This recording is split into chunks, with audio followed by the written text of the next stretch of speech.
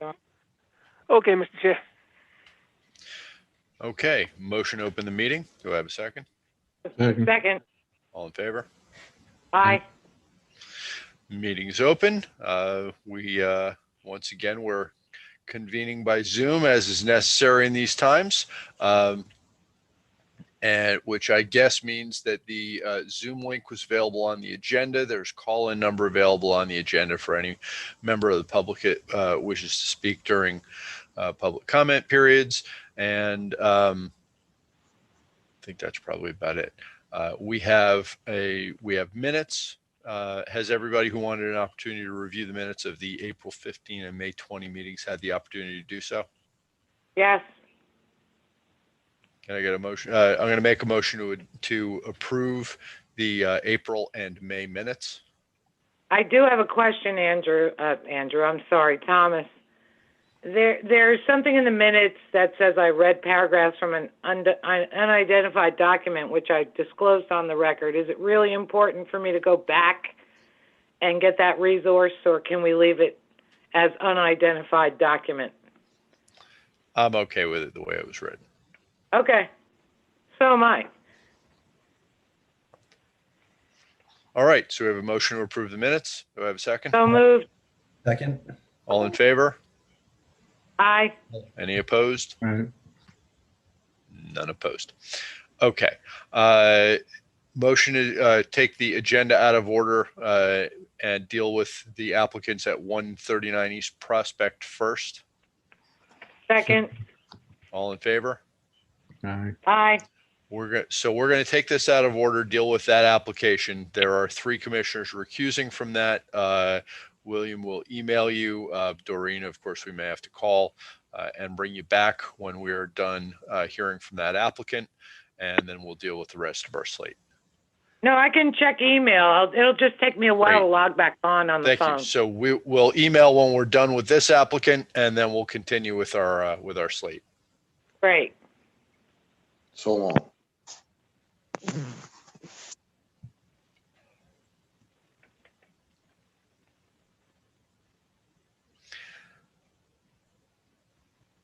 All right. We are only non-recused commissioners at this time. Let's proceed to bring the 139 East Prospect applicant on. Expecting it will be Mr. Joffrey.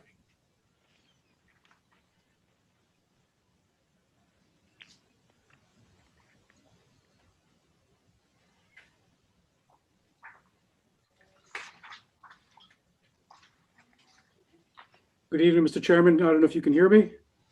I can. That sounds like the voice of Mr. Joffrey. How Yes, are you, thank sir? Chairman. I'm well. How are you? Good to see you all.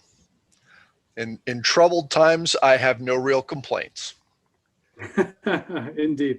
Mr. Chairman, just for point of clarification, I only see 3 members of the commission. We have Commissioner Gelber on. We have myself. We have Commissioner O'Rourke on, and we have. Where'd he go? David, Yes, David's on. Mr. Gelber. Then we have Commissioner Neufeld. So we have 4. Okay, yeah, I just don't see Mr. Gelber on my screen, so thank you. So, Mr. Chairman, I'm here on behalf of 139 East Prospect. Also in support of the application are David Roth, Michael Stein, the engineering consultant, Rex Gedney or Carlos Belaño from Crozier Gedney Architects, and Carlito Holt from Provident Design Engineering in support of this application. I heard some of the comments before you started recording this evening, and the first question that came up was something that the commission asked us to look into last month. It was just to confirm that the forms were complete and accurate. So we found a couple of typos. We just clarified those and corrected those forms. So this is not an amended application. It's merely just correcting some typos in the application forms and in the coastal assessment form as well. Is that a new coastal assessment form, or was it modifying an earlier one? It was modifying the earlier one and correcting some typos. There were only a couple of other items that the commission asked us to look into from the last time we appeared before you. And Commissioner Gelber asked us to, in response to some comments from members of the public, is there something that we could do to address some of the views from the regatta? So as you'll see included in the materials that we submitted to you in Exhibit C, of our September 2nd submission, we did include something that we can do to the roof. And Commissioner Gilbert was asking, can we do something to soften the views from the roof? So one of the things that the team looked at is providing a synthetic lawn on the rooftop in order to address some of the concerns as an amenity in order to address the concerns from regatta neighbors. An additional item that the commission asked for was traffic and pedestrian safety. On the one of the plans that we submitted, I think it's sheet T101, we've added a note to the plan that the garage entrance and site access will be enhanced with a well-defined crossing area across the garage entrance to ensure pedestrian safety. And this can be further enhanced with additional safety features such as pedestrian vehicle presence alert, low profile plantings at the corners of the garage to ensure pedestrians cross further from the garage to improve sight distances, and or internal signage in the garage alerting drivers of the pedestrian crossing. So we can implement those. I suggest that this is more of a site planning issue. We have the note on the plan, and I suggest, unless the commission has any comments, that the planning board be the ones to identify the appropriate measures, but we're more than happy to address those items. And the last item that the commission asked us to look into was to address the village engineer memo. We did provide some correspondence from Hudson Engineering in order to address the comments from the engineer's memo, which we received just before the last meeting. And we hope that those are satisfactory. We'd be happy to go through that in more detail. And I believe Michael Stein is available online this evening in order to address those. Those are the only things that you asked us to look into. Unless you have any questions or you'd like us to go through anything, we certainly defer to you. But we're hoping that we understand you do have a draft consistency review resolution before you that hopefully you'll be able to entertain this evening. I see David's hand up, and I'm gonna hold my input until the end. So I guess we'll let David speak first, and then I think the other two I commissioners. just have no, I don't want to speak. I just had a very quick question. I'm a little confused on something. Your coastal assessment form of September 2nd indicates that the project is within a critical environment area, correct? I mean, that's what it says there. And that's based upon preparing the secret analysis. Right. It's automatically generated, so we wanted to be consistent with the forms. Right. So my question to you is, the June 2020 negative determination, I believe, right, is based on that it's not located within or adjacent to a critical environmental area, number 4. Again, we're correcting the coastal assessment form to address items, but again, that is generated in, I believe, in the environmental assessment forms. No, I'm not being clear. I'm sorry. What I'm saying is the planning board, you got a negative deck, correct? That is correct. The negative deck was predicated upon a series of factors, including which was an item that said it's not located within the critical or adjacent. Again, the environmental assessment form has that information. The coastal assessment form is something that the planning board, I don't believe, is reviewing. That's something that's for your commission to review.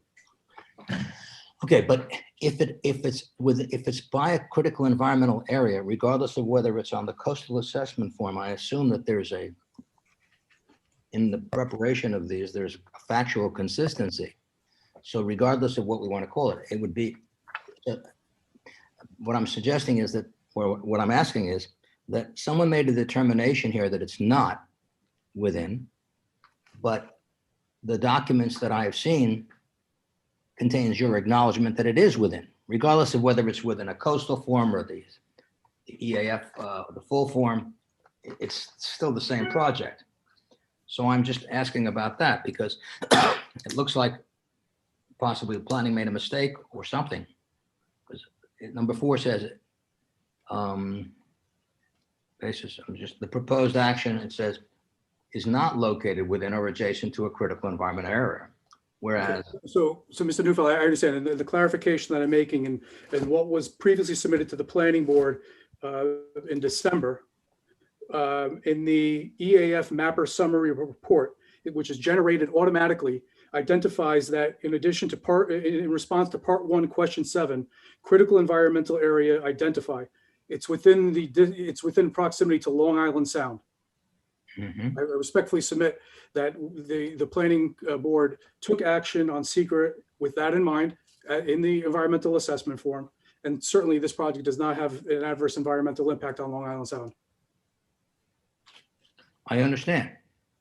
But then their finding on a neg deck would be, yes, it is, but we don't think that affects anything.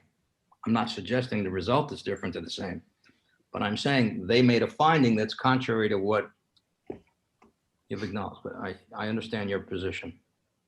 No, it's not, I acknowledge what you're saying. Thank you. Again, they had that information which was taken into consideration as part of their secret determination.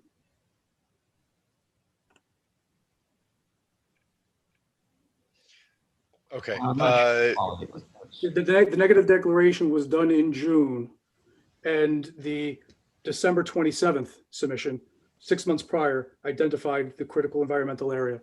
Right. So therefore, in June, unless it changed, and it didn't because you refer to it in September, on both occasions, it was within a critical environmental area. And yet the neg deck is based upon a contrary fact. No, It is because the neg deck says the proposed action is not located. One of their reasons is it's not located within or adjacent to. That's erroneous, according to what you submitted. What you're okay, well, saying is, that might be a typo in that resolution, but again, in the environmental assessment form that the planning board evaluated, which I they. understand what you're saying. You're saying that it was showed that it was, right? That's what Correct. you're saying. Because it Correct. was, I understand. I'm really, okay? But they're justifying that deck on saying it is not located within. It's whereas it is located, and that wouldn't be used as a justification. They had all the knots. If you go through their list, they go, number two is not, it will not this, it I will not that. understand. I can certainly raise that when we go back to the planning board and identify that for them, or the commission can certainly identify that, but I don't think that's something that should hold up the commission this evening. The information that they had evaluated had that information, and unfortunately, there might be a typo in their resolution for the secret determination. And notwithstanding, if they did make a mistake, I respectfully submit that this proposal does not have an adverse environmental impact on Long Island Sound. And we can certainly raise that again with the planning board.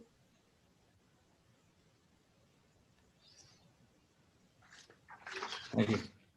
David, do you have further questions that'll All help right. us get to a vote on consistency? No, I just like to hear other people on it, that's all.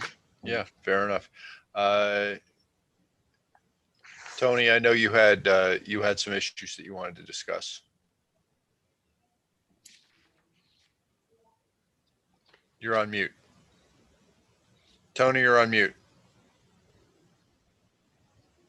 Okay, thank you. Much better.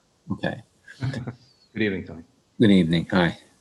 So so David, it's interesting that you picked that up because we are concerned with significant and critical environmental areas, RE the LWRP.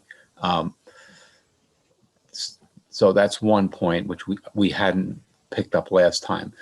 The points that I had that I wanted to talk about was, as you guys talked about, was the roof. Now, unfortunately, when you said synthetic, my stomach fell because this is an environmental committee, and a synthetic roof is really, it's not, how do I say this? Well, I don't want to just say it. It doesn't seem consistent with what our mission is, right? And so plants and soils and vegetation do a whole bunch of things for the environment. A synthetic roof does none of those, right? So I really don't like the idea of the synthetic roof at all. That's one thing. The second was, and point, I know you spoke about it briefly. We had talked about perk testing and then the Hernani letter or a further review by our consultant on this, I guess it was on the water SWIP stuff. So do we have any clarification on perk testing, or that can't happen or that can't happen yet? Okay, so to address the synthetic roof question, the concern was impact on views. And one of the things that I mentioned last time when we appeared before you, before we had the opportunity to entertain this, is one of the concerns that we have on anything that's being done on the roof, whether it's small planters or anything, is liability and maintenance. And if there are winds that pick up and things fly off the roof, that's obviously a concern for us. So we tried to address your comment in terms of softening a viewpoint from the roof with something that is sustainable, that is easy to maintain, and does not raise a liability issue. And we thought that this was a good compromise. As it relates to the perk testing, I'll defer. I believe Michael Stein is on. Mr. Long, I don't know if you can allow Mr. Stein to speak. Well, yes, but let me just respond to your response on the synthetic roof. You know, green roofs are put in all over the place, including in Mamaroneck, and generally they're not considered either a visual hazard or a visual blockage or a hazard with wind and storms. And so to me, that's standard practice now. And so to me, a green vegetated roof, you know, would be preferable to a synthetic roof. Now you can talk about the perk and the Hernani letter. This is Michael Stein, President of Hudson Engineering. Good evening, everyone. If I have the ability to share my screen, it would be helpful. Yes, please go ahead.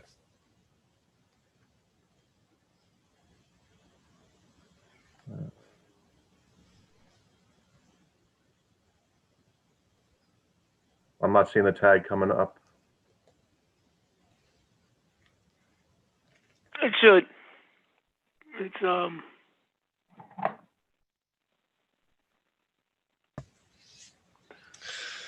Okay. I'm not going to get a tag coming up. So anyway, I can just briefly explain. So currently the site in its existing condition is 100%.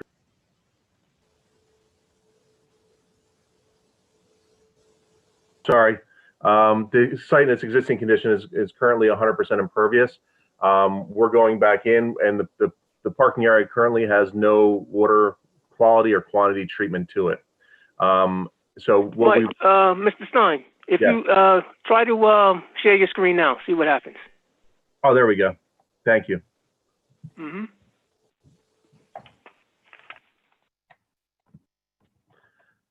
I can see that. Thank you.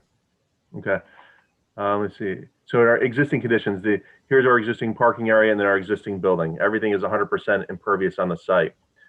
So what we're looking at is the proposed condition that this is a sediment erosion control plan. So I'm just going down one more page. Oh, wait.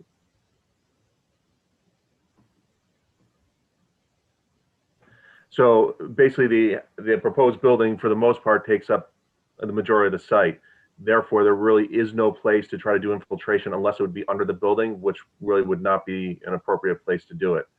For any of the runoff coming from the site, whether that's the roof or the parking lot, we have them going through a 3-foot diameter first defense mechanical separator, which is providing the water quality to the site. And again, since we're currently 100% impervious, and this is redevelopment as classified by New York State DEC, we're providing all the treatment that is necessary. All right, Michael, I think the question originally that I had remembered and had, in fact, I have it written down here, was the sewer capacity adequate? And usually we ask for a letter from the village engineer, Hernani, and or whether our consultant in that field, Brian, you know, can speak with Hernani and says it's okay. So that was, I think that was an open item. And then so one of the things was, and we went through this with 172 as well across the street. The existing main is a 24-inch main, and from working on 172 and even getting the letters from Hernani, the pipe has more than enough capacity and there was no issue. And I know he's had TV inspections and monitoring done of these lines. I'm not sure if Kelly Sessions' office has access to those, but I'll defer to Brian on that. Right, I did. I saw what Mr. Stein put together as far as this proposed sewer load And then I also went over the other proposed development with the highway superintendent, because he has, he's familiar with the systems. And based on the size and slope, the capacity of the existing sewer is more than enough to handle this project as well as the other approved potential development across the street. So that was not an issue on our end. Okay, so can we get a memo or an email from either you or Hernani on that? Well, yeah, Hernani's he's been with the county for several months now. So Okay. it would be again, either from the village managers or from the highway department, or if I'm authorized to do it, I could certainly put it in writing, but it has been looked at, and I agree with the design flows that Hudson put together for this submission. It's not, capacity won't be an issue. And Brian, you're responding to the September 1st letter from Mr. Stein to you that, peak hourly flow, gallons per minute, that's the one. Okay. I just want to close off my open questions at the same time if they come up. And I'd like for the record, I'd like to have that in the record, and I'll defer to the chair on that, but, I would like to see that in writing. Then the other question was I think we talked about the perk test, and, because that kind of determines, footings and a bunch of stuff like that. So did you do any perk tests? No, we would do perk tests if we were going to design an on-site infiltration system, which again, that is not appropriate for this site. Okay, so, all right, so right, you had said 100% impervious. Okay. Tony, I was having trouble tracking there for a minute. What is the documentation you wanted in writing? Well, the question was last time, and I think it's still this time. We used to get a letter from our village engineer on that the capacity of the existing sewer system, the sewer system has the capacity for this project. So that the question is, being that Hernani's not here anymore, can an email or a letter from Brian do it? Do we need something from our planner? How do we want to handle getting a document for our record? And Tony and Mr. Chair, for me, and interested in other commissioners' thoughts, this was addressed in writing by the applicant in this September 1st letter from Michael. And I think Brian confirming on the record here in this meeting that he's looked at that calculation and agrees with it, I think for me is adequate. I guess my concern is that we've had other properties where, we think everything's fine, and then it floods and the neighbors all complain. And, we've had some ugly situations like that. So that's sort of CYA. Mr. Gelber, to go back to your comment with respect to the roof, just to change, I've texted my client while this discussion was going on, and he's agreed to rooftop planters if that would be acceptable. All right. Would you be able to put some type of I think as long as your engineer determines that they're safe, I would be good with that. I'd like to know, is it going to be one, or, could we say there's going to be 8 of them or something? I don't know, just something that it looks a little decent. Understood. And we understand where the comment is coming from as it relates to viewpoints. I don't guess that it be to the satisfaction of council or to the satisfaction of the village planner. Well, if you could put up a roof plan, can Michael put his drawing back up? I don't have a roof plan, so the architect, Mr. Gedney, would have to put that up. Mr. Gedney, can you put the roof plan up there?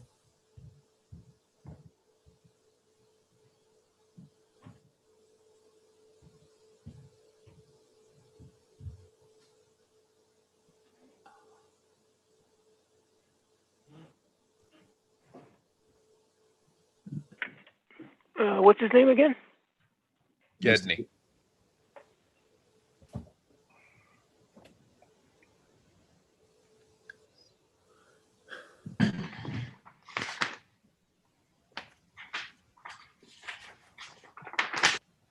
I don't see him.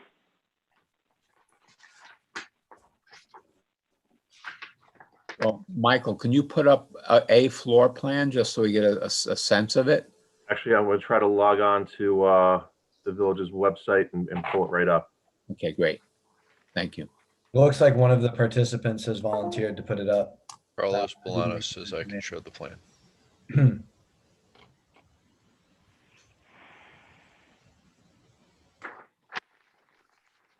Okay.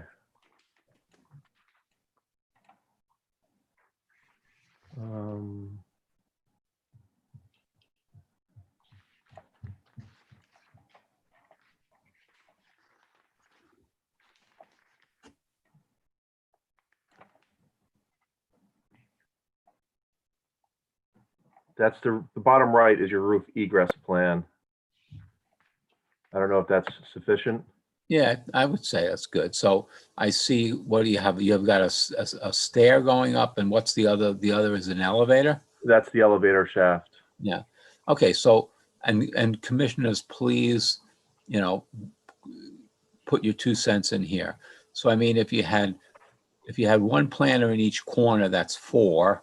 If you could put in 2 more, that's, or 1, 2, 3, 4, 5, 6, 7, 8. I mean, I think it would soften it up a bit. What do you think, commissioners? I mean, when you say that, what do you have a size in mind, or are we thinking in terms of square footage? I just want to be clear on what it is we're asking the applicant to agree to. I think, I mean, if you, I mean, you want a pot that's relatively wide and relatively low.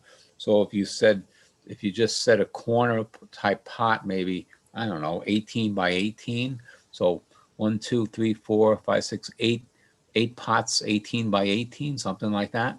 You go 48 feet, what is it, 48 by 81, right? Your dimensions on that are 48 by 81? So 48. So that's, yeah. So I mean, you could put 3 on each end, and maybe 2 in the middle. That would 3, 6. That'd still give you 8. Still soften it up. Yeah, it's not, I don't know if that's, depending upon the size, it's not 48 feet. All right. So if you said 48 feet, so if you said, I think you can figure at least 3, 3, and 5, right, on the sides. right. Okay. So say we had on the short length, if we had, I mean, you could even have 4. Why don't you just make it simple? Put 4 on each short side. I want to just say spaced approximately 16 feet apart. Yeah, spaced equally apart, say, right? Or, yeah, or space 16, but just do like a, okay, well, whatever. So let's say 8 planters, 18 by 18, spaced along. Now, the short wall is which way? 18 by 18s are very small planters, aren't they? It is small, yeah. All right. David, what would you recommend? What do you think? Oh, I would say you got 30, I mean, you're really putting planters in. I would say a minimum of 36 by 36. Problem was 24. I mean, that's. Tony, Yes, Christy. hi. What about doing something so that they need to add it to the application before the planning board, so that you're sort of letting it be the planning board's discretion, since they can create the plan and amend it for planning board, and then planning board would be able to approve. So what are you saying, Christy? Our consistency would simply say that, I mean, like greenery to the satisfaction of the planning board or something along those lines, but you have an agreement from the applicant that they're amenable to adding these planters. I guess what I'm trying to do is save us some hypothesizing as to what sizes, what that would look like. So Yeah. Why don't we? And this way we could show it on a plan to the planning board. Let me just jump in here.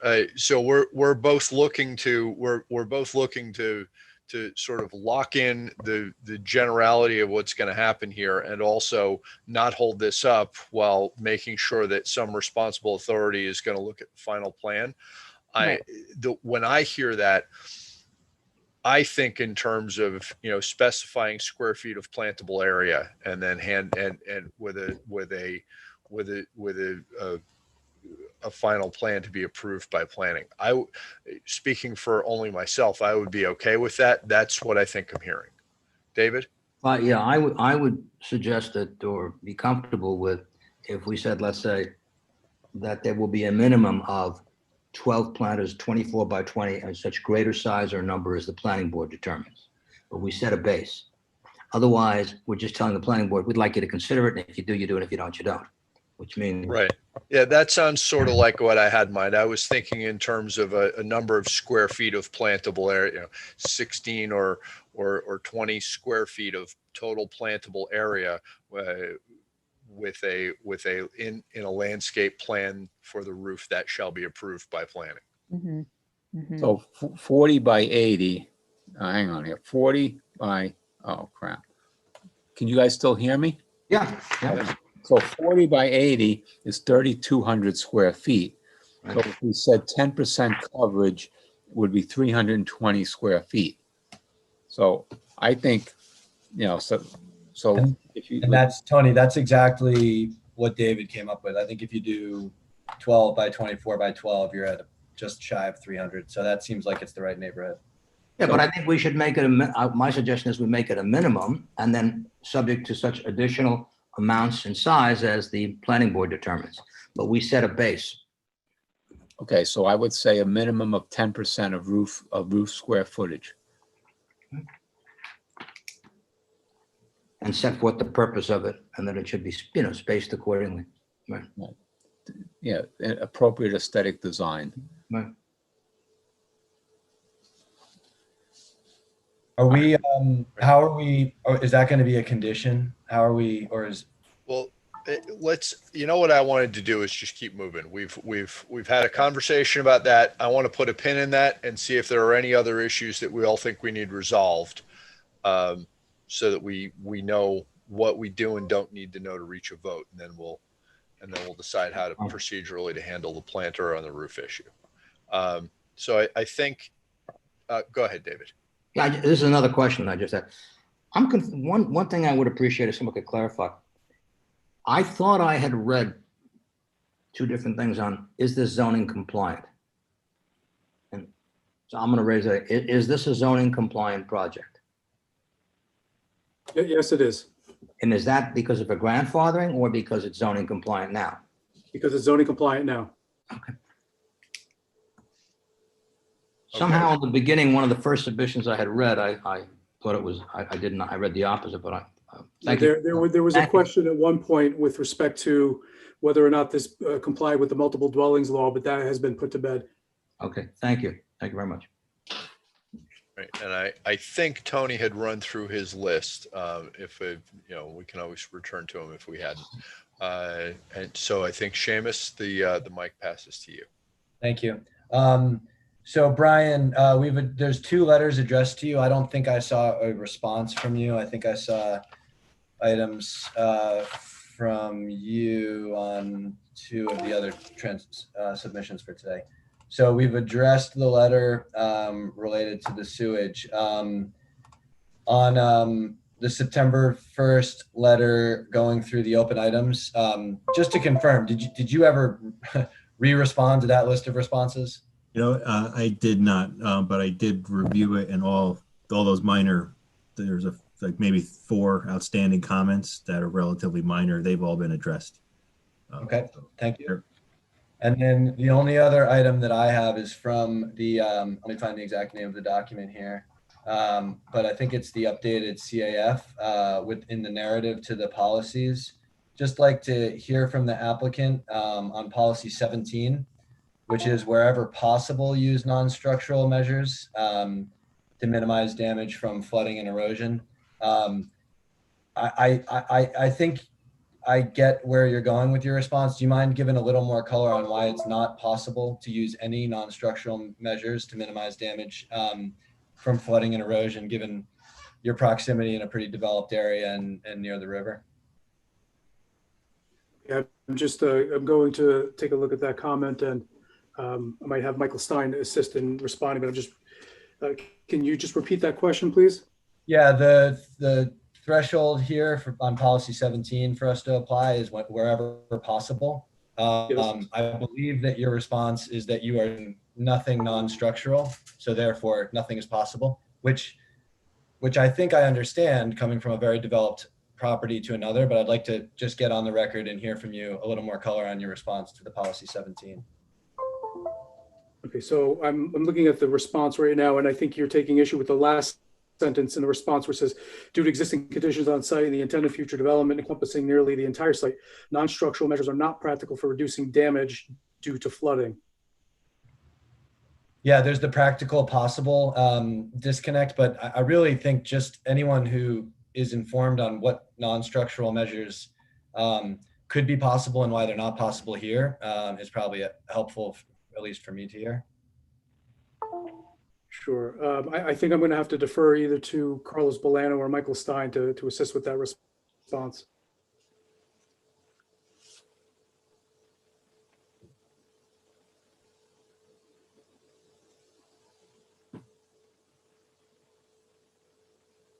I see. Yeah, so Carlos is just being elevated.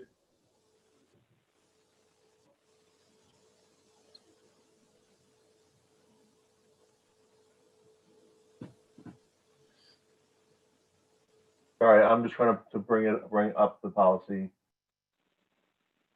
Seamus, just for everyone's edification, are there non-structural methods you think might work? No, in fact, I don't think I have the skill set or experience to even think to suggest one. You know, I have 4 policies that I have most in mind for this project. And I wanted to close off on a little more color for me to understand why it's not possible here, and also just to improve the record on the write-up about what not practical versus not possible. Thank you.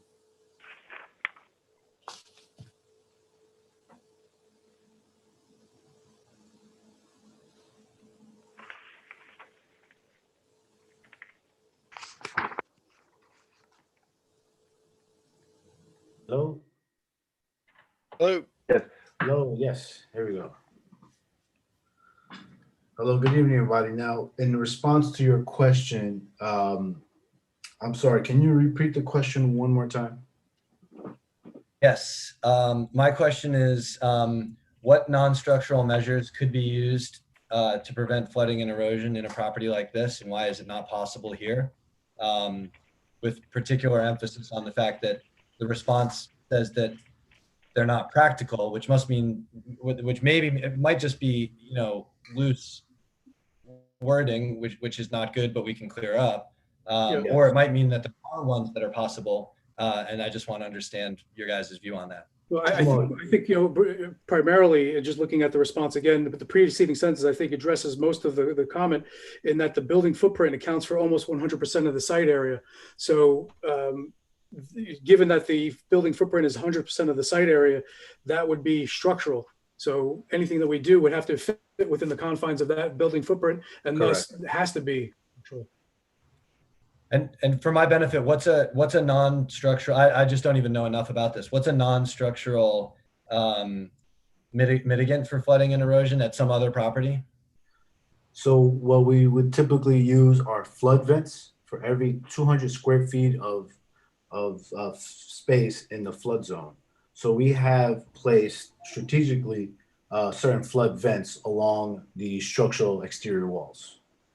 So that would help mitigate and control floodwaters and protect the property and the surrounding properties of rising water. Yeah, and I think that's your guys' response, which I thought was credible for policy 11. But doesn't that mean that's a structural enhancement? Right, but I mean, if on a different site, for example, for even specifically erosion, something you would be doing is vegetation. or vegetation mats or something along that lines that holds the soil together and prevents anything between wind or water from eroding the soil away. So being that the site is 100% impervious, well, we've prevented things along that lines for erosion because there's no opportunity because we're completely protecting any of the soils. Okay, that makes sense to me. So it's 100% developed basically, and I know what the site looks like, and that's what Right. makes it possible, correct? Yes. Correct. Okay, that's really all I was looking for. Thank you, and that's all I had, Chairman. But Seamus, I think that one of the, I know it sounds structural, but I think one of the non-structural methods is raising the building up. And I think the first floor of this building is parking, right? Correct. Right. So so raising a building out of the floodplain is really a non-structural. When they talk structural, they mean putting up like a seawall, something like that. So there's, I think, what you'd call green and non-green. So non-green is raising the building, getting rid of the building, selling the building. So I think they are doing some non-structural. By raising it above base flood elevation, do you mean? Correct. Yes. Okay. Well, Well, that's even better, so thank you. are they using vents, breakaway vents for the water flow? Some sort of vents. I Yeah, they would guess. be stainless steel vents that are passive. So as water rises, then they open and let water in and water out.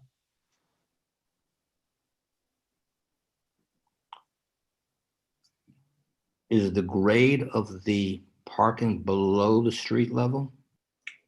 It is above slightly.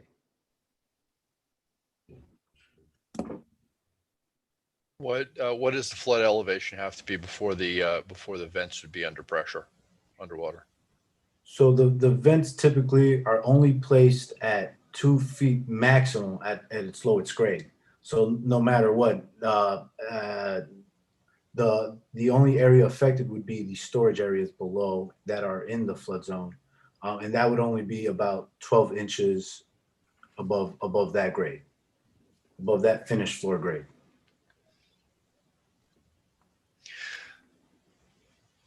Okay, Seamus, did you run through your list? Yep, thank you. All right. So the advantage of speaking last is often my list is knocked out by other commissioners. So we're left with one. Go ahead, David. Yeah, I know you want to wrap it. I just had one. Could someone just address briefly for me? I mean, one of the concerns I have on the scenic aspect, I guess policy 25, but I guess in looking at this, one of my questions, and it's more of a question for you as chair, is some of this is because they can do something. Is it within our purview to deal with scenic other than the scenic of the Harbor Island or the Sound?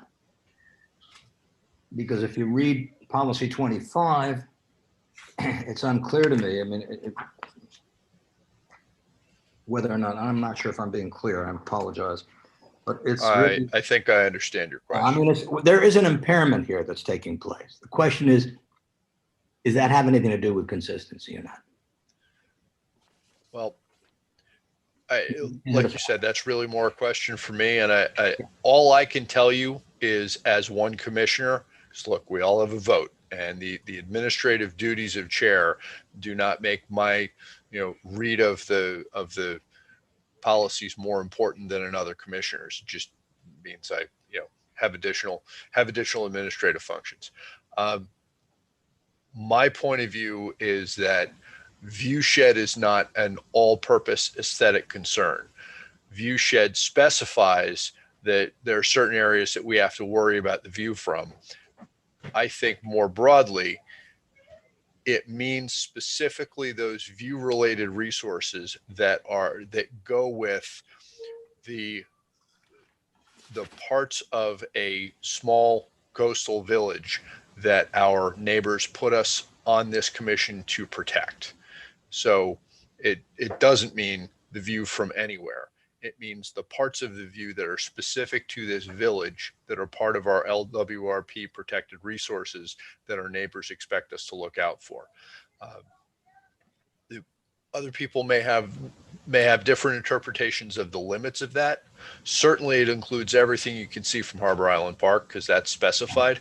Right. I would think that it also, in speaking for only myself, I think it also includes anywhere you can see the river because that's an important resource that we're here to protect, that our neighbors expect us to protect, and we had a discussion at some length in the first hearing, at the first appearance on this project about whether there was any river view being obstructed in this project. In my own thinking, I've taken into account the discussion that we had about whether there are views of the river, because we covered that. And Mr. Chairman, just to address that point a little bit further, the Mamaroneck River is not designated as a significant resource in the Village of Mamaroneck Comprehensive Plan, the LWRP, and is not listed in the National Wild and Scenic River System by the Wild and Scenic Rivers Act of 1968.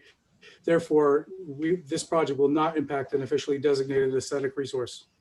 And now you've got Mr. Joffrey's view. I thought that would be his view. It's funny. So, and David, if you look at in our LWRP, policy 25 has an explanation. And, you know, as much as we might want to, well, But if you read the first one, if you read the actual policy, it says prevent impairment of a scenic resource of local significance. Yeah, I understand. But I understand your point. Yeah, I just raised it before the chair went on, so that's all. All right. Right. And as the commission may be aware, Mr. Cutler, before he left, prepared a visual model for review by the village, where the proposed building will actually be located in an area substantially blocked from the view of the Mamaroneck River because of the size of the regatta and other premises. And you know, Mr. Joffrey and I could probably you know, litigate the heck out of all of the potential edge cases where the determinative factor is whether or not a particular resource is something we're supposed to protect within policy 25. That I don't think that's the driver here. You know, my own thinking is more heavily influenced by what's actually visible around this building than by whether or not we're supposed to look out for the river. If the view of the river from where this building is going up were something that I think our residents put us here to protect, a really important scenic view of the river, then the difference between Mr. Joffrey and myself over whether or not it's a resource we should be protecting might matter a whole lot. That's not the way I'm thinking about it right now. Okay, most of my issues have been taken out by other folks' questions, and I think, you know, just we can move this procedurally along. But we have one open issue, which is how we're going to handle this roof thing. We have really strived to not use conditional consistency when we can avoid it. I think we can avoid it here. I think our meetings are a record in and of themselves. So if Mr. Joffrey is orally amending the application to add a commitment to roof planters, then that becomes an issue that planning can take up. I think we can find consistency as amended.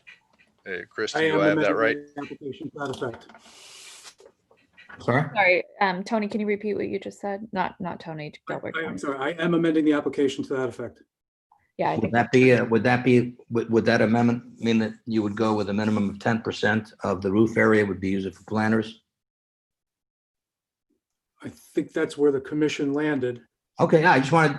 Yeah. I would prefer, you know, a little bit looser language, approximately 10%, subject to the discretion of the planning board. If we were at 9.5% and that's what worked.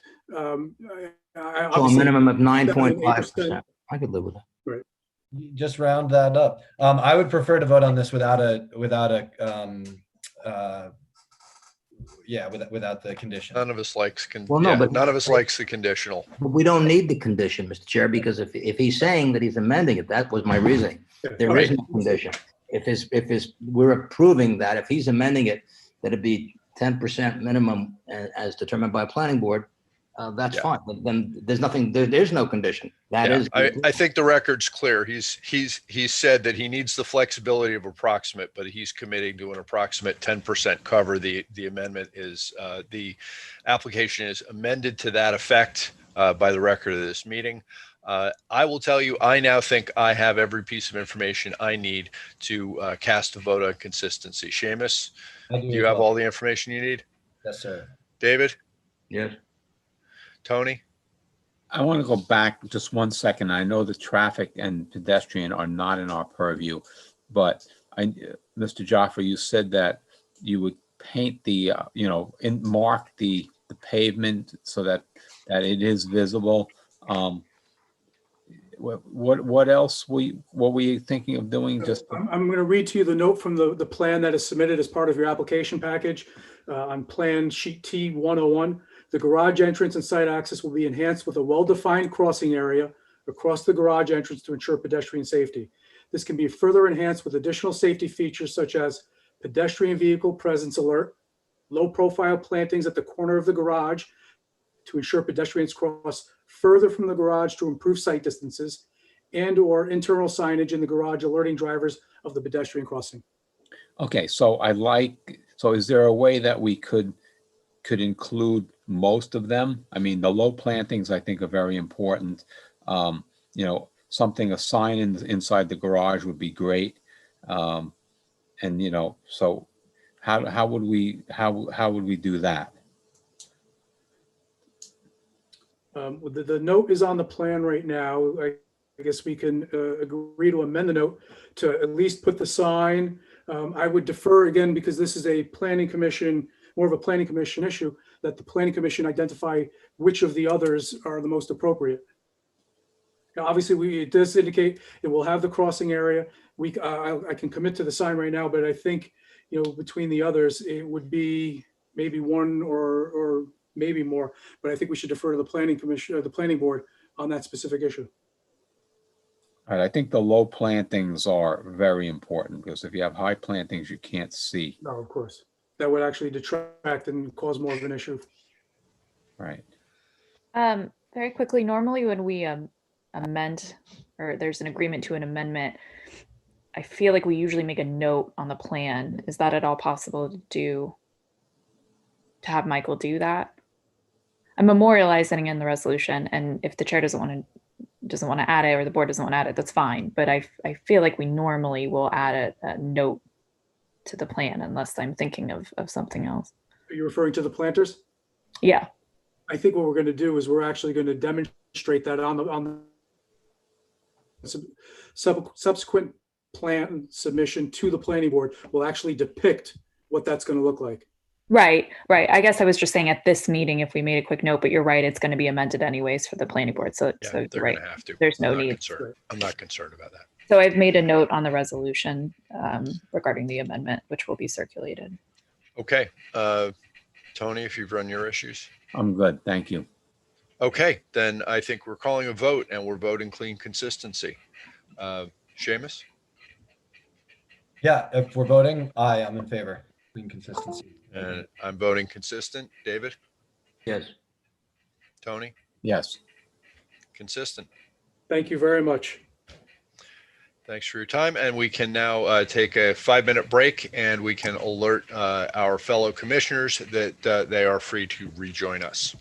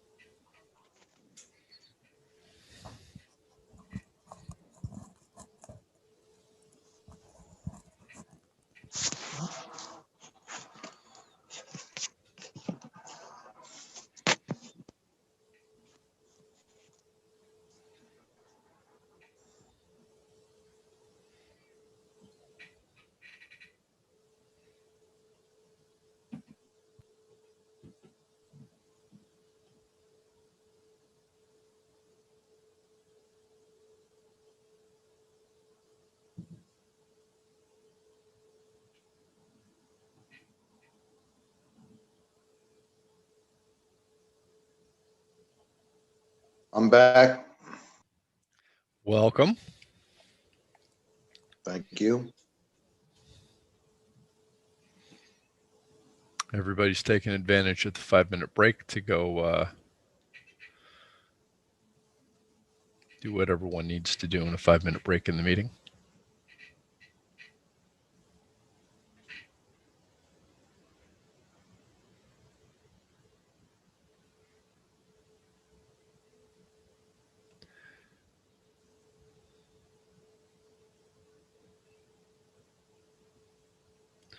And we still need to get Doreen back.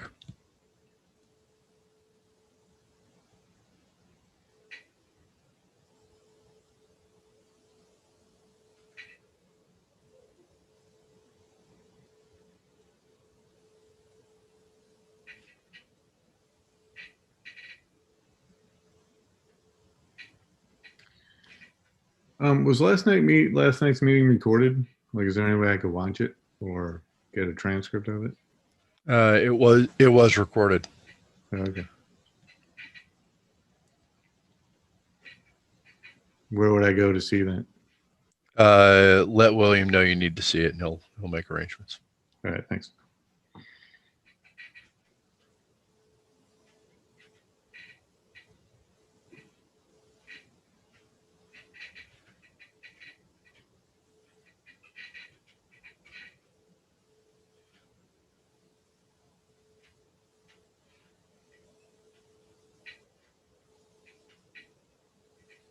What's the next meeting? What's the next point we're going to be? What's the next item on the agenda?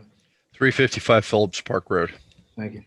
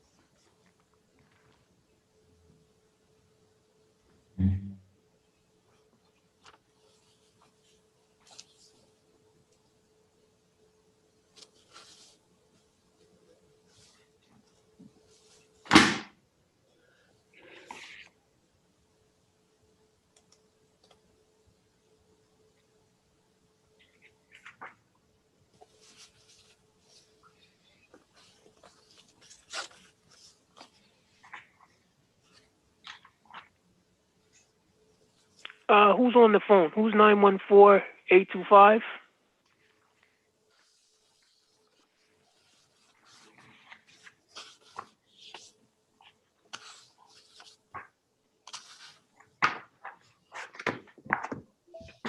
Doreen, is that you? And maybe on mute?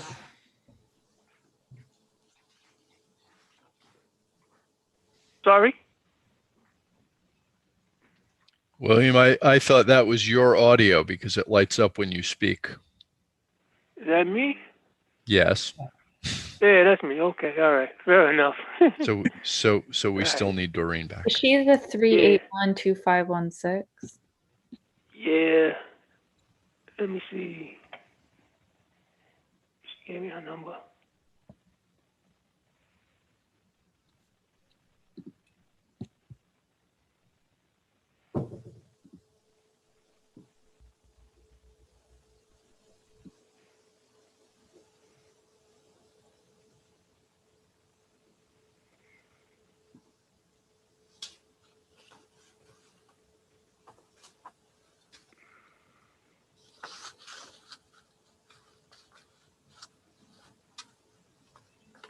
Doreen, you're on mute, but it looks like you're on the screen.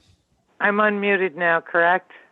Yes, I can hear you. Okay, Thank you. good, because I've been hanging on for a while. Thanks for noticing that, Christy. You're welcome. Great. Okay, we've reconvened and we can call our next applicant 355 Phillips Park Road.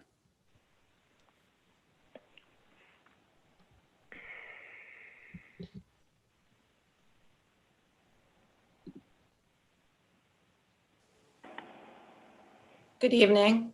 Can you hear me? We can hear you. Good evening, Chair and members of the Commission. Christy Adana from Silverberg Zelantis on behalf of the applicant Capetta. Also here this evening is Michael Stein, the project engineer, Robert Stanziel, the architect, and Beth Evans, our wetlands expert. I hope you all are doing well and had a nice summer. It's been a while since we've been before you. So I'm just going to do a brief overview of the project for everyone's recollection. So Capetta is proposing a mixed-use development, repurposing an existing one-story vacant structure to have a commercial space and parking on the ground level and 6 one-bedroom units on the second and third stories to be constructed over a portion of the existing structure. One of the residential units will be a fair and affordable housing unit, and Capetta is also proposing permeable pavers and a bike rack for public use adjacent to the existing park. The project will be an improvement over existing conditions by implementing a stormwater management system where none exists, reducing impervious coverage, and engaging in landscape restoration. So since we were last before the Commission in April, we appeared before the Planning Board on several additional occasions.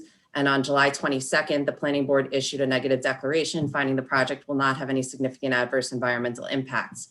In the course of the Planning Board's review, it did consider and review this Commission's April 20th memo and ensured that all of the issues the Commission had raised had been addressed. Specifically, with respect to the Commission's comment regarding Policy 23 and historic resources related to the age of the existing structure and its proximity to the Ward Avenue Bridge, we reached out to SHPO and obtained determinations that the structure is not eligible for listing on the Historic Register and that SHPO has no concerns about this project as it relates to historic and cultural resources. With respect to the wetlands, we submitted a Uh-oh.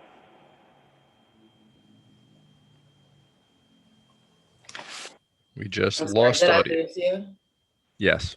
Okay, I went out for a second. With respect to wetlands, we submitted a letter from Beth Evans determining that there are no wetlands as that term is defined in the code on or adjacent to the property, which Ms. Evans can address in more detail if the Commission would like. This determination is also consistent with the July 3rd memorandum from your environmental consultant, Mr. Hoger, who opined that the proposed project is consistent with Policy 44 regarding tidal and freshwater wetlands. In light of this, we submitted a revised coastal assessment form checklist, checking no for item 3 with respect to tidal and freshwater wetlands. And at the Planning Board's request, Capetta had a phase 2 environmental assessment completed by East Coast Environmental Services to ensure there had not been any contamination from the property's past use as a machine and auto repair shop. This entailed doing 3 soil boring tests in different locations on the property. And based upon the results of the testing, East Coast determined there had been no adverse impacts from the past use of the property and does not recommend additional investigation at the property at this time. The village's consultants at AKRF also reviewed the study and in their July 15th memo concluded that they did not observe anything in the lab results that would challenge East Coast's conclusions. And with respect to the 50-foot setback from the river, the Planning Board has reviewed and accepted the building inspector's determination made back in March, which was consistent with that of former village planner Greg Cutler, that the proposed project does not increase the degree of nonconformity of the property as the existing structure is within 50 feet of the within the 50-foot setback, and the proposed addition will be constructed outside of that setback. With respect to Mr. Hoger's memo, for the most part, it did seem to find that the project would be consistent with the policies in the LWRP. And with respect to those issues that were raised by Mr. Hoger, we believe those have and or will be addressed by the results of the soil testing, which determined there had been no contamination of the site, implementing the sediment and erosion controls shown on the Hudson engineering plans, which Mr. Stein can speak to in more detail, and implementing best construction management practices, which Capetta fully intends to do.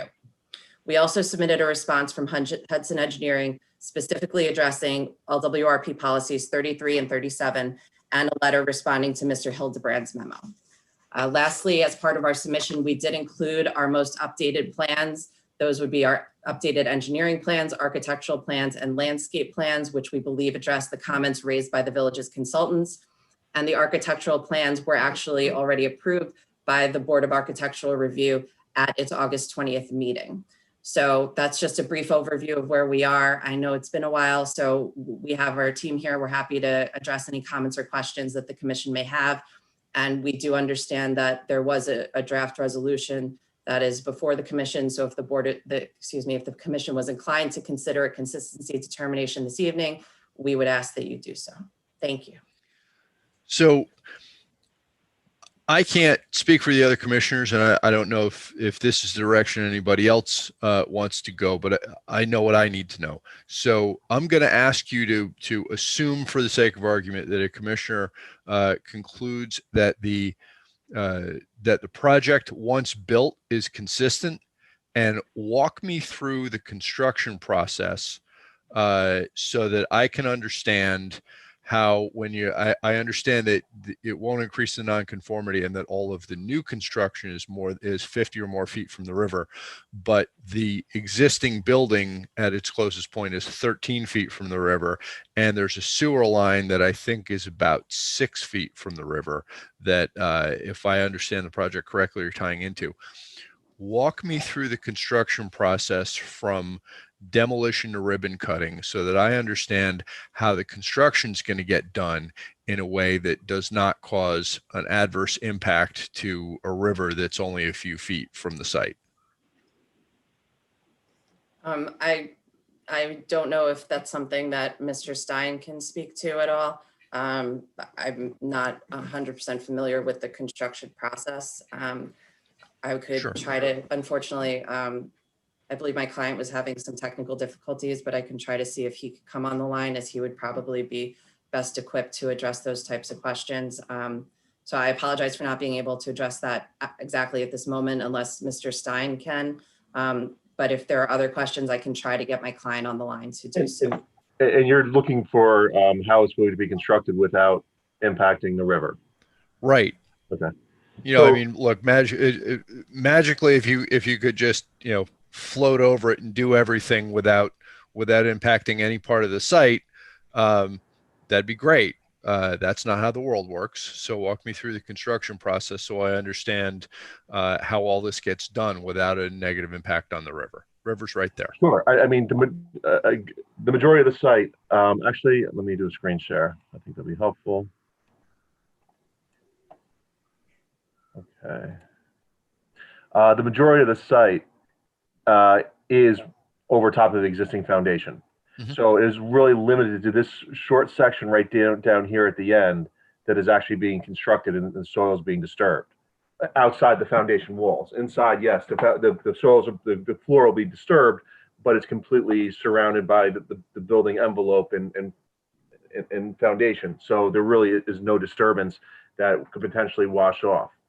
And then construction of doing the wall down in this section, it's basically creating a bike rack area. You're building I think you're talking past what I'm really asking you. You're building extra stories here. You're going to have to bring in some heavy equipment to deal with the structural members, right? Correct. Okay. How do you get heavy equipment in and out of the site and maneuver it so that it's not dumping stuff into the river, knocking stuff into the river?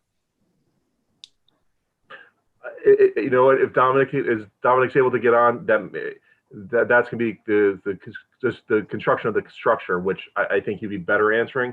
But my responses would be that everything's gonna be accessed directly from the street, and as we're building up, everything is the parking is on the street.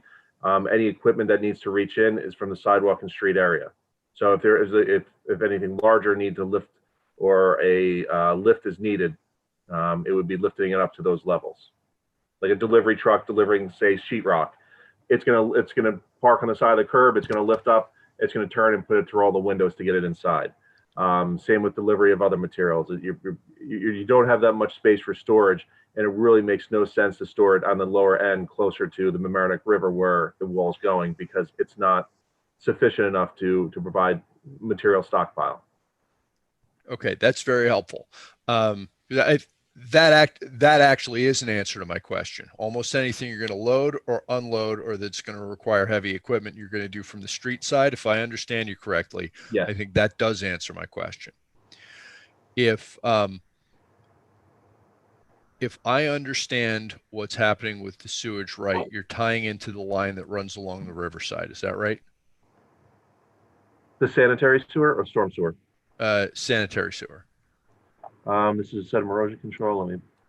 No, actually, the sanitary sewer currently, sorry, it gets jumpy when you're on here.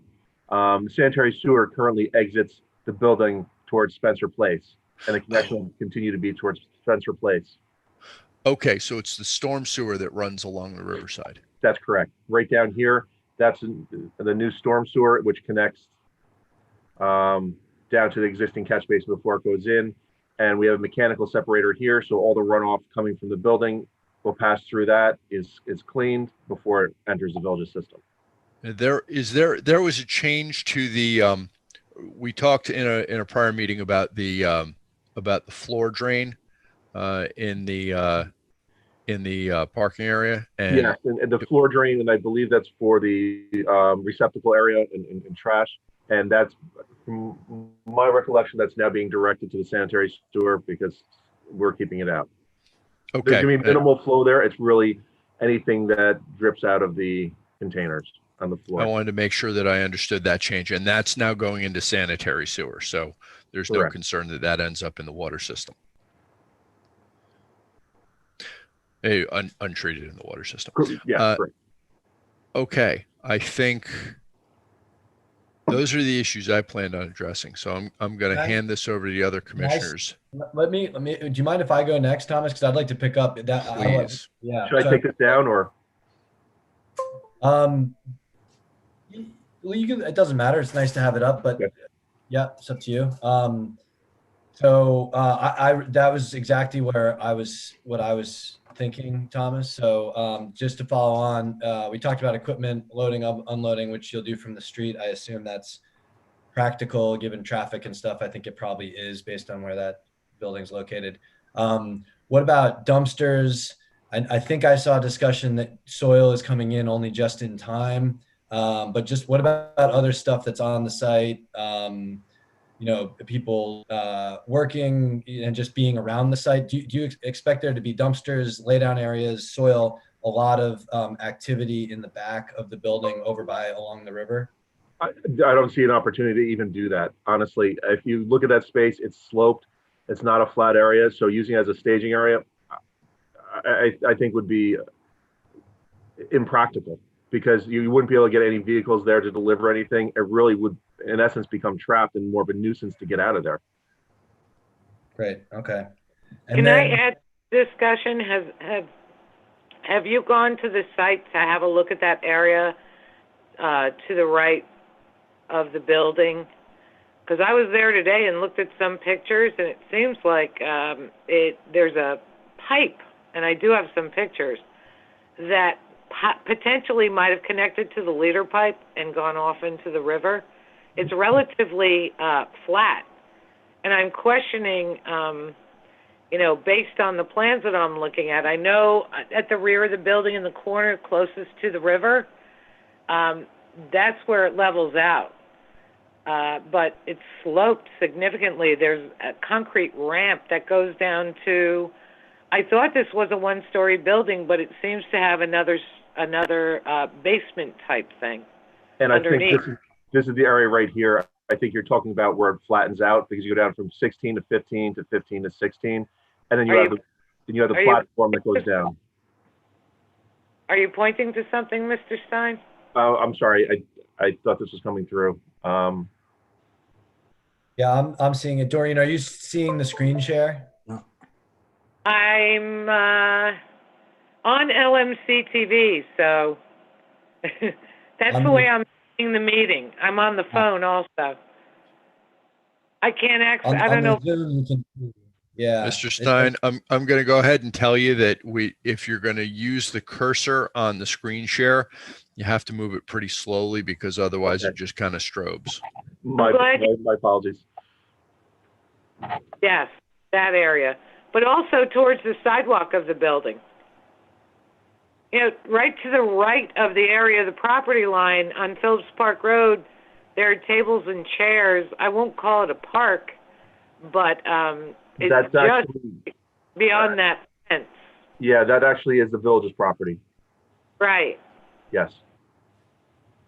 But in that area, I went there on purpose because I couldn't figure out the contours, and I had no idea there was a lower level of the building. I do have pictures to share if other commissioners want to see them. Well, Seamus was sort of in the middle. Let's circle I'll let back to him that go. later. Let Seamus finish. Sure, I can finish with one last question. But Doreen, it is a park there. Part of what I like about this project is the bicycle racks, and the kind of improvement of the backside of this project, because that is O'Connell Park or something. My last question, I just wanted to do inventory. We talked about it last time. I think that this, if it's called landscape drawing or landscape plan, I think is new, but maybe remind me. What's the tree inventory here? There are a number of trees being taken down, and then we can look at the plantings here. But is anyone able to discuss landscape for tree removal and then replantings? I couldn't. I'm not sure if, I don't believe our landscape architect is on the call, but if I can share my screen, I can pull up the plan, and if the commission would like to take a look at it. Yeah, and I'm looking at it on my screen. I guess we've all had the opportunity to review it in advance. I had a hard time finding. I probably should know where to look. If there's tree removals, kind of prior or as part of construction, if that's somewhere. I think that's in the landscape plan, and one of the larger trees is going to be removed from the rear of that property. And I'm not understanding why it needs to be removed, because it borders the river. What's the purpose of it? Well, yeah, and that's what I was looking at, Christy. So thank you. Does this show existing removals, or is this just the new plantings? Yeah, up towards the top. Yeah, remove existing tree. Yep. Okay. Yep. Thank you. So is there really just one large tree being removed? And then here's the planting plan. Is that what I should be understanding? Yes. Okay. Remove And, existing tree 1, and then the trees that are going to remain, and then. And what about Doreen's question of, this is probably my last question then, because I understand now that it's really just one tree that we're focused on. Is the reason for, well, why don't I just ask the question? What's the reason for removing the existing tree?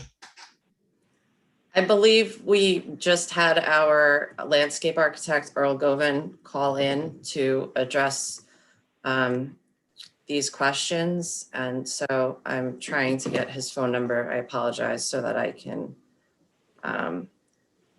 We can shelf it and let others go on. That's all. I'd like to put it out, because the canopy, there are things that do live in our river and around our river. And actually, the USGS did a study, and they're not complete with it, with information, but, tree and canopy create a wildlife habitat and shade the river. So I'm questioning to the rationale in removing that tree.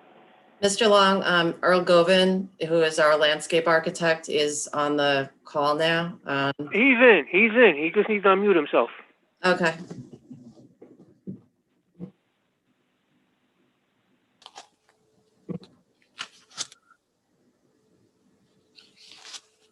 Earl, can you?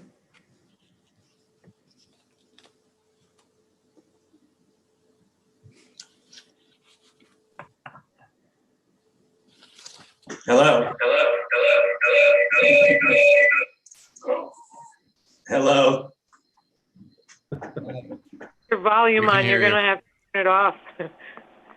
Earl, hi. I think our question was. Anybody hear me? Yeah, we Yes. can hear you. Yep.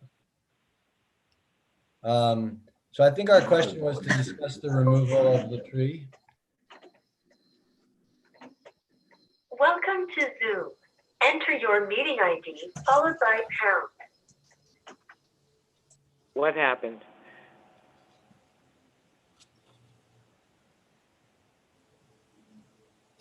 He has to finish his dial-in process. He'll be right back with us.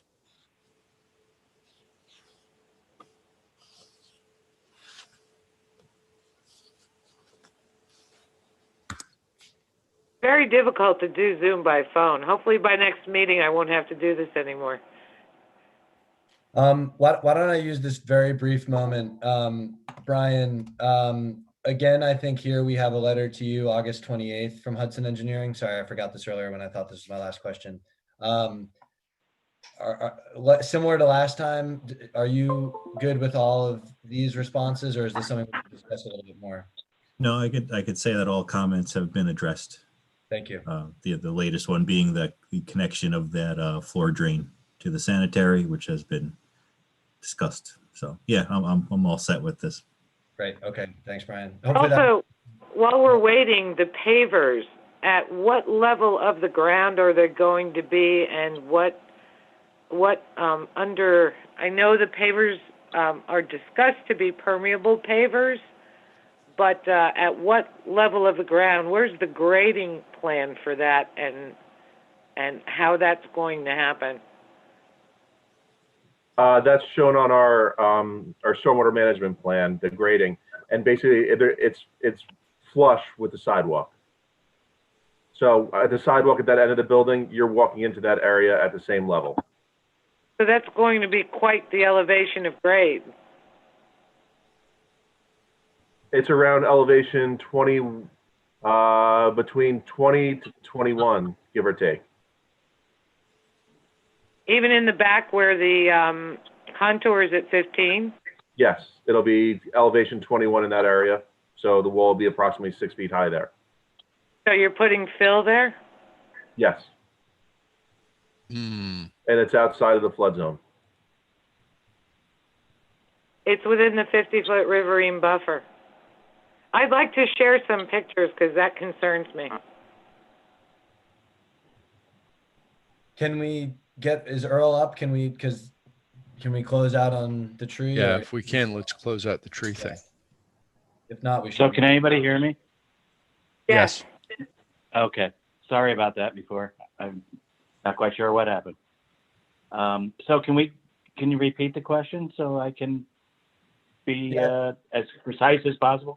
Sure, but I think we're just looking for some discussion from you. Doreen, feel free to add in, but maybe as a start, what are the thoughts on the reason for removing the tree and then the replanting in the area? Yeah, so there are 3 trees there. They're fairly mature.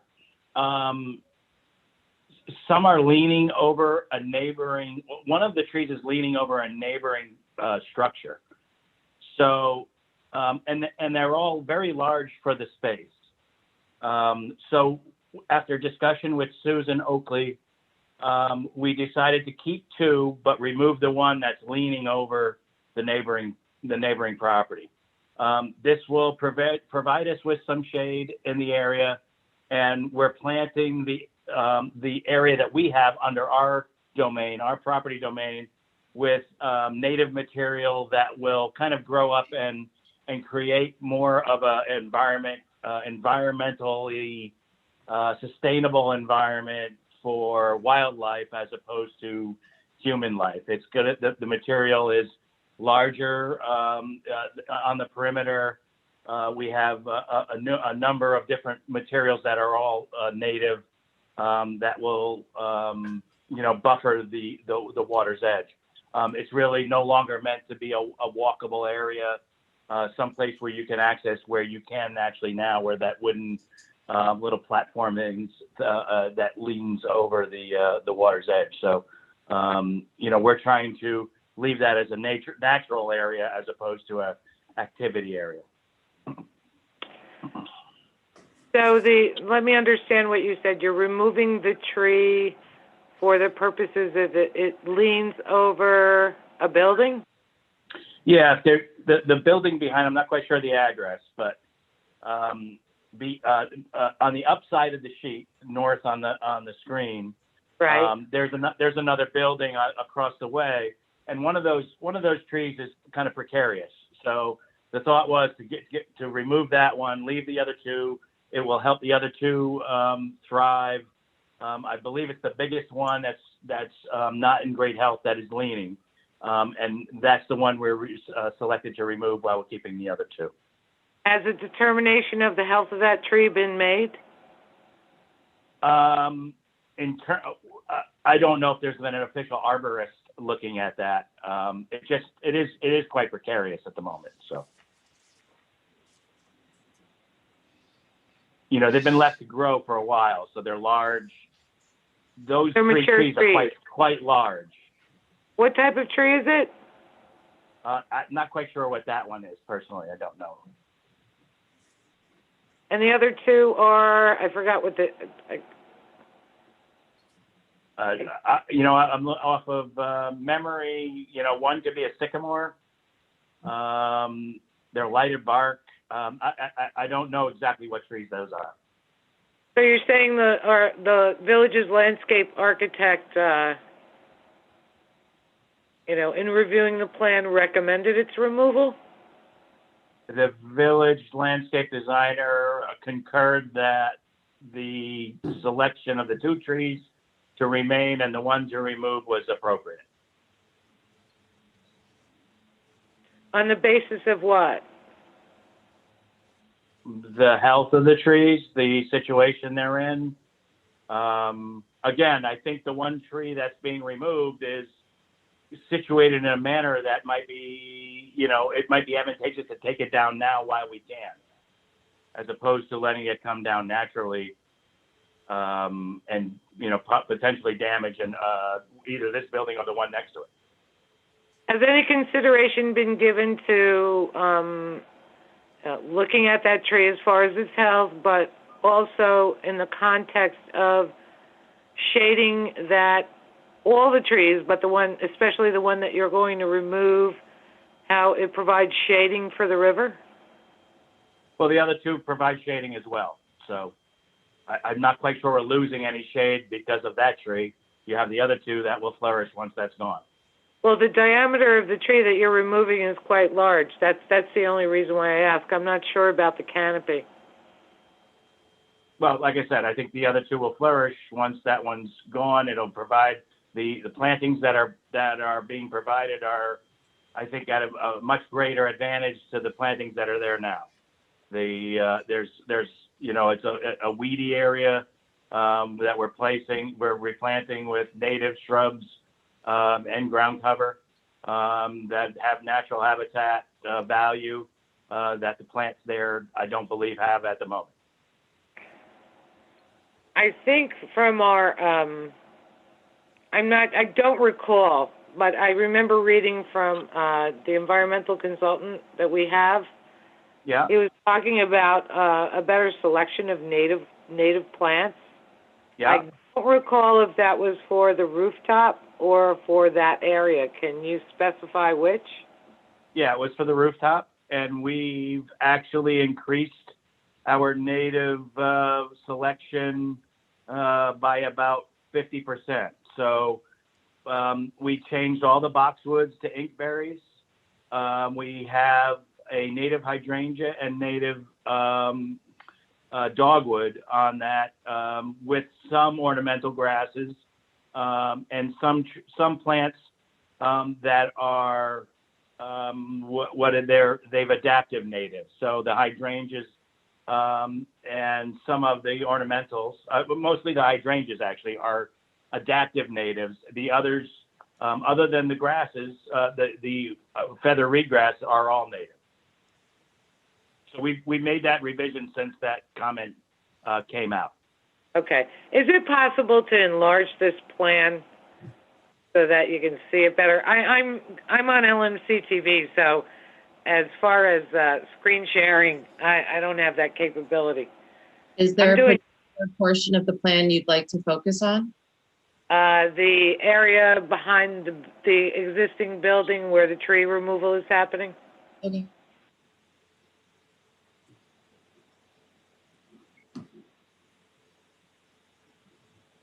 Is that better? It didn't change. I'll pull it up on the agenda. Let's see if I can pull it up. So what we're planting back there is switchgrass, which is a native grass that hasn't. Okay, so you have bayberry, ice dance sedge, Pennsylvania sedge, switchgrass, red twig dogwood. So the existing tree that you're removing is closer to the riverbank than the other two, or actually the river wall. And I had thought that your property actually borders the retaining wall to the river there, yes or no? I don't believe so, no. Okay, and I was mistaken. Okay. Oh, I see all the different plants that you changed.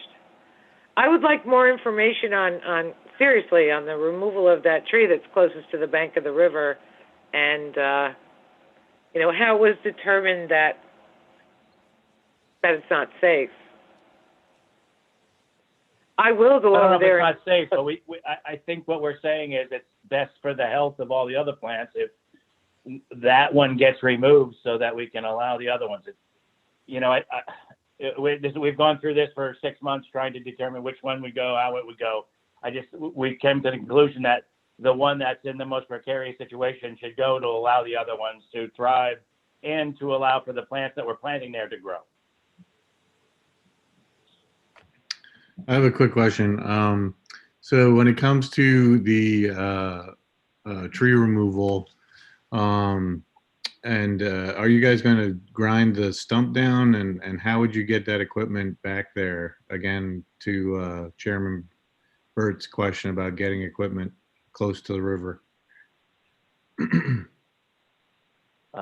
That would not be my purview. I'm not a stump grinder, so I'd have to leave that up to the construction manager or whoever that might be. But that's not a question I can answer. Because that's a rather large piece of equipment to get back into that area.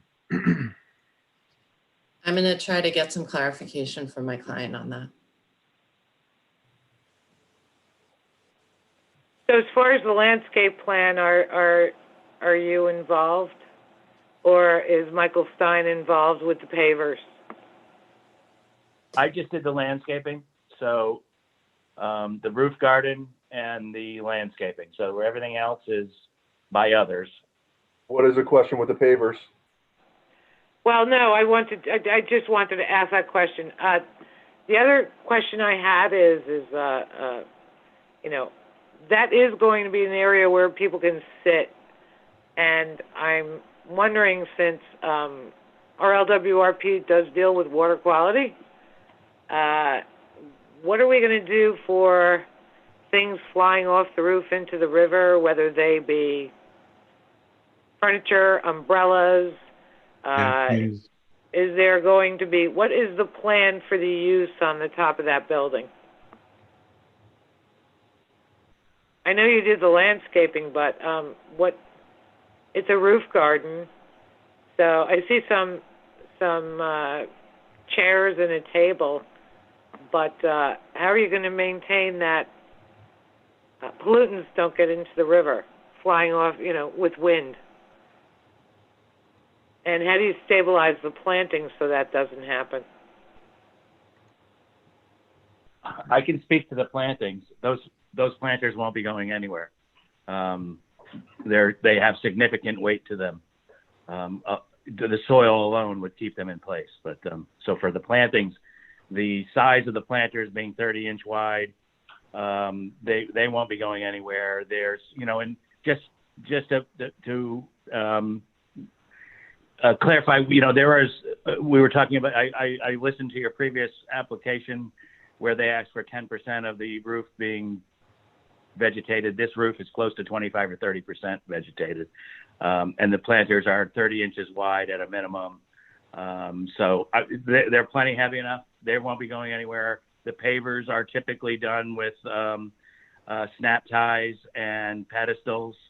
So they're not going anywhere. They're all wind rated for this environment. The furniture is all weighted down at the bottom, so it doesn't fly off. So for furniture, pavers, and landscaping, that stuff is built to code so it does not fly off the roof for obvious reasons. So how is litter going to be controlled? Excuse me? How would litter, anything that anyone brings up to that area, how would that be controlled? I'm not a manager of the building, so I can't answer that. Well, that's part of our LWRP because there are a lot of floatables in our water. If you look at the Section 303D list of pollutants that are in that waterway, floatables are one of them. And floatables are things like water bottles and, things that really should not be in the river. Doreen, can I ask another question about the landscape? That's landscaping specific. Yep. We're getting a little off of the landscaping part here. So in the area where the tree is going to be taken out and all these plantings are going to be put in, is there any fill going to be put in there or new soil going to be put into that area? Or are you going to use the existing soil that's there and just dig holes and put things in? We would typically write a specification that would require them to provide planting soil, which would have to be brought in by hand. Planting mix with organics, topsoil, and sand as a typical plant, mixture. Is any part So of we this would be lot bringing within? in soil for that. I'm sorry. If the existing soil was not suitable to plant in, we would be bringing in soil to do this. I want to check something that I thought we had laid to rest in a prior discussion. Is any part of this lot within a floodplain? No. No. Yeah, I believe I No, remember it's that. elevated. No. Okay. Too high. And if I could just, my client was, I believe, able to get on. Mr. Long, his phone number is 914-403-0359. He may be able to address some of the commissioners' questions about construction and the process. I have a quick question about the landscape and the plants. What kind of fertilizers are you going to be using for the plants? Again, typically we would write a specification that has a general landscape fertilizer. If it's desired that this needs to be organic, we would write one for organic fertilizers. Yeah, I think yes, absolutely. I'm just thinking it's a bad idea to put any kind of nitrogen, chemical nitrogen there, or organic. Again, we have no grass per se, so our nitrogen levels are usually pretty low. Well, what about the shrubs? Those need nitrogen, don't they? Yeah, but at a much less lower level than a grass lawn would require. Okay, but it's still NPK, right? It's still some kind of fertilizer. Yeah, typically yes. Okay. But again, because it's not applied in the same manner as lawn is, the issues are far less exaggerated because you're mixing it in with the soil at planting time. You don't necessarily fertilize landscape on an ongoing basis. So you may do it if you had a high maintenance lawn. In this case, you wouldn't fertilize. We wouldn't be fertilizing that back area after the initial planting at all. You know, we would let nature take over. So is nature going to water this new planting area? That's correct. Okay. After there's establishment, no sprinkler landscape contractor has responsibility to establish the landscaping, and then nature takes over. Yeah, I just think chemical herbicides and fertilizers should be avoided. Agreed. I guess that's got to be one of our conditions. Should we choose to approve this for consistency? I think we would be certainly willing to have that be a condition of any approval. My client is on, but he's having trouble unmuting himself. I apologize very much.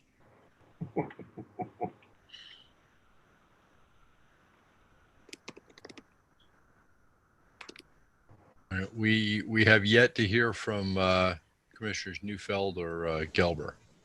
David, you got anything? No. Tony? Add a few things. Hello? Hello? Hello? We can hear you. I'm sorry. Dominic Brescia, applicant, Capetta. I was running late and I'm just chiming in now. So if you guys have any questions for me, I'll be more than happy to address them. Again, I apologize. Christy, do you want to just ask me what, I got your text, as which items that are required to be answered by me? I think there were some questions about the construction staging that Michael addressed. And I think there was a question about how the tree that is going to be removed in the rear of the property, how that is going to be done. There were also questions about whether there is going to be fertilizer used in the rear. Okay. So as far as demolition and construction, we will be closing the sidewalk, and we have the adjacent parking lot that is part of our property that we'll be utilizing to do all construction away from the river, i.e. The only sort of demolition that's transpiring there realistically is just the existing roof deck. Then all new building materials will be shipped in from the parking lot side or from the street, boomed up, and we will take all precautions with silt fence, hay bales, whatever we require, as per Michael Stein's plan shows, to keep all debris and what have you away from that river. We understand it's important that we do that, and we'll totally respect anything we need to do as far as that's concerned. So we'll keep totally away from it at all times, respectively. As far as getting any machinery there, first of all, that tree that is in question was, I believe it was Susan Oakley's recommendation to remove that tree for certain reasons. That worked with our landscape architect, and we agreed to keep the process moving along. But once the tree is cut, yes, it will be grinded down accordingly, and there are some grinders that could do that you could bring in there manually. We do have quite a bit of room, although it's going down now, to get back there and work again very safely and cleanly from the river. There's really not going to be much, any kind of heavy machinery at all on that side near that river. It's not required. Everything can be done manually, and I've already spoken to Frank Tavolacci, let him know the proposed retaining wall we're going to use is not even concrete. It's called a mesa retaining wall, which is basically a dry retaining wall that uses clean gravel, whitewashed gravel, and everything is done in lifts at 3 feet, and everything's done with gravity. just so that we could put Michael Stein's drainage vat in, put the bicycle rack in. I think it's all a positive as far as, what we're doing there, and accommodating and putting in that retaining wall. And again, all precautions we made with silt fencing, hay bales, making certain that no debris at all flies anywhere at all times, keeping an eye on that, et cetera. So hopefully my long-winded reply to you guys answers those questions. Thank you. That was helpful. All right. I had just handed the floor over to Commissioner Gelb. So a couple of questions. Thank you. Is any part of this property in either the 100-year or the 500-year floodplain? I know it's not in the flood zone. Friendly survey. Actually, if I can answer this question, no, it's not. I can bring up onto the county GIS, and which will show it if you would like me to share it. That would be helpful. Thank you. Let's see.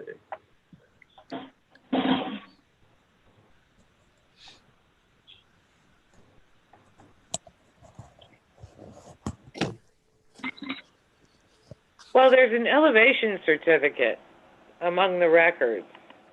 Let's see. Yes, it was submitted. That's right. Right. So this is the county GIS mapping.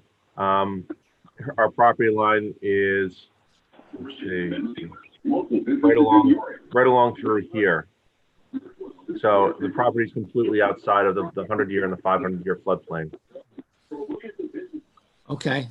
All right. Thank you. All right. So that was one question I had. Sure. The other question I had is when I go by there, I see a lot. So it looks like some construction looks like it's happening now.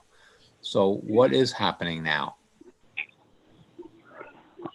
Basically, what on the inside, what we did was we did soil boring tests for the phase 2, and we got a permit from the building department just to do certain partition walls there for the upcoming parking structure that we have to reinforce the building per the structural plan.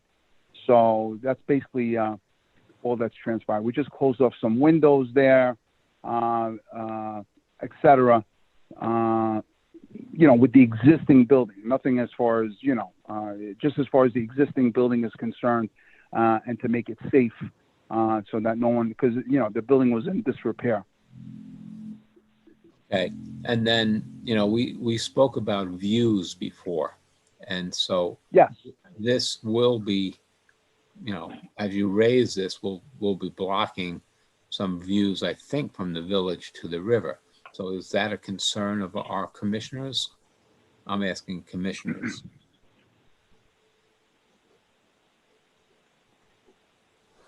I don't think that's within our designated view sheds. Additionally, Tony, what view are you imagining? From Spencer Place, I don't think you can really see the river. Once you get down Phillips Park Road, it's really can see yeah. Yeah, but Seamus, from the back of Mamaroneck Avenue is significantly higher, or at least, yeah. So from the housing and the properties on Mamaroneck Avenue, the backs of all of those houses or all those structures should be able to see that's their view. So I think raising this will absolutely change that view. So that's my question. I don't know if that's true, Tony, because the building across the street is 2 stories high. Right, directly across the street from it is 2 stories. So this won't be any higher than that building. Okay. It faces the back of Miller's. And even if it were true, New York real property law, there's no right to a view, there's no right to fresh air, there's no right to light.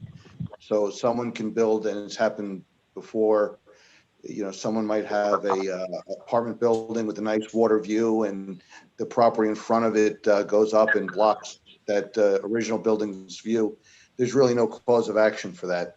Well, if there's something under the LWRP, that we can enforce in terms of view sheds. That's a different story, but in general. Well, there is, Andrew. Right. Yeah.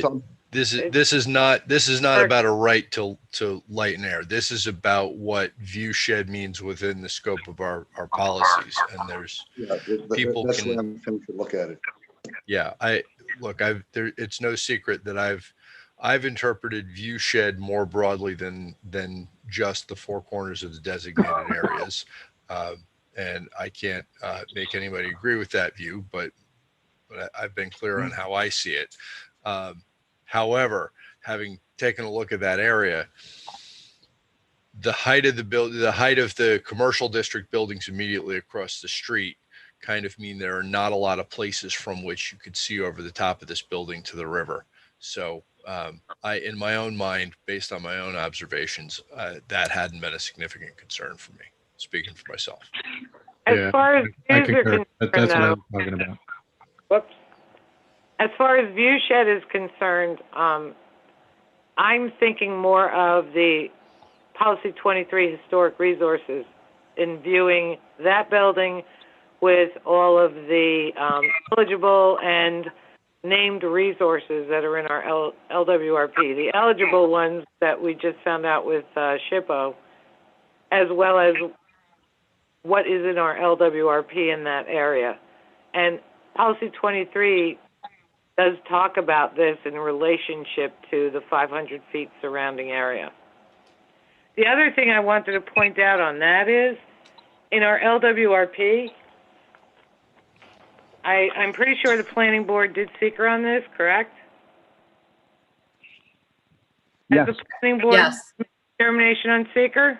Yes. Yes. Our LWRP on page 32 says in determining what land areas or what applications are covered, it should be noted that any action within or contiguous to a historic or prehistoric site or any project which occurs wholly or partially or substantially contiguous to a public park or designated open space or in a critical environmental area is determined to be a type 1 project and presumed to have a significant effect on the environment.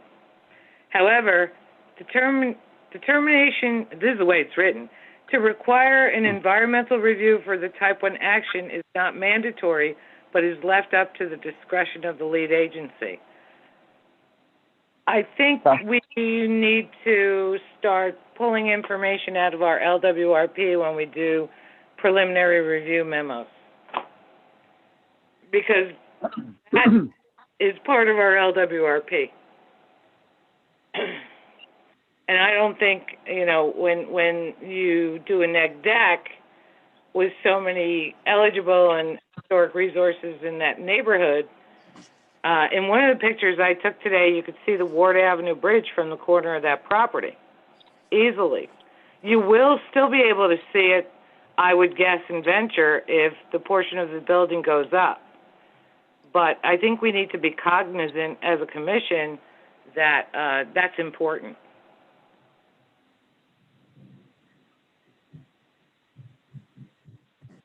Right, but Doreen, a type 1 action means there's a potential for a significant negative environmental type. What's the definition of type 1? There's a whole list. There is a it whole may list. have significant impact. Right, It's but a it's not, significant adverse impact. Right. Yeah, it's the type of action that would be more likely. To require an EIS. But our LWRP documented that for our program, those are the areas that need to be considered, to elevate to a type 1 action. And this is enforceable because our LWRP was approved by the village, adopted by the Department of State, and concurred with the federal government. That's the way the program works.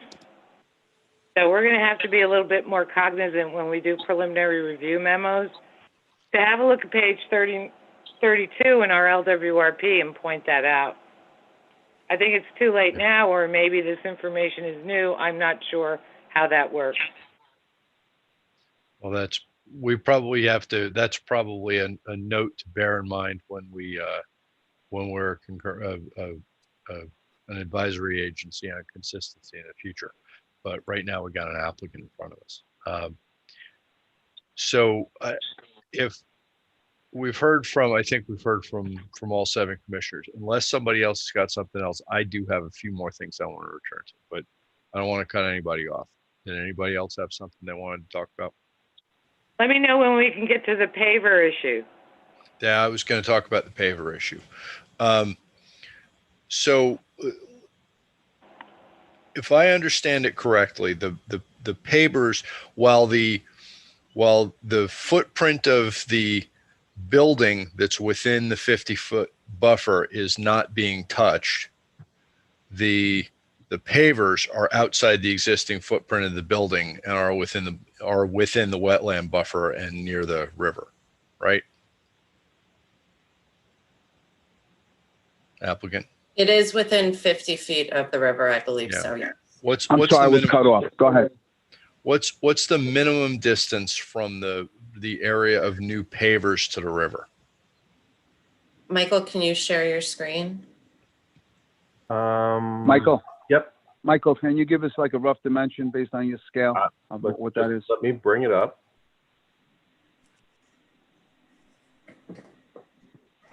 And right here is 13 feet. That's where the corner of the building, that's basically the distance from the corner of the building to the edge of the wall.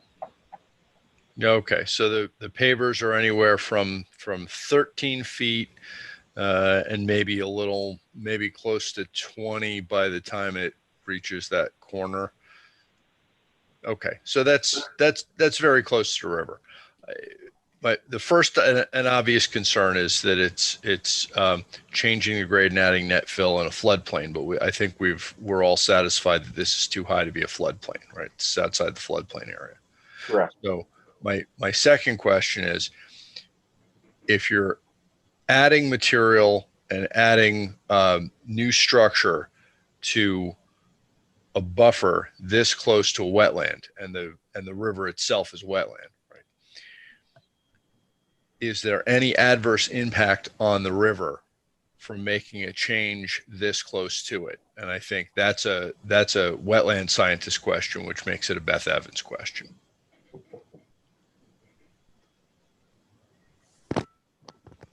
Can you hear me? Yes, okay. I can. Good. Good evening. I was out there and looked at this site in May before all the vegetation got thick. I don't think there's any potential for this paver area to impact the river, Mr. Chairman, because there's a pretty significant wall along the river's edge, and the flow, any rainwater runoff is going to be picked up from this area and taken out to the storm drain and to go through a separator before it gets there. So this new paved area is not going to flow toward the river. It is actually going to be taken away from the river into the existing storm system. Okay. Thank you. That's helpful. Now, right now, the building's not being used for anything. Points in the past that had various industrial uses. Is there wildlife in the riverine habitat that are going to suffer if there's a bunch of people using that paver area as recreational space and pedestrian traffic? I do not think there is, because there's almost a 10-foot or greater drop between the surface of this property and the river itself. There, as I say, it's a very steep retaining wall there along the side of the river. And so wildlife really that is using the river corridor is going to stay down in the river corridor. And other than birds, there's very little chance for wildlife to be using this site, and unless they can fly, the river itself. Is there a light or a noise condition that's going to change when this project is completed that's going to adversely affect the fauna that use the river? I do not believe so, no. The main activity and use in this property will remain interior to it, and I don't think there's any chance that activity on this site or in the developed part of this site will impact wildlife. And if I can just refer back to the landscape plan, Mr. Govin's plan replaces what is right now mostly weeds with native species that do have wildlife value, especially small birds, berries and things like that, and cover for nesting and shelter. So I think that overall this plan will enhance the wildlife value of this property, not impact it. Yeah, and once again, and I may sound like a broken record when I say this, but it's important to keep focused on our mission. Offset is not really a concept that functions within the context of the 44 policies we do. We can't like something about the environmental impact of a project in one place and dislike it somewhere else and net them out against each other. We live with a regime of absence of negative impact, not overall impacts that we like.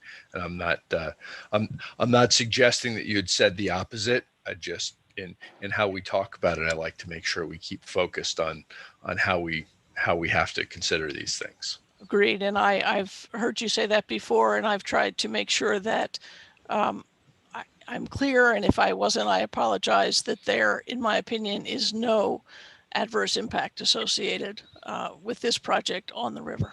I think Doreen may have had some questions about the paver area too. I know Mr. Stein said that this paver area is going to be elevated to the sidewalk level. So when you look at the contours of 15, this is adjacent to this paver area, 15, 15, 16, 17, going all the way up to 20. How is that paver area going to be stabilized some 5 feet, 4 feet, 3 feet, and all the way up to the 20-foot contour? There's a retaining wall proposed to confine the paver area and confine the fill. If you can see the plan that is on the screen, it has top of wall and bottom of wall. That's TOW and BOW. Top of wall is 21 feet, bottom of wall is 15 feet, which is existing grade. And that's true throughout the wall. So it is a matter of building a wall to contain the fill that contains the pavers and the drainage under those pavers, the perforated pipes that will take that, whatever flow is excess there, will take it back into the stormwater system that exists in the road. Okay, so that's going to be a 6-foot drop though.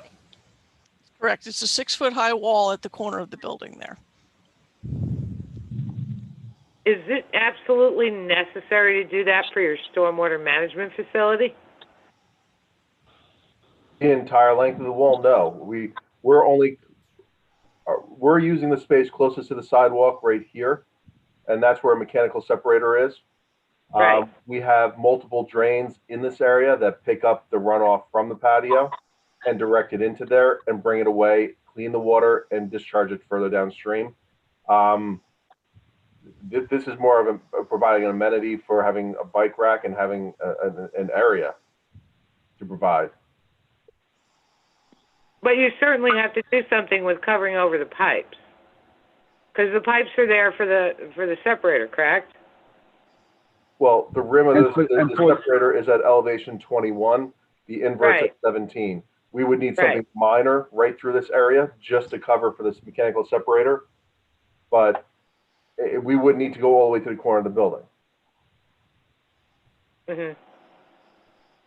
Again, this is more the client's interest, trying to provide a public benefit by putting a bike rack or anything else along that lines in this area.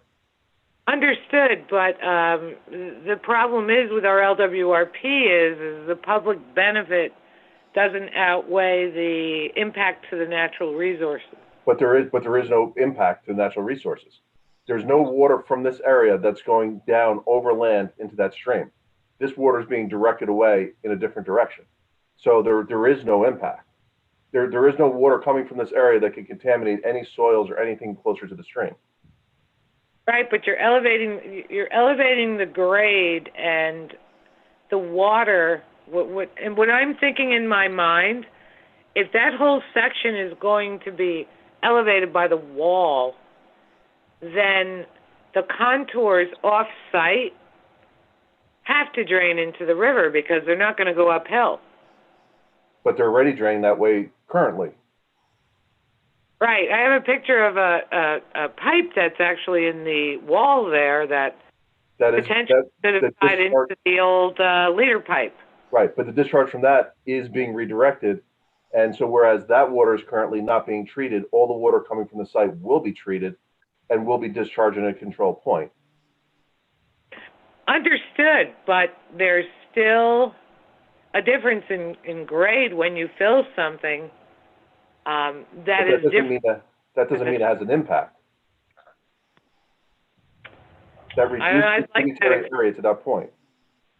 That needs to be explored. This is 13 feet away from the river. I'm not sure it needs to be explored because we're cutting off water from going into the river that goes there now. So we're not having any negative impact. We're having a positive impact. I defer to the village's consulting.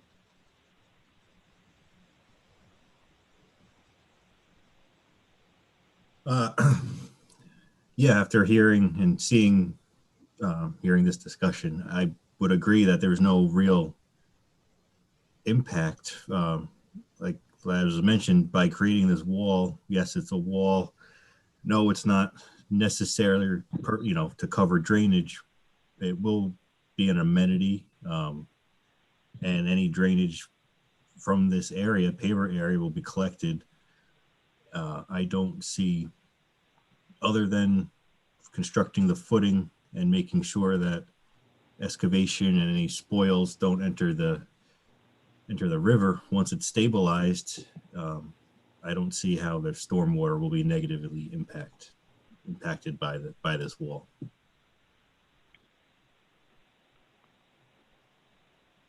I have pictures of the area, and I can't conceptualize on this plan, okay, and what it looks like in the field, what the end result is going to be. I'm just confused. What do you think is going to happen? I don't understand what the. Well, if the contour is 20 at the sidewalk. Yeah. And the wall is put up at that contour all the way to the rear of the property, and I know it's a small area. The drainage is going to go probably as it goes now, but it's going to definitely be focused towards the river at that 15-foot contour in both areas. That's exactly what it does now. Property, and it's off your property. I don't know whose property it is. It's also over the village's trunk line. The sanitary. Anything we're proposing is not over the village's trunk line. It's all within our property, all within our boundaries of our property. The trunk line is a good 7 feet away. It says approximate location, and I know the survey says it wasn't actually determined, but. Well, approximate location of the easement, the sewer pipe right there you have a manhole structure on each end that it follows to. So where the pipe is where the pipe is. They follow straight alignments from sewer manhole to sewer manhole. So that's not what's in question. That's why they say the approximate location of the easement. So it's okay I know there's a sewer easement, so there isn't any kind of agreement on the easement area that you would need to get involved with. The applicant might need to get involved with the easement owner.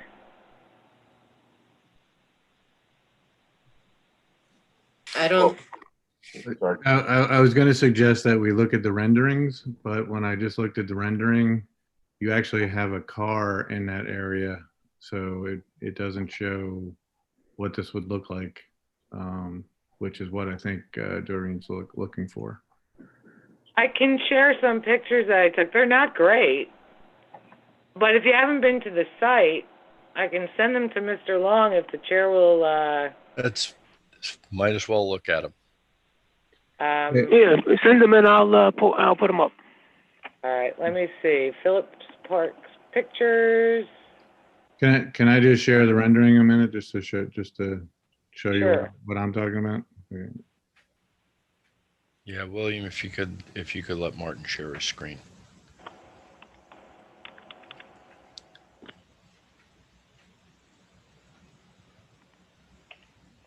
He can. He has permission.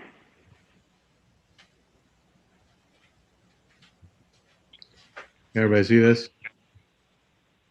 Yes. So if you look in this area over here, there's a car parked here. that's where the bike rack's supposed to be. Right. So I'm not sure if they think I'm not sure that's definitely not correct because you're not going to have a car parked in there. Right.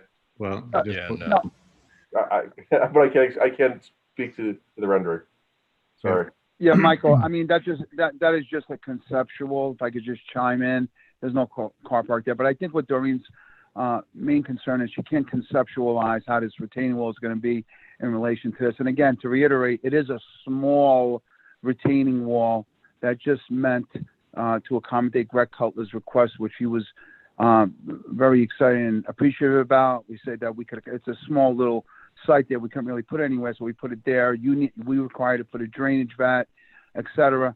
And again, we don't think this would impact anything at all after everything is stabilized. But I think what Doreen is saying, she doesn't know how it's aesthetically going to look in relation to everything. And you know, again, I wish. Tell me. Right now, as it stands, the tables and chairs are at a higher level. But when I look at you can actually see the wall of the river if you enlarge one of the pictures. I sent 2 emails, Mr. Long. You can actually see the wall of the river, which is quite close to the building. I don't know where your property line actually ends. I would assume the fence, but that fence is up against the river. It seems. I was on the sidewalk at the site. I did not enter your property when I took these pictures today. You could have. That's no problem. No, you need permission. You need permission. Well, that's the closest point, right? That the far corner of the building shown to the left of that photograph is the closest point of the existing building to the river. That is correct. And then it goes away from the river quickly and starts. That's the closest point. Yes. And Mr. then Chairman. that tree with the pronounced rightward lean, that's the one that's being cut. I believe it is. I don't have the landscape plan in front of me, but it is. I believe that is. I don't think so. I think that's not on it. It's the one neighbor's further property. back. Yeah, correct. Yeah. Yeah, I think it's further back. But the retaining wall in that previous picture would be built basically directly toward you in that picture from the back corner, right? Yes. Okay. Yeah, along the left-hand side of the photo as you're looking at it. So that I mean, you door can see with this picture. You can look at this picture how it goes down. It's so steep. We would just basically try to make it a level area there. That door, obviously, will all be underground at that point. But again, it's a small sliver retaining wall, and you know, you know. There are 4 other pictures that I sent in another email, Mr. Long. Did you receive them? You could see the Ward Avenue Bridge from there. Hey, Doreen. Yeah. So Do you notice this? Doreen, just to let you know, do you notice, do you see any garbage or any papers on the floor there? 0. Just want to let you know. We keep the place clean. Oh, yeah, I know. It was great. So I have a question. Is that doorway going to be blocked up because you're filling in there? Yes. Yes, of course. Yes. I had no idea this was a 2-story building until I saw the gate open. Yeah, it doesn't might look not like be it from the a street. building, but it's lower than what's on the street. Yeah, that's the current mechanical room that's down there. It's just a little. It's about 1 1/8 of the building. It's the only area that's underneath. It's slab on grade, existing slab on grade building. And that's where the current old mechanical room is at this point in time, which will be abandoned. But Is there are that- several other pictures that Let me just I ask you sent- quick, before you get off that slide, is that bamboo growing in the back there? Can you go back I don't see one? any bamboo there. I know it's illegal, I think, in Mamaroneck. I didn't see any bamboo there at all. No, it's either ash or small ash trees or small locust Yeah, I didn't notice any bamboo there. trees. No. But there are 4 other pictures, Mr. Long. Did you receive them? Yeah, I showed all of the pictures that you sent. I'm going to show them. As you watch, I'm going to scan through all of them again. Thank you.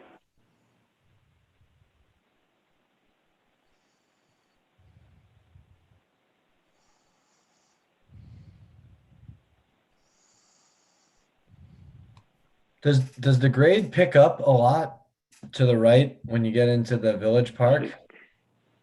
It does.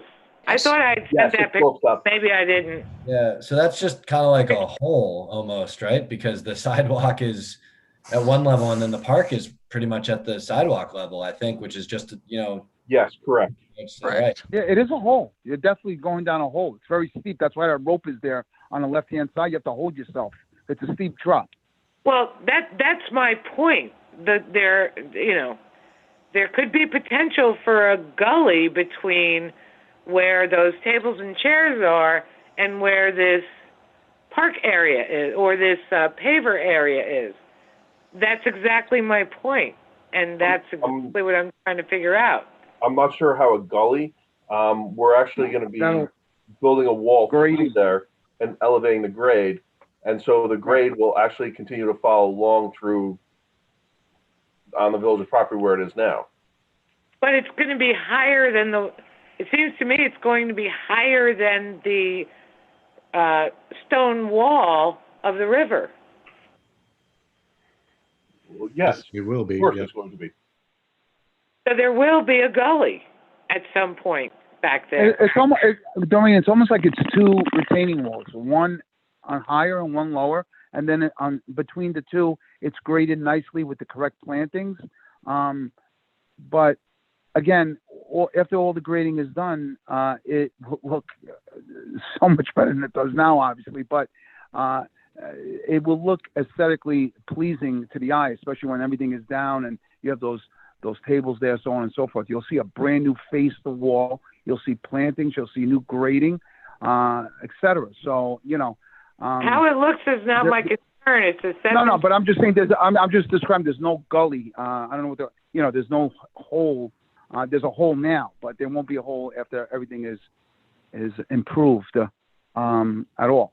Yeah, but if you understand my Doreen, concern, there will be potential for erosion based on what I'm seeing in the field and what's on the plan of sedimentation in the river over the wall, and sedimentation kills fish and wildlife or whatever's growing in that water very easily.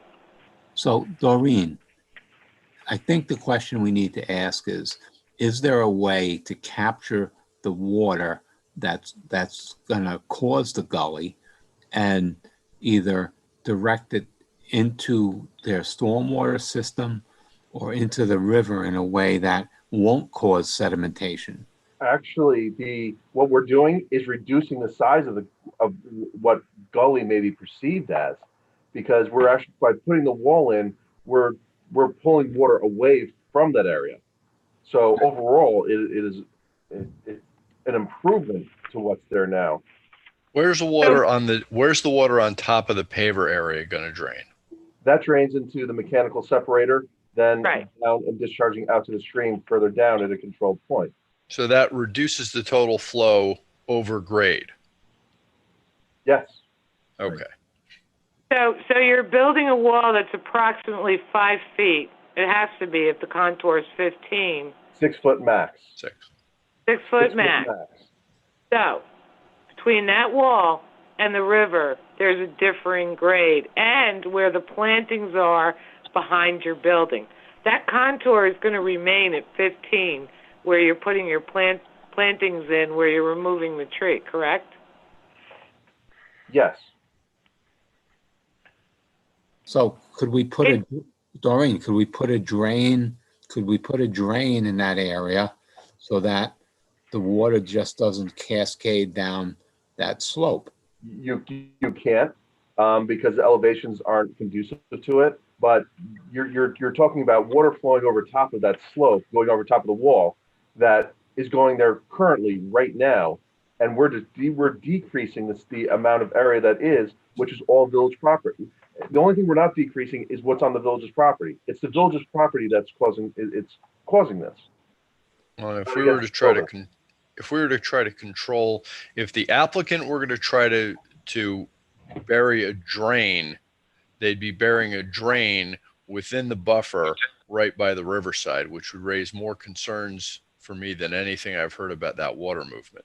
What I'm hearing about the water movement is any precipitation that falls on the pavers would no longer flow over grade, but would now go into a mechanical separator.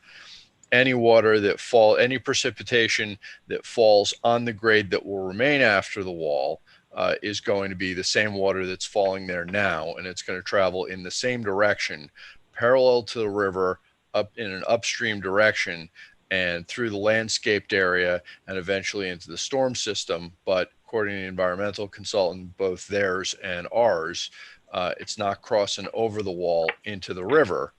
Until I hear somebody explain to me why it is going to cross over the wall and into the river, I'm not concerned about the sedimentation. And just to mention that, I mean, what would be possible? I can further decrease the appearance of a gully if I actually graded out onto the village's property, which would actually, by doing that, I would decrease the amount of wall that we would need, which would also increase basically the access to the bike racks from the tables and park area, and actually really increase that that recreation area.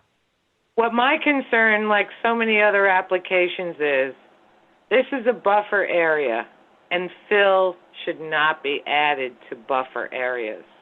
They should remain in their natural state. But Doreen, part of the natural state here is concrete, as you can see in the picture you took. It's a concrete ramp that we're proposing to put a paver area above. Understood. But there's an area of dirt very, very far away from the corner of that building versus going to the back of that building and creating a 6-foot high wall, and that area behind there will remain. But exactly what you're showing, the pictures you took are showing exposed soil that if it rains, that soil is eroding and going down into the river. If you get a large picture, it's not, because the wall is up against that soil. What wall? To the river? The seawall, yes. The seawall. It's not a seawall, it's a river wall. But if we're looking at that, you have exposed soil extending all the way down to the river wall. By what we're proposing, we're eliminating exposed soil, which then the exposed soil causes erosion, which when it rains, that soil, that mulch, that everything washes down to the river. We're putting in a controlled wall to prevent any of the water from our property extending down to the river.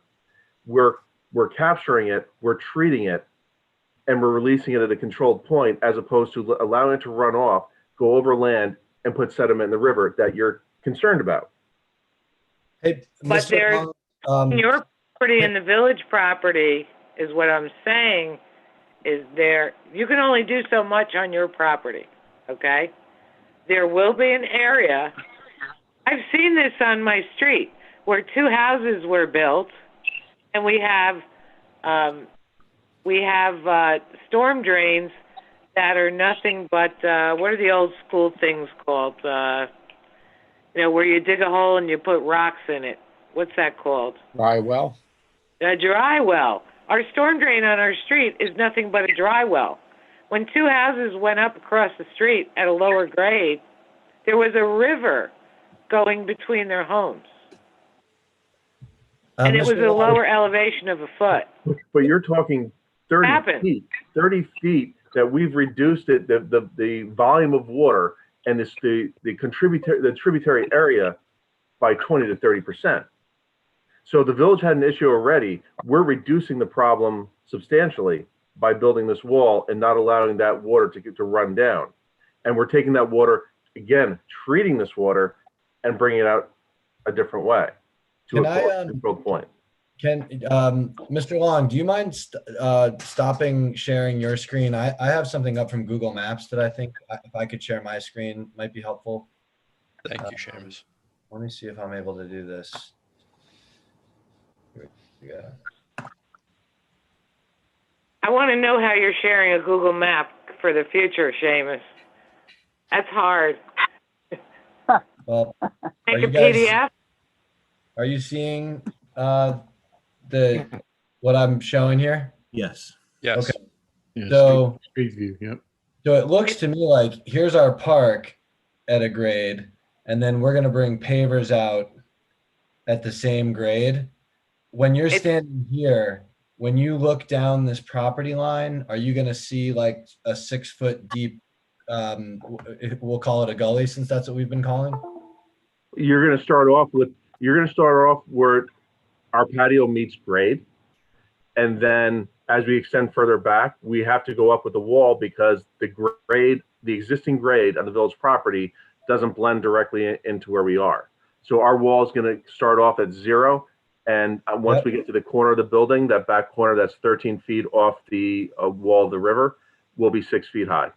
And then, but just from the perspective of someone standing on the sidewalk, am I right that adjacent to the building, it goes back at the sidewalk grade? And then here, clearly the park goes off at sidewalk grade. So you're kind of looking down a ramp here, right, into a gully into the back. Is that what it will look like from here? Yeah, you're going to have right where you have the cursor going, you're going to have, that's where our wall is going to go. And the village's grade is going to drop into the bottom of our wall. Exactly what my concern is. Right. But what your concern is that that's going to create a rivulet that's going to have a high velocity flow going through it, when in reality, it's the little bit of slope to the right of that point that actually is going to it, whereas it had another 15 feet over more to go and create that rivulet. We're decreasing it so substantially, you're not having flows that are anything of any velocity.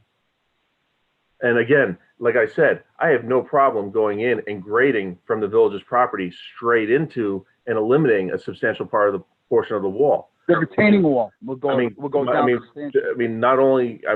not have to build that wall for no reason, but that would create a more level area, blend more into where you have bike racks going into the picnic tables. That would be the ideal situation. But I mean, I believe that would require an act of the village board trustees, which you don't want to go to. Do you lose this flat area, or do you blend from there in? We'd blend from there in. Yeah. That flat area would blend directly into us if we did a little bit of grading in between. Honestly, I have no idea whether that's even worth talking about because I don't know what that process would entail. But I think we're starting to get the vision. At a minimum, it will look strange to me. You'll have this gully here that I guess you'll see, and then the question of whether that's a problem for velocity of water. I think I hear you, Michael, in that the building side of it's not creating any of that issue. Maybe it's even ameliorating some of it, but it is something that happens on this site, I believe, right? Yeah, and this happens when you have two different owners and two different properties, and you're both trying to do something, but unless you're really getting to a joint venture, you can't blend things perfectly. And I'm sure Dominic would say he would grade this out. He would add the fill in to blend this and make it look more uniform, but it's not our determination to make because it's the village's parkland. That's correct. And that may even come down to, it may not even come down to a village's decision. That may come down to a state decision because it is parkland. There also is a tree that's right in between that fence that has a lot of vines on it that's in this picture. I didn't see it being removed, so I guess it's a village tree, correct? Or is that one of the trees slated for removal? I don't think so. I also, But- Doreen, I don't know how old this picture is either, because this is just from Google Street View. Well, that tree is definitely there because I noticed that it was within the fence. You know, it's up From- against the fence and from leaning towards the property. From looking at the survey, my guess is that that's going to be off the property, because if you look at, and if you'd like me, I'll put it up again. You can see where the fence is, the chain link fence is compared to our property line, and the retaining wall is, or I'm sorry, the wall along the river is 13 feet away. That chain link fence is maybe 10 feet away. So just looking at the survey, I'm guesstimating that's definitely off our property. Okay. Yeah, I've been trying to do a lot of guesstimating too, because it's difficult when you receive digital records to verify things, you know, with the scale. Okay, It's hard I think Tony wanted to speak. Just to go back to your lighting point of view, is there any lighting in this landscape area? If I could answer that, Tony, on previous, I believe in front of the planning board, we got an approved lighting plan. Hello? Yeah, I hear you. Yeah, they approved a lighting plan which was very sensitive. They actually gave us the light that they recommended. I don't have it in front of me now, but I could forward it accordingly to your office, which again got approved, and the planning board actually suggested to us the type of fixture it should be, because it was very critical. You know, they wanted it because the river was there. So we go ahead and noted it on the plan, and those lights are the ones that we're putting in, which are only, I think there's only a few, and they're only on the river side, just to kind of sort of illuminate that side of that building very, very gently. All right, I think I can accept that. The other thing I wanted to ask was, I know we've spent, usually we go through and ask, you know, did the DEC and DEP and Army Corps, have all these other agencies weighed in on this project? Christy. I can bring up the notice of intent to be lead agency to see who the planning board circulated it to. No, that's not what I'm asking, Christy. Did New York DEC look at this property? In the context of this project, Yes. I don't believe so unless the planning board sent them the notifications. It was when we discussed it at the board's last meeting, the commission's last meeting, it was discussed to send it to SHPO, and we did do that. But because it was determined that there were no wetlands on the site, I don't believe it was submitted to those other agencies. All right. Well, isn't a county stream? Oh, no, you're not doing work in the stream. What about the county stream control? I know you're not. I believe when Greg, if I could just chime in for a second, when Greg Cutler was the planner, we literally, Chrissy, maybe I could refresh your memory. We literally, there was a mailing that went out to all these agencies, New York State DEC, Army Corps engineers, the whole list. I have a copy of that letter and the mailing list that it went to. I think only few people responded, and we addressed it. But I believe they did go to all these agencies months and months back. Okay. I thought we ran the permit list last time. So I'm looking. Copies with attachments were sent to Mayor and Board, Village Manager, Clerk Treasurer, Acting Building Inspector, Village Attorney, blah, blah, blah, blah, blah. The School District, DPW, State Historic Preservation Office. So, nope. No DEC, no DOS, no ACE, but I think we ascertained that there's no need for a permit from ACE on any issue here. DEC is not needed because it's not in a floodplain. Correct, and it's not a protected stream. Right. Okay. No reason to think there's jurisdiction from DEC, DOS, or ACE. Probably not. Because it's outside of the actual river. Yeah. Still in the buffer, though. It's in the buffer, but that's not, that doesn't mean they've got jurisdiction. That means we consider it for our purposes. Okay. We gotta bring this to a close. What else do we need to know to have a consistency vote on this project?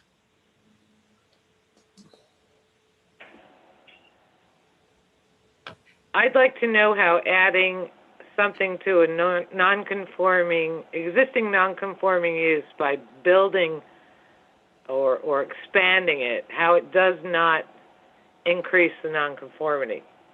I know that has nothing to do, you might think that has nothing to do with consistency, but it's near a river.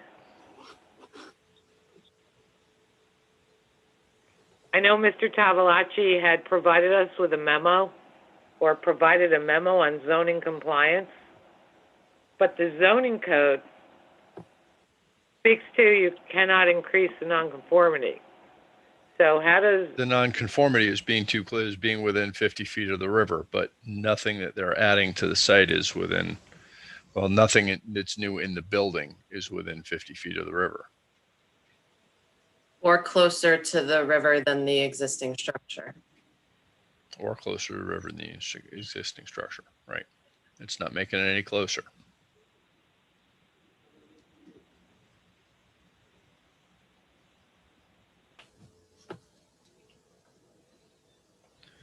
All right.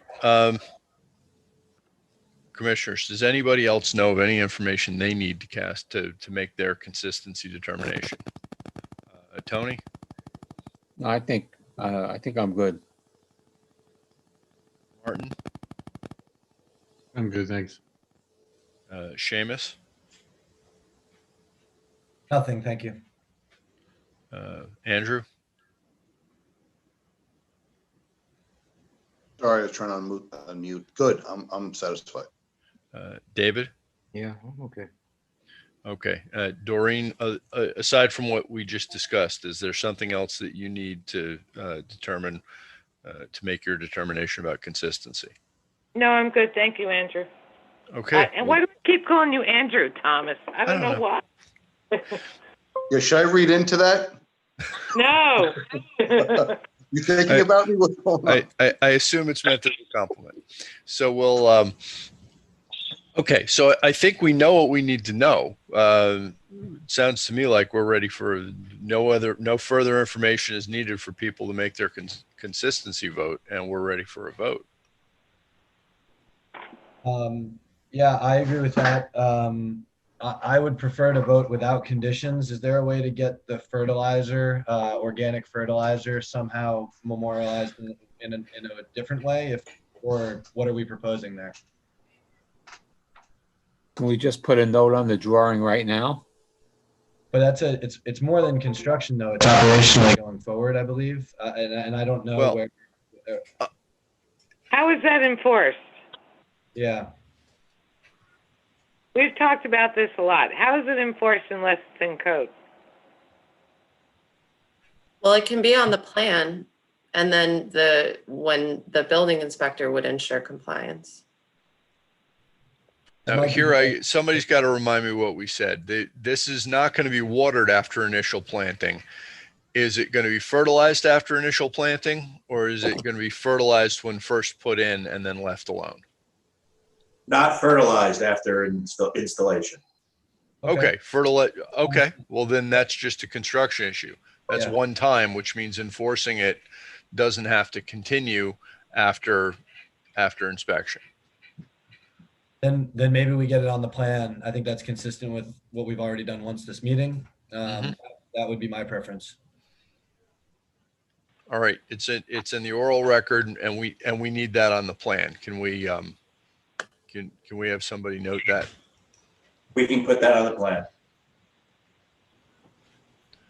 Okay, and with that, I think we can. I think what we're voting on here is clean consistency.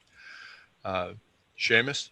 Chair, can you put forward a more traditional vote for with like a, or excuse me, a more traditional motion? Uh, A second. Fair enough.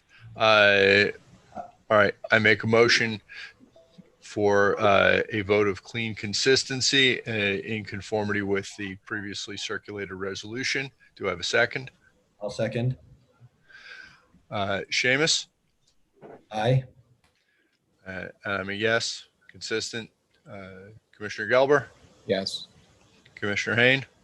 Yes. Commissioner Neufeld? Yes. Commissioner Roney? No, because it has the potential to impair policy 23 in the explanation number 3, and also policy 44, wetlands. And Commissioner Maggio? Yes. Okay, we have a vote.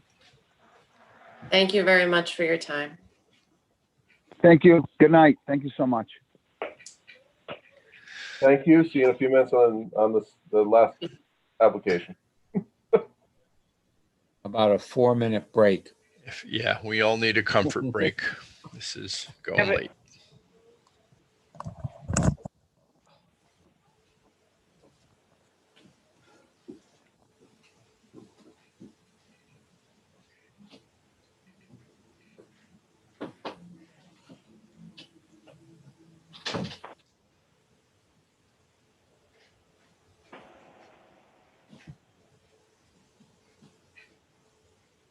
Does that mean we're taking a couple of minutes break? Believe so. Yes or no? Yes. Yes? Give me a couple of minutes, thank you.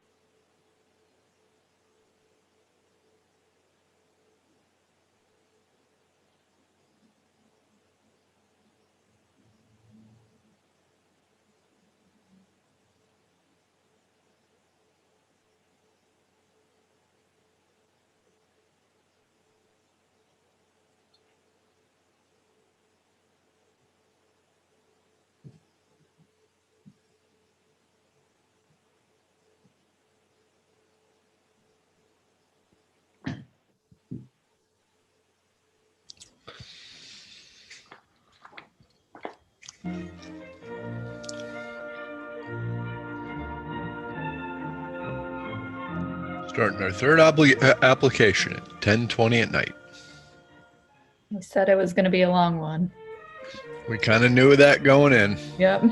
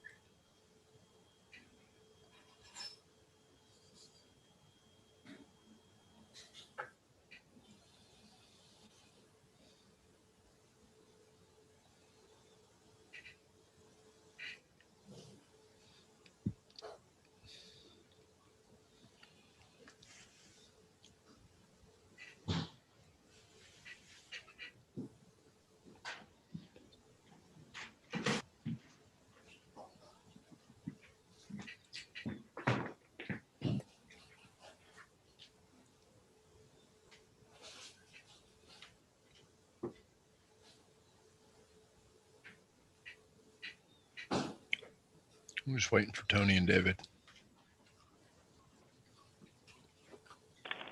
And there's David, and there's Tony.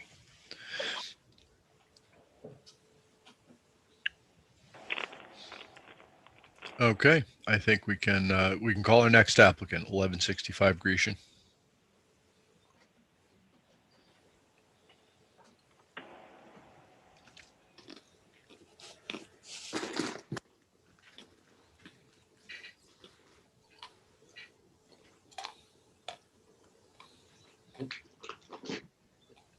Chair, did we receive a new environmental assessment that we requested from the last meeting because of the removal of the trees?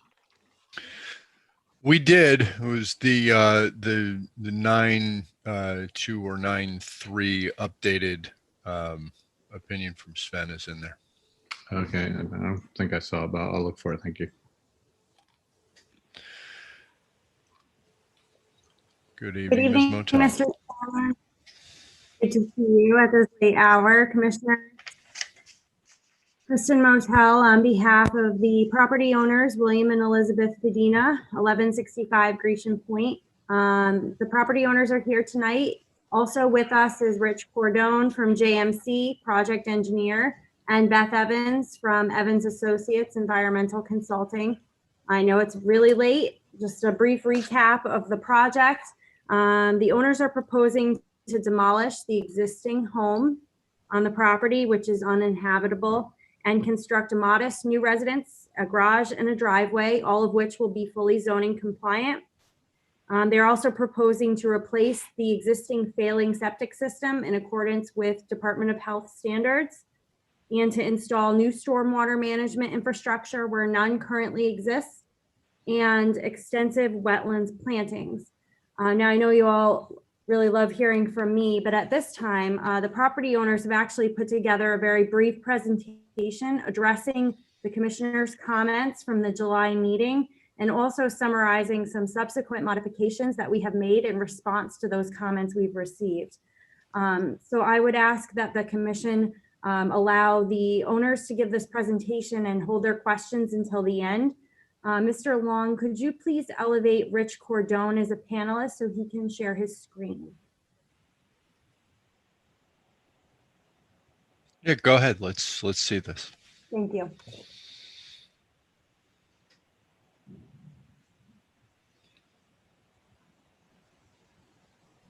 Good evening, Commissioners. Can you hear me okay?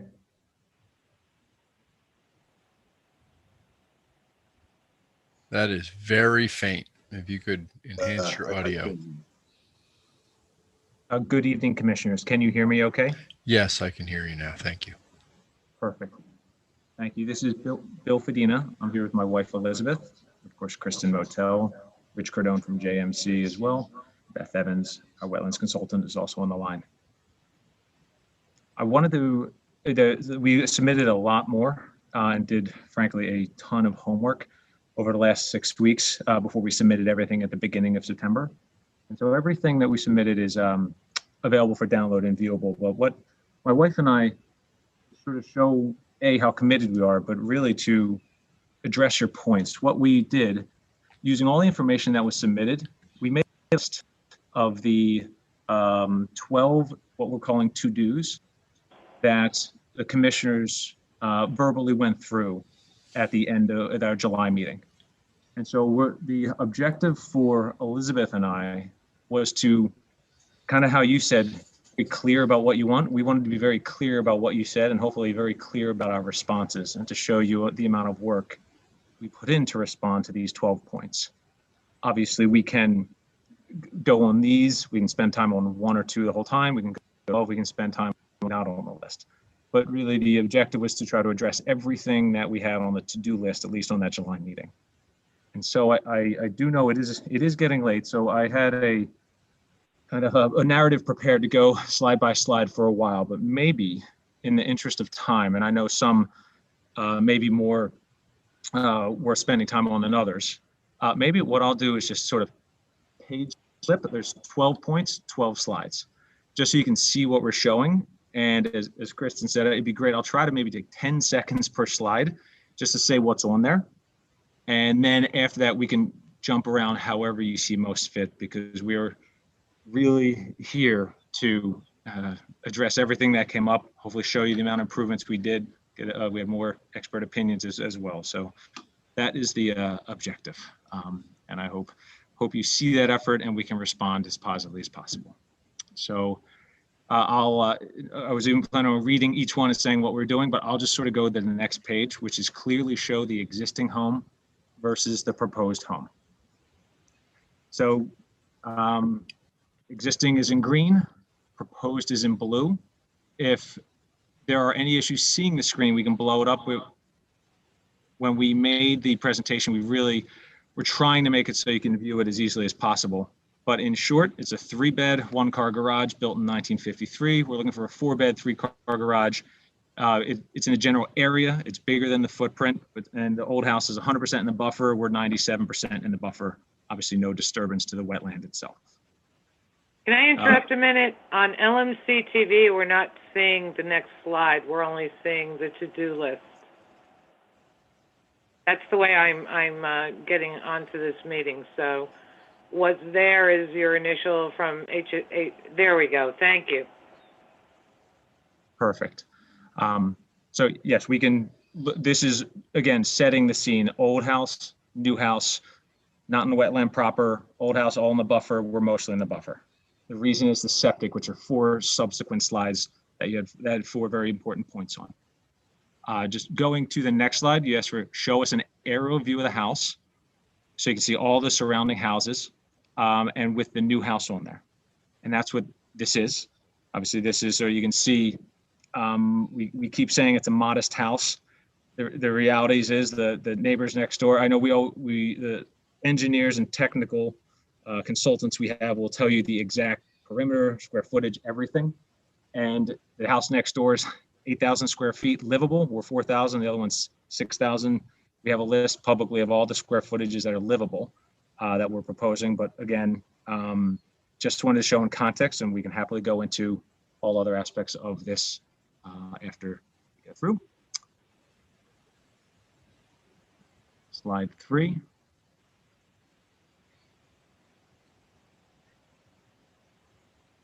We're just moving to slide 3. Yes, compliance. This one came from Commissioner Doreen.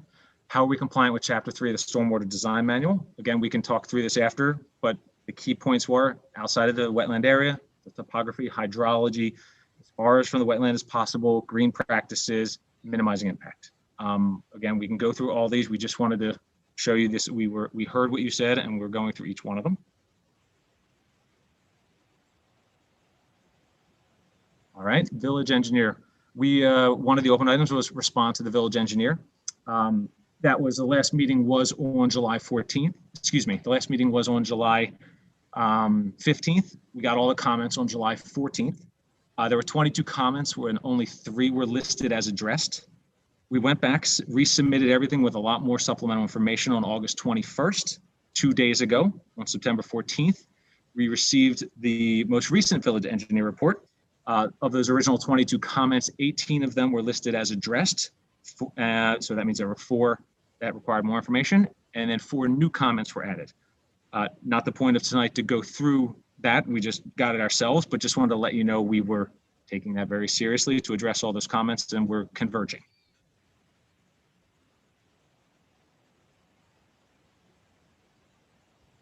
The next 4 slides are about septic. So jumping to the conclusion of a lot of effort, especially with the Department of Health there on August 6th, we reduced the septic field by 33%. Our engineer at JMC can go into why the soil percolation and why that was possible. And you can see the setbacks. And a point to note, we would have liked a 5-bedroom house, but with a septic, it's just not possible. This is the maximum amount of bedrooms is 4 bedrooms we can do with a septic of this size. This is key to the location of the house. So obviously we listed the 5 most relevant septic, parameters. And there's one of the exhibits, Exhibit B, is to full all the parameters that was submitted to the commission. So the next one, again on septic, does Westchester County allow any non-sewer alternatives to conventional septic systems? The email itself, so this is a snapshot of the email we got back, but the email itself is in Exhibit C, and there's a couple of replies to it. It basically says, we asked, do you allow any variances for fill? Do you allow any variances for a certain distance above the bottom of the absorption field, top of the rock or the groundwater? Effectively, this is the response, none that they're aware of. Again, Rich Cordone can go through this afterward, but just showing you, we're trying to address all the questions relating to septic. Next one, can the existing septic system be used? We had an independent septic system inspection done. This was done in Feb of 18. As a reminder, we've now owned the house for over 2 years. This was done by Classic Septic Inspections. Highlighting some of the parts of that report, just right on the conclusion. Basically, a lot of problems with it. It's not operating, it's unsatisfactory. And when you have an unsatisfactory septic system, again, that was, are there variants for doing things? What do we have to do? We have to comply with all the Westchester County Health Department codes to remediate, reinstall, etc. Again, Rich will address this later in more detail. The next one, public or private sewer. Again, a Q&A, and we have the supporting materials. Can you use a private sewer line and have more users connect to it? No, that's very clearly in the sanitary code. Can an existing unused private sewer line under the road be repurposed to become a public sewer line? Because there is one there, and as I mentioned in a July meeting for a few minutes of talking, we spent most of the last 18 months working on this. No, they were ignoring all the sentiment reasons for why there's a no. The actual response was a letter dated February 2019 that because this was not installed in accordance with Department of Health regs, we were not. Again, there's a lot behind that the village engineer at the time said, but that is the sort of a conclusive conclusion. Can we install a new private sewer line? That was a categoric no. They're not even accepting applications for that. So can we do a public sewer line? In the last 2 months, other neighbors of mine have organized calls with different parts of the Mamaroneck agencies. But even then, when I was working on it in 2019, there's, besides the appetite for, we've had multiple Mamaroneck employees say, no, we will not take over a public sewer line. Despite all of that, the reality is If we were to install a public sewer line, if a public sewer line passes your house, you have to connect. So that creates an interesting dynamic. Even if we could have every septic user on the street say, we will absolutely financially modify, do everything we need with high pressure pumps since we are down the hill, and convince everyone to do that, the private sewer line owners would have to cut their lines and connect. It took months, but I organized a meeting with the help of my neighbors, with the 19 people on the private side of Grecian Point Road in September of 2019. Went around the room with a show of hands. Not one of the private line owners, having them spent 6 figures themselves to install the private sewer lines in 2005 and 2006, would you cut your line? Let's just say there was no price they were willing to do that. The agreement, they said, hey, if my line fails, sure, if there's a public line, I'll connect. But you can see the sort of conundrum we were stuck with. So again, sort of like a lot of parts of this project, stuck is a nice word. DEC, I'm sorry, there's only 3 more slides, just so we can get to the Q&A, but just again, trying to, for completeness, showing what we've been doing. I think this is helpful at the pace, so please keep going. Okay, thank you. Corresponds with the DEC. It was in July, like, where are you? Please show us. Yes, so DEC confirmed on June 30th, their jurisdiction is limited to where the 10-foot contour line is.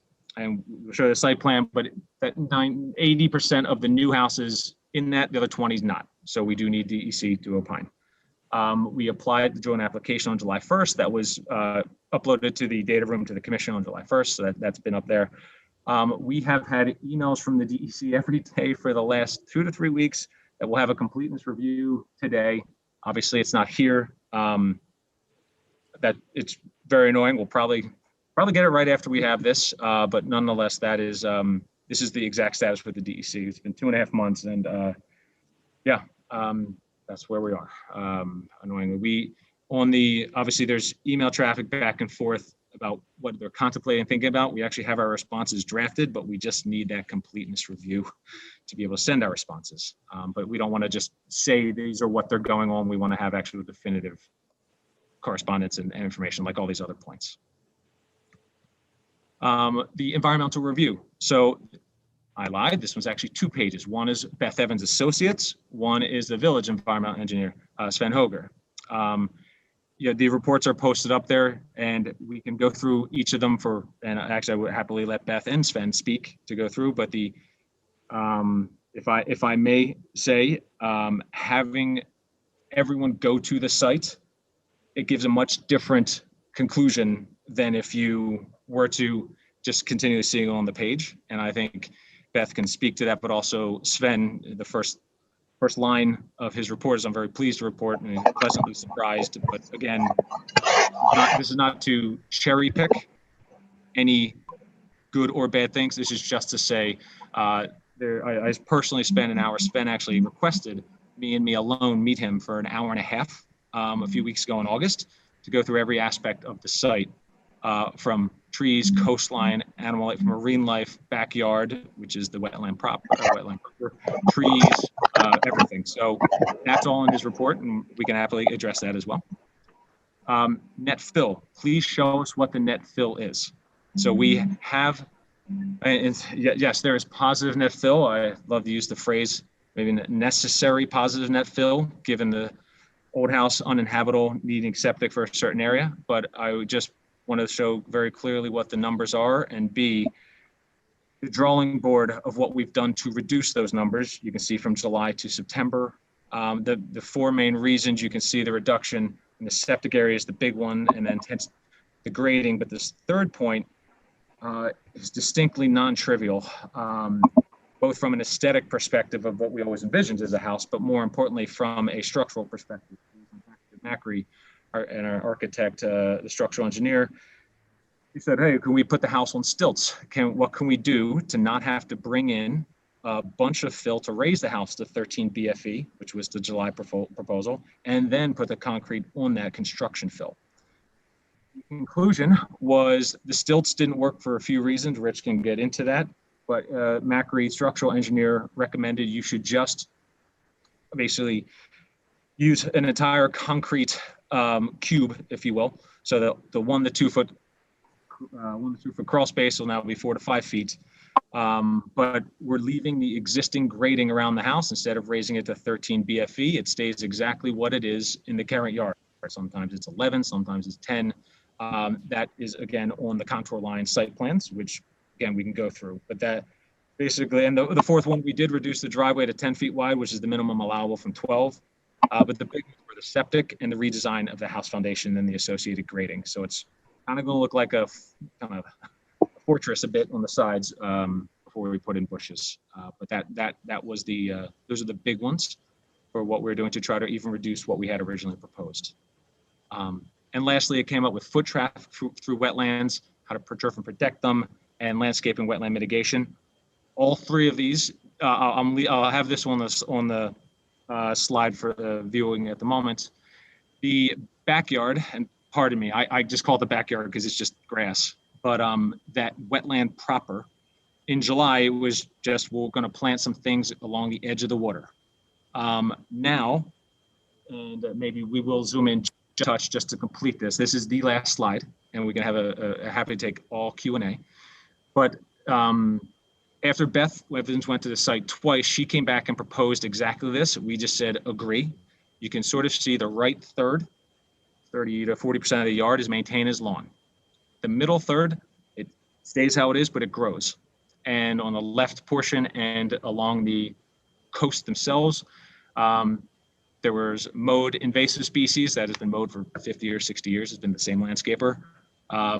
We put in the good wetland plantings right on the coastline, and whatever Beth chooses that's consistent with the manual from Mamaroneck for wetland plantings on the left side of the yard. We're focusing on just the wetland proper because we're not disturbed. We're trying to restore and enhance it.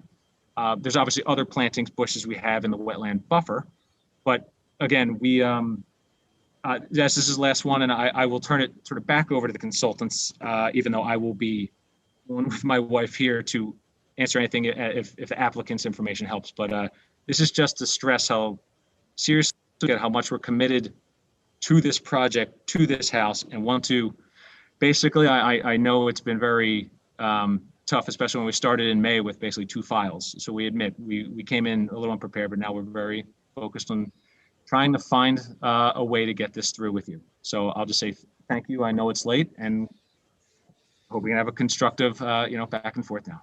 So thank you. Thank you. Is it possible to enlarge this slide a little bit bigger? Absolutely. We can, any slides you like. These are also submitted in the exhibits. We can point you to those, but just for the purposes of now, of course. And we can go to any section of the slide that you like during. Right. No, right where you are, if you can enlarge it more, because I see that there's a proposed, I can't read it. That's the problem. I can go to the file too, but it's just easier this way. I'm happy. Doreen, it says proposed marsh elder shrubs to hide cut slope. Okay.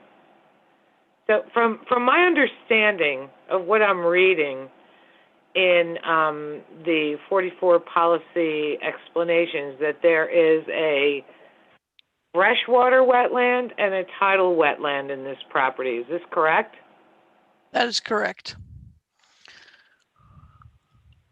So I would think that from where this yellow line is, between that and where the Spartina is that freshwater wetland, correct? It is hydric soils. It is currently maintained as lawn. Okay. All right. I just wanted to be clear about that. Right. I if I may just briefly, that was the first thing I questioned when I looked at this property and looked at where the wetland line was. I thought, how can that be a wetland line that goes right across the middle of the property like that? I believe that the topsoil in this portion of the property between the house and the cove, I believe the topsoil was stripped off of that area at some point in the past. And what was left were the hydric subsoils that are currently supporting a variety of grasses and sedges that are salt tolerant, but also tolerant of wetland areas, but can be mowed. So the lawn, so to speak, is really what I would call a hydric lawn. And also, from what I understand, I know the applicant submitted a joint application to the Army Corps of Engineers, and they have no jurisdiction on this area? That's correct. That is confirmed.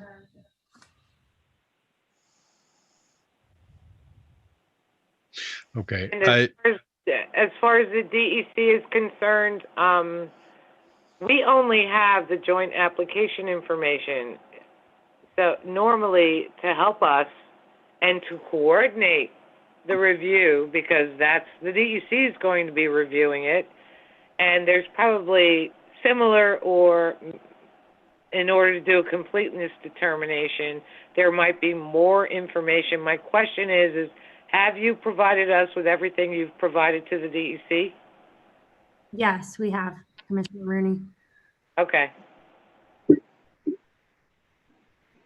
Because we, as you know, Ms. Motel, that we maybe you don't know, because that last application you went to the agencies prior to coming to ours commission, but it's always good for the applicant to do an application with everybody at the early stage, so that you're not committed to something should jurisdictionally there's an issue with what you're proposing. It could be easily changed. Right. So in this case, we've submitted to all three agencies within a month of each other. Right. Okay. That's the best way that the applicant can be served well. Other questions from other commissioners? All right. Well, Doreen, if I want to, since you had the floor first, I want to make sure that you've run through your stuff. I'm going to defer a little bit. I have a couple of things that I don't have in front of me right now. All right. It's I don't think I've ever done this before, but I'm going to start talking about this application by talking about another application. Ms. Motel, I went through the submission, and I saw the submission on other net fill projects, and two of those predate my time on this commission, but One Shore Road is both within my time and pretty darn recent. I think we both remember that. Yeah, and having read what you submitted, I confess that I am significantly confused.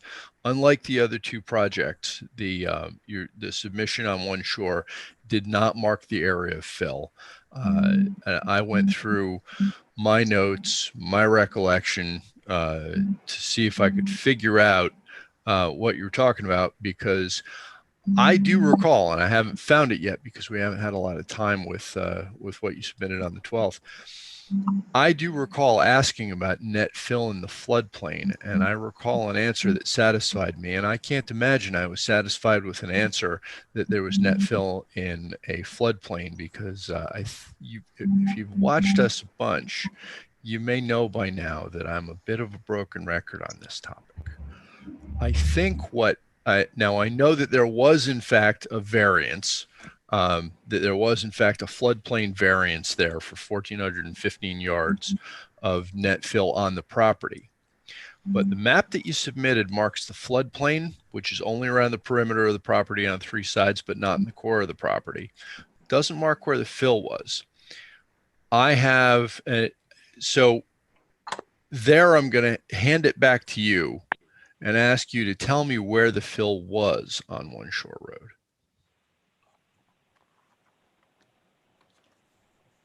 Let me pull up the map, Mr. Chairman.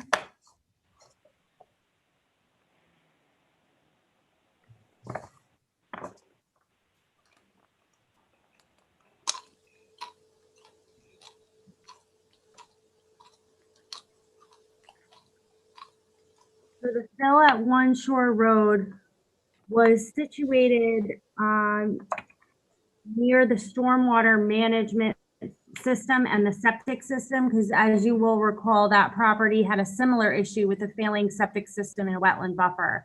So the fill centered around the pool area, the attenuation gallery, and the septic, The septic runs along the western property boundary, along that stone wall. For some reason on LMC TV, that property is not being shown, if you're showing it. No, she's not showing it, and I'm not showing it now. We can see if we can pull that up on the screen. It was part of your yes, it was, and I'm just pulling that up now. yeah, so Exhibit E, and it's item number 1 under Exhibit E. Analysis of prior matters.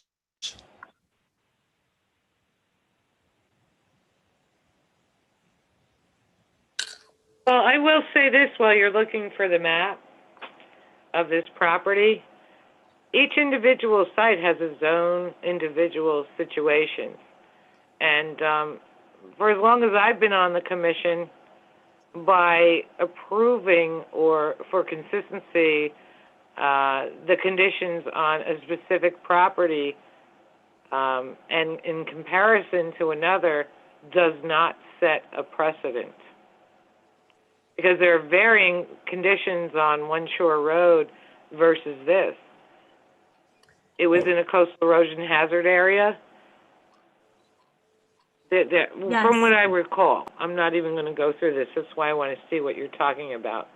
That's true, Commissioner Rooney. Every property does have its own unique circumstances. The purpose for us providing the precedent to the commission was in response to the comment that there's never been consistency issued for any projects in the village that propose positive net fill. Because in fact, I mean, that's a bit of a generalization. There have been projects, and you're right, each project has its own specific circumstances, some of which, I would draw parallels to what was going on at One Shore Road to this property, because you have an entire home that's completely uninhabitable, a property that's almost 100% encumbered by wetlands or wetland buffer areas, and a failing septic system in a wetland buffer. And certainly that project was very different from Grecian Point, but there are similarities to the two. And in that case, as in this case, floodplain variance is being requested from the planning board, and consistency review was issued pending variance. Do we have a copy of the floodplain variance? You have a copy of the resolution that's also in Exhibit F or E1 of your package. Well, what's the status of that request now? So this is,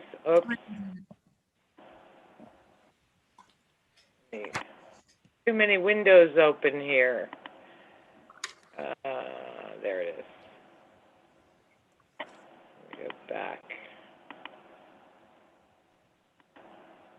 Nope. All right. So, I mean, unless I misunderstand something, in One Shore, by the time we dealt with that issue, the floodplain variance had already been granted. No, actually, the floodplain variance was granted after consistency review. So consistency was issued on May 20th, and the site plan approval, wetlands permit, and floodplain variance were issued on May 27th, 2020. Okay. Okay. So anyway, I mean, if you'd like to discuss the fill for this application, as you can see, the homeowners were able to significantly cut down since our July presentation, the amount of fill that is required for restoration of the site. Now, what's being required is mandated and we're constrained by Department of Health standards for the septic system and how much we need to lift the front yard, as well as bringing the home into compliance with FEMA and village residential construction standards. So, this is the same balancing act that we had to do at One Shore Road, which is why we were bringing that up as precedent. Mm-hmm. And what's the limit of the floodplain on this property? Well, the base flood elevation's at 13, so the lowest floor of the home is being raised to 16. The garage is staying at 13 because that's not a habitable space. No, but I had a different question. I'm trying to, the screen is shared and it's on the part that I can't Sure, we'll zoom out. I can't look. Yeah, if you could zoom out. There's no elevations on this one, just the wetland buffer and the wetland boundary. We'll go to the site. I need the contours. Sure. I don't know why it's not showing on LMC TV's feed, but it's not yet. Maybe it's a little delayed.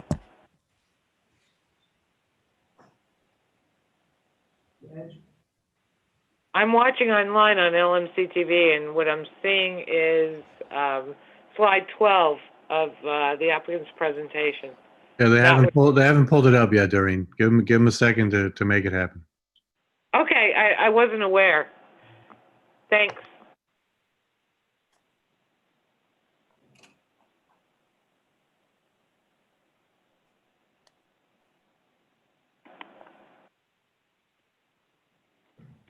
And your question, Chairman Burt, while that's being pulled up, just so that we can prepare.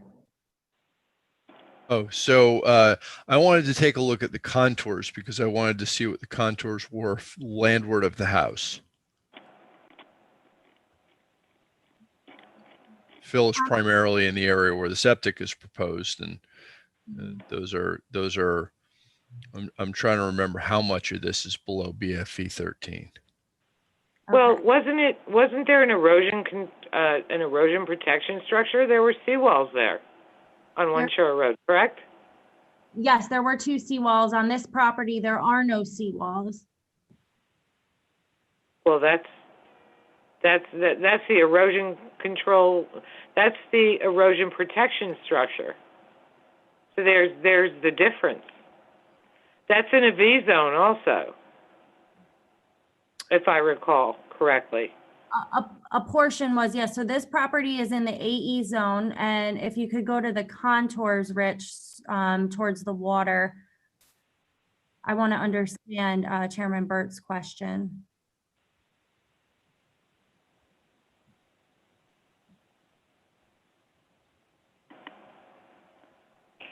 Geez, I'm losing everything here. Okay, so I'm looking at the front of the house. So I'm not really looking at the water side. I'm looking at the landward side where the fill is proposed. Right. The fill is proposed for that septic area in the septic field, as you see in the front yard. Right. I'm trying to see where I'm trying to get a good visual on the proposed area of changed grade. There's a proposed retaining wall that I can see. Oops. I can see the contours, but I'm trying to find with my eye what the distribution of the new fill is.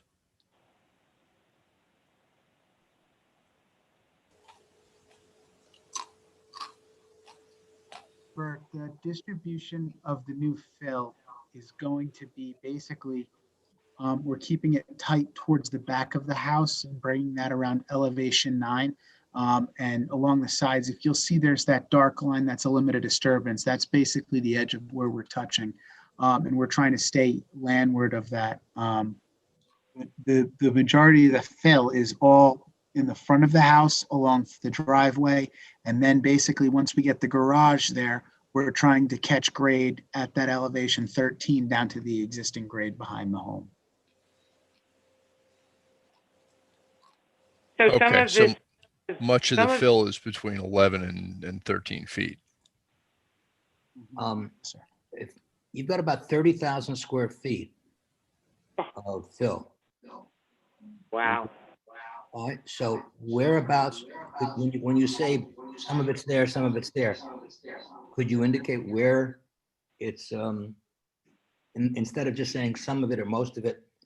I mean, how much is in the backyard of that? I mean, it's a lot of fill. And that's your reduced amount, if I understand, right? Yes, so that's the reduced amount. Right, so that's, I mean, 30,000 square feet, I mean, about 29,592 is my math quickly. Well, sir, I apologize, but our total limited disturbance here is only 26,000 square feet. Okay, 26,000 square feet. Got it. Yeah, and of that 26,000 square feet, we're approximately filling 20,000 square feet. There's 6,000 square feet that's going to either be repurposed as for a rain garden. There's a slight depression that's going to be excavated to the side of the building where we're actually proposing the existing home. We're not putting fill there. We're maintaining the existing grades and just grading to work around it.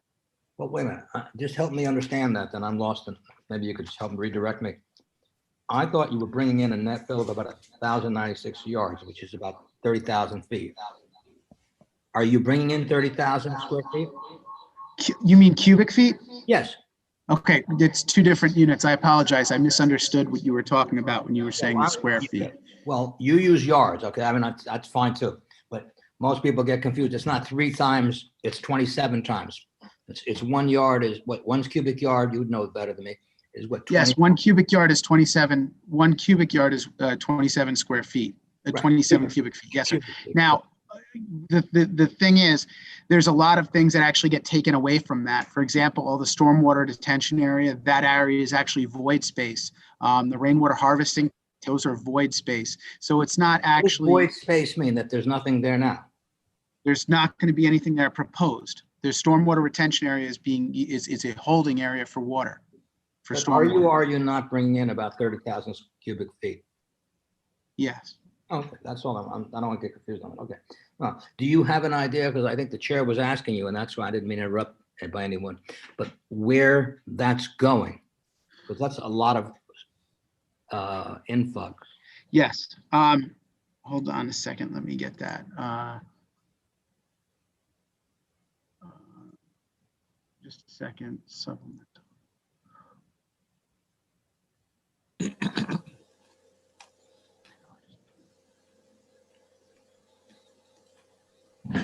Okay, this we have done. We've taken everything throughout the entire site and broken it down as to what the fill actually is. Okay. Of this, 480 cubic yards of fill have to be brought in for bank run. I believe this is what you were looking for. 93 cubic. I'm sorry, you just said 480, and then you changed top. Where are you putting the fill? If you could just repeat that, I'm sorry. On the screen too, David. Do you see it there? Oh, actually, it's now I lost. Here it is. Is this the existing conditions map? No. No. Oh, here it is. No. Now I think it's there. Now I think I'm there. Is that the? No. Which? No, David, he's got a table up on the shared screen. He's got a table up. Total fill required for site, cubic yards by construction element. For some reason, I'm if you could help me, residential development is the first page of that, right? No, sir. I'm not understanding. Are you looking for geographically where the material is being placed? Mm-hmm. Yeah. You're looking for. Okay. I think it's a lot of fill. I think we're gonna have to see a plan with the distribution of the fill marked. It is hard for me. Obviously, I'm very concerned about this issue. It is hard for me to keep clear in my head the difference between the proposed the existing grade and the proposed distribution of fill. So, I'm trying to keep it fresh, clear in my head, and I'm having a hard time doing that. where you see the proposed contours, that reflects installation of fill. The proposed contours reflect the installation of fill. This dashed contour right in the back, I don't know if you can see my pointer. I can see that. Over here, that's going to be a depression that's excavated. Over here on this other side of the home, that's another small depression that's going to be excavated. What's on the screen, though, is the chart, which is net fill by construction element, not the actual plan. So Doreen, the shared screen is different than that now. I know. Well, it finally came up on LMC TV. All right, good. What is is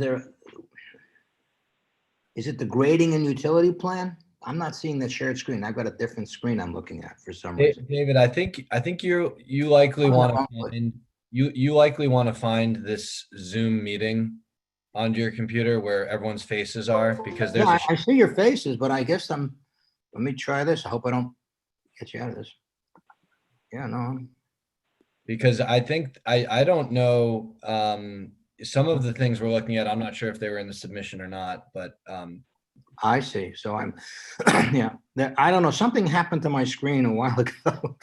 Let me see if this will help. yeah, you probably, Oh, okay. All right. Maybe I think this might be it. Okay. Yeah, it's just that your face is all blocked. This. You must have a million windows open like me, and I don't want to touch any and lose it. Oh, this is the one. Okay, so these are the contours. All right. All right. So this construction and fill is going into the DEC jurisdictional wetlands, correct? No, it's going into the jurisdictional buffer. Yeah. Portions of it in the back. Okay, let me ask a question. Does that green line represent the 10-foot contour line Yes, ma'am, it does. where the DEC jurisdiction ends? Yes, ma'am, it does. Okay, so a portion of your house is in the wetlands. No, it's in the wetland buffer. It's not in the wetland. It's not in the wetland proper. Is it the orange line that demarcates where the wetlands? The orange line demarcates the wetland. Yeah. That's the freshwater wetland, but the 10-foot contour is the DEC. No, ma'am, that's of what the DEC views as the Adjacent edge of area. their buffer. It's the adjacent area. Yes. The adjacent area. Thank you. I ask a question? So if this was a historic property and you couldn't destroy it, right? What would you do?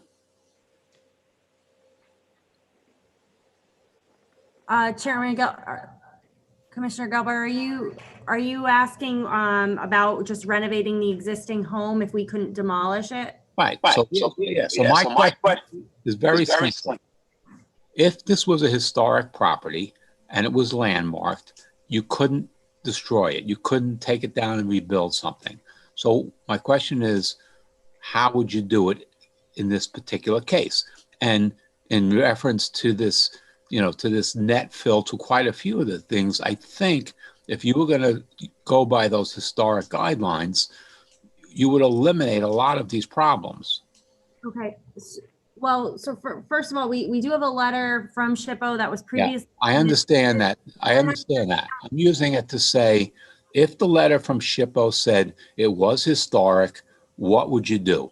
Okay. So if it was historic and we had to renovate it, there's a couple of things that wouldn't change. One of those being the requirement to comply with FEMA and Village Flood Code residential construction standards, because that kind of improvement would constitute a substantial improvement to the home. So we'd have to bring the entire structure into compliance with the residential construction requirements in a flood zone. The second thing is the septic system, which is failing. It would still be failing, and we would need to renovate that per Department of Health standards, the same standards we're proposing to renovate it to today. Both of those, the compliance with the FEMA requirements and the compliance with the septic standards require the same amount of fill that we're proposing today.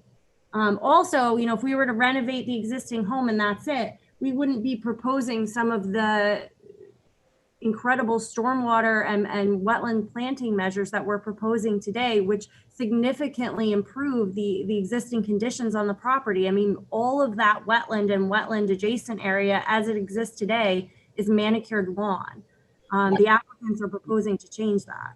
Right, but to me, the fact that you're not building new, that you're renovating an existing property, to me, at least from my perspective, and this is not a legal perspective, but it just seems like it's a much softer approach than taking it down and building a new structure. So, just thank you very much. Tony. Well, under our floodplain rules, this is a substantial improvement. And the VE 13 zone? It's an AE 13 zone. Sorry, why did I say V? I'm sorry, it's late. I misspoke. Sorry. So what are I know you documented this in your paperwork. What are the requirements of breakaway walls and things like that, or elevation above the floodplain?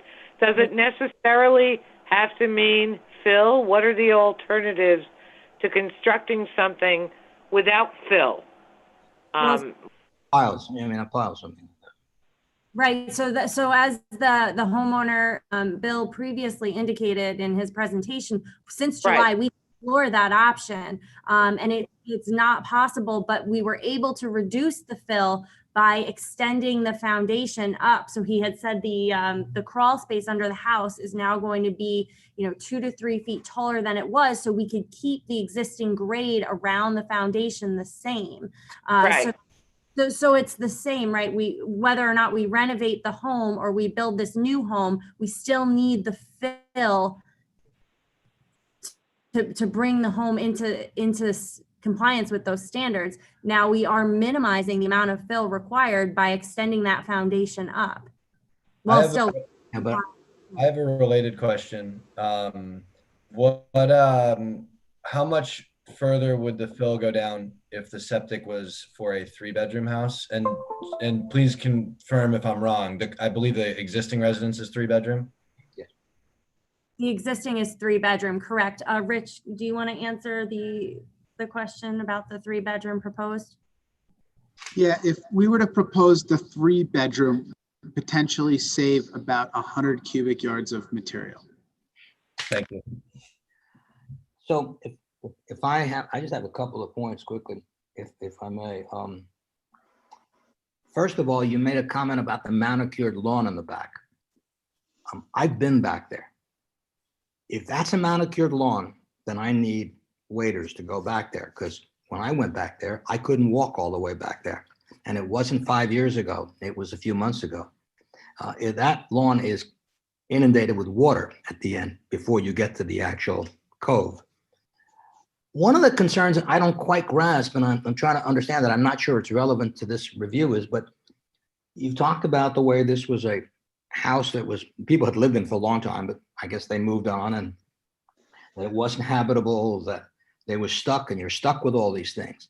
But bear in mind, from my standpoint, when I look at that, I didn't buy it. You came in and bought it, in other words, to do this with. These are issues that I think should have been evaluated to a large degree before you purchase the property. It's sort of a self-imposed or self-created issue.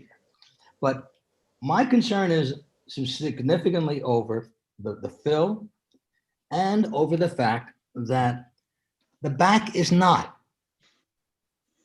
and I'm not delusional, the back was not a manicured lawn when I was there. So much so that I could not go down to the bottom. And I was there with someone else. I was there with my wife, and we had to go around. I said, well, we were taking a walk, and I said, no, you can't even go down there. And I'm concerned about that, because that creates a situation where you start off with, we're not going to do anything to it.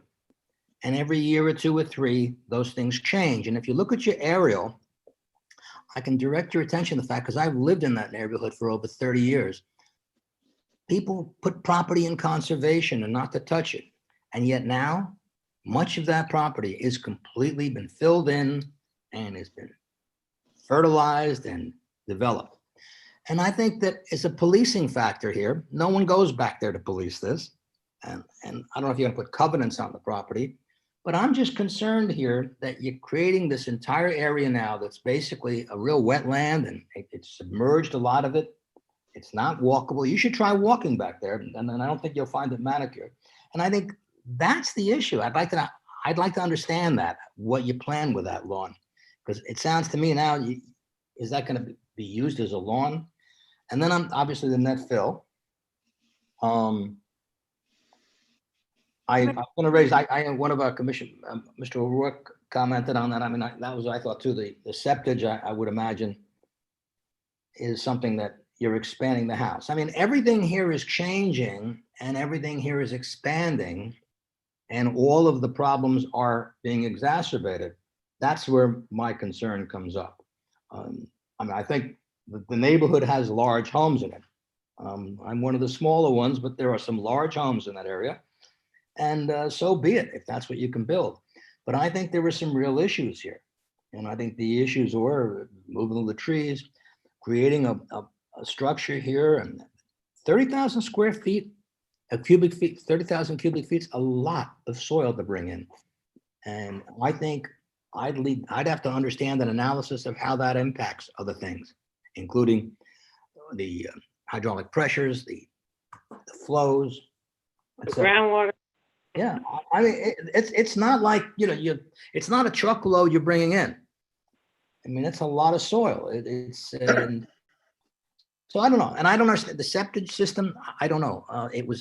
They had a septic system. It failed after they left. Are your clients planning to move and live in this area as well?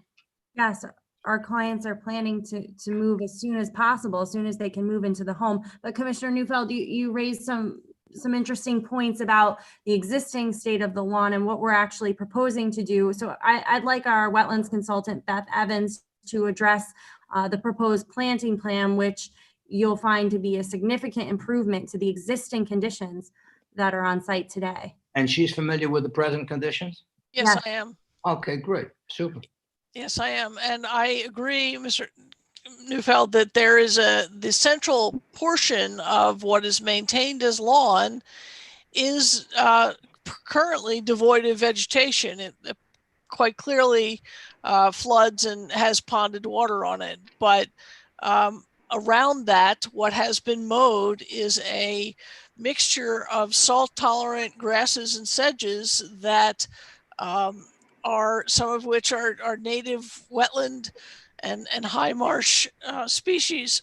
And what we're proposing is to just leave the highest portion of this lawn on the right-hand side as you look toward the cove as lawn, and leave the rest of it go back to be a marsh. So I think in terms of addressing your concern that what's going to happen to this, the applicants in this case are willing to leave most of that area to return to a not managed, not mowed high marsh area. Well, my great concern in this overall grading plan, because I'm not looking at the details, but grading an adjacent area can substantially alter surface water drainage and the flow patterns, and might even temporarily increase the erosion. And it does definitely eliminate fish and wildlife habitat. That is just before what is the freshwater wetland, which is between the tidal wetlands. Our LWRP established significant fish and wildlife habitats, locally designated, until we can behoove ourselves to get it within the state coastal management program. But our commission is concerned with these factors. The other thing too is right here and now, we don't have any information from DEC. We have maybe what you've provided, as information that you've provided to them, but we haven't heard from Department of Environmental Conservation if this plan is kosher with what they need to review for the tidal wetlands. But my concern is also we have a lot of various policies, and maybe what we should do tonight is go through the coastal assessment form to see how accurate that is with what we see that policies might be impacted as a starting point. This way, when the DEC comes, when the information from the DEC comes around, we can begin to get more details to deal with what we have here on many levels. Well, Doreen, it's 11:20 at night. To me, as you say, we don't have anything from the DEC, but I don't see how this project could be consistent. There's a huge amount of fill. I mean, it goes against everything in the LWRP. So as far as I'm concerned, we could vote tonight. It's not, in my opinion, it's not consistent. So it's 11:20. I got to go to work in the morning. So I know. Most of it. Can I say something? Can I say something? Hello? Let Andrew speak. Can I say something? So what's causing the problem with the fill and the issue that's causing the the placement of the house close to the wetlands, is the septic. Can we hear from the acting building inspector and from the village engineer as to why this private sewer line is being summarily dismissed? I'd like to see some evidence, and I'd like to hear from the village engineer, why is a private sewer line completely out of the picture? Because if a private sewer line was an option, that it would totally change the dynamic of this project. So why, village engineer, do we have this issue of the private sewer line is a non-starter? Why? And are there alternatives to the septic system? Well, there is no alternatives. Is Brian on? Yes, Brian I'm on? Okay. yes. Tell me why a private sewer line is a non-starter. And is that true? Is it true as a non-starter? Typically, it's allowed. The homeowner presented tonight that it was not, based on past letters from the village engineer. I do not know about the details of that or why it's not specifically allowed now. Typically, if the homeowner wants to incur the cost of having their own private line in a private road, it's allowed. I don't know the history of why it would not be allowed in this case. Okay, so Ms. Motel, do you have an answer for that? Yes, so we have a February 20th, 2019 letter from then village engineer Hernani, who cites the Westchester County Sanitary Code, Article 8, Section 873.728, saying that we can only connect to a publicly owned line. We cannot connect to a private. That's wrong. Connecting to isn't. I think, excuse me. I think that's wrong. I think that has to be re-examined. I think that'll, if you find an alternative or find a solution to that letter, I think you'll have many more options. And I'm working on a file now, very similar house on an old septic system on a private road. And Robert Wasp, who's the town engineer, the town of Mamaroneck engineer, is entertaining a private sewer line. So if the town of Mamaroneck will allow it, tap into a town of Mamaroneck sewer line, what's the issue with the village? No, but I think that issue has been totally glossed over. That's got to be looked at. There's a number of other issues with connecting and running another private sewer line in that street. Primarily, there's setbacks that have to be maintained between Westchester Joint Waterworks water main that's running down the street, Con Edison's sanitary sewer that's in the street, and the existing private sewer lines that are in the street. But in order to construct, Con Ed doesn't have sewers. Con Ed does electrical. I'm sorry, Con Ed gas lines. Okay. That's a different statement. Okay, well, tell us exactly where the mains are, how much room you need to separate. We need 10 feet of separation between the water and the sewer, 18 inches vertical. We need 3 feet from the proposed sanitary sewer and any gas lines. And we also need 3 or 4 feet from the existing sanitary sewer service lines that are in the street in order to make that and how many feet do you have? And how many feet exist? There's 20 feet. No, but how many feet? What you're saying is you're short those distances? You don't have those distances?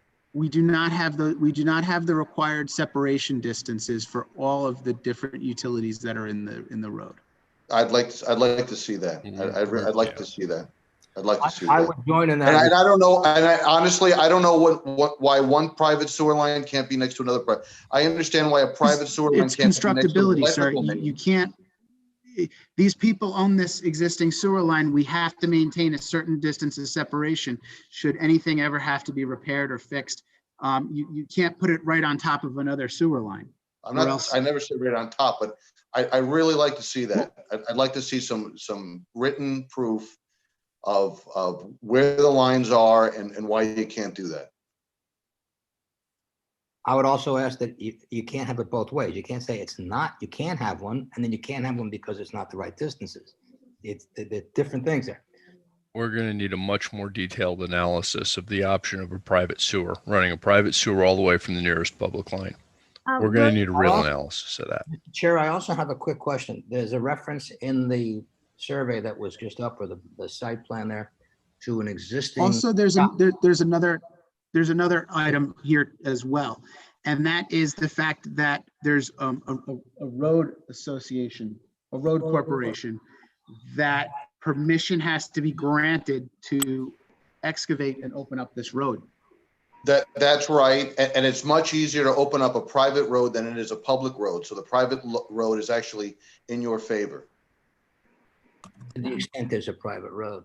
There's no bond required. On a public road, you have to put up a bond if you open up the street. On a private road, it's not a bureaucracy. It's a bunch of homeowners. You don't need a bond to open up a private road. Should be a much lower bar on a private road. It actually helps you. Additionally, William Long, I believe that Michael Stein of Hudson Engineering is trying to get promoted to speak right now, since he was working with Hernani on the feasibility of this line. Is there a way that we can please get him? We need David, go ahead. Speak your piece, David. Oh, it's all right. I have it was another thing outside. I just wanted to know, there's a reference to a dock. Is that a dock that's there now? Yes. It's out there now, today. Okay. I must have missed it. And is it a permitted dock, or was it just put up there? It's a floating dock. It's not part of this application right now. The homeowners aren't proposing to touch it or do anything with it. But it's existing in the water today, is what you're saying? Yeah, correct. Okay, and is it a legal existing dock, or is it not? It was constructed in the 1950s. We have photographs in the 1950s of it. So it predates permitting requirements from the Army Corps and the DEC. And the Village of Mamaroneck as well? Our harbor management plan has a date. I don't recall it off the top of my head, but if it was done in the 50s, yes, it predates our LWRP and our harbor management plan, because that was in the 80s. Okay, Michael Stein was trying to speak. Yeah, sorry. Thank you, David. Michael Stein, are you there?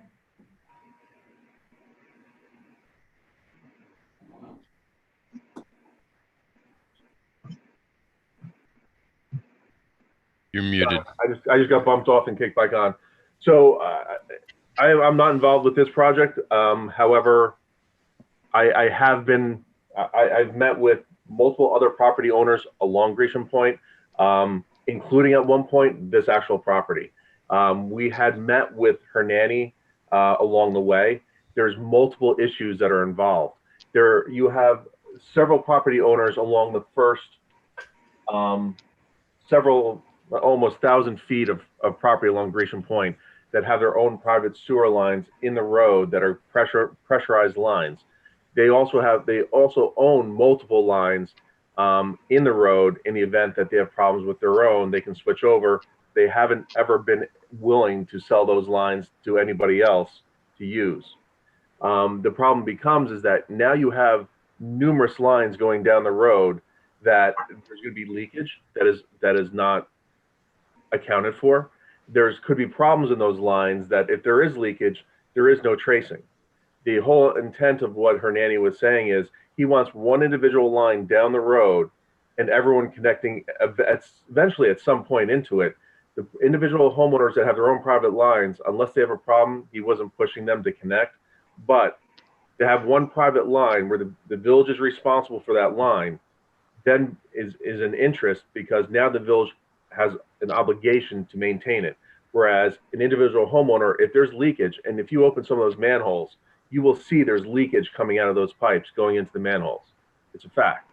But there's no control of what's going on unless it becomes a municipal line where you have pressure testing going on to begin with, that you know what's connected, that you know that the lines are built to a 10-state standard, which is a normal standard, and health department standard. So it's not that. I got to tell you, can I just stop you for a second? Got to disagree with everything you're saying. First of all, Hernani isn't employed by the village anymore. I don't know why we're going back to what he said. There's a new guy there. Ask the new guy what he thinks, number one, and he sounds open to it. Number two, sewage lines are low pressure lines. There's no high pressure line. If they leak, they're not leaking under pressure. It's all. I'm sorry, so that's incorrect. These are all force mains. It's not a gravity sewer. They're high pressure lines. They're not high pressure, they're low pressure. If you get a pump, it's a low pressure pump. It costs 10. I'm working on this now. I know this If stuff. they're called, the majority of them are called E1 units. And they're a low pressure line. They're less than 60 pounds of pressure in a line. Typically, they're around 15 to 20 pounds, give or take. But there is still leakage. I guarantee. So why are we talking about high pressure then? Why are we talking about high pressure when they're low pressure? I didn't say high pressure. What I'm saying is Somebody said high pressure repeatedly. If you Cordone said high pressure. If you go out to those the sewer manholes that are within Gresham Point, you will see there is sewage leaking out of those lines. It's a fact. Please go take a look. You will see it. But the point being is having 15 or 20 different individual lines going down a road as a private lines compared to one individual line. As far as municipality, that becomes in the interest because now you have control over who's connecting, what's connecting, compared to 10, 15, 20 different lines that there is no control. They could be leaking you know nothing about. How do you have private lines going down the public street though? No, it's a private road. It's not a private. It's not at all a private road. Part of it may very well be, but most of it is not. Part of it is a private road, but there is a private road. Past that, as you go down the hill, it's a private road. It says private road on it. It says private road. I have a sign too that says my name. But if you get up to Orienta, that is a public right of way that you have mains within. And having a plate of spaghetti going down the road. Now, if the if the village has to do any maintenance work in that road and they hit one of those lines, well, now it's the village's fault for hitting that line and they're responsible to that homeowner. To take that offline and have a public main, that's really what the whole intent and the interest was. Regardless of Hernani's here or not, I can tell you any day of the week that if I'm doing work and if I'm running a sewer line down the road and it goes past one property, the village is the municipality is going to make me make that a public main, which means I have to build a public standard. So it comes up to the property line of that property. Someone has to be responsible for the maintenance of the line. Lines aren't arbitrarily put in streets. They're mapped out. Before you dig in a street, everyone knows there's utilities there. You just don't dig and hit lines. I got to say, I'm not buying any of this. But you can't trace a low pressure line. A low pressure line is an HDPE plastic line. I'm familiar with the subject matter. None of this rings true. Andrew, thank you very much. Look, I'm going to cut this off because we're spinning wheels at 11:30 at night with other applications pending. What I know I need for sure before I can make a contingency determination, be comfortable that I know how I'm going to cast my vote. Several things. We still don't know what DEC says, and we still don't know if a floodplain variance is going to be granted by planning or not. But in addition to that, on the issue of sewage, I do not now understand the difference between what is legally permissible under health code, et cetera, and what is simply an issue of practicality. So I think what I need to know first from our counsel, not from somebody who's, who has a duty of zealous advocacy to the applicant, is what is legally permissible for private and public sewer for this property.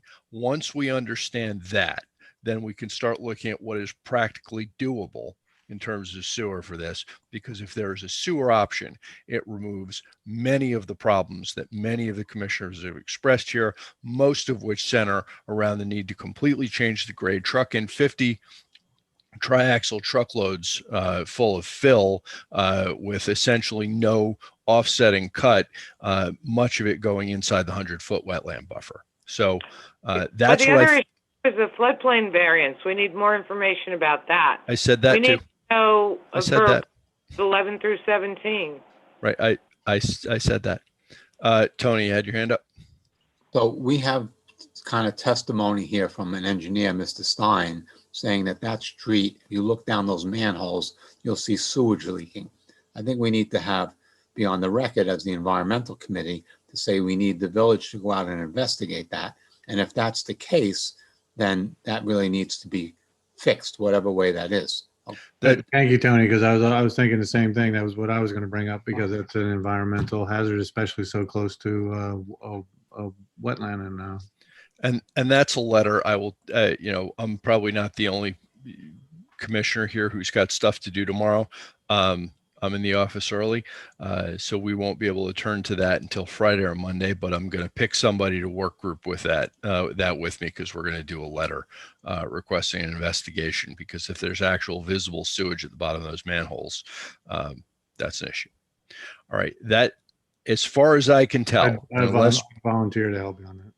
Thank you. As far as I can tell, unless some other commissioner has an issue that they can neatly frame further information we need right now, that is as far as we can get on this application tonight.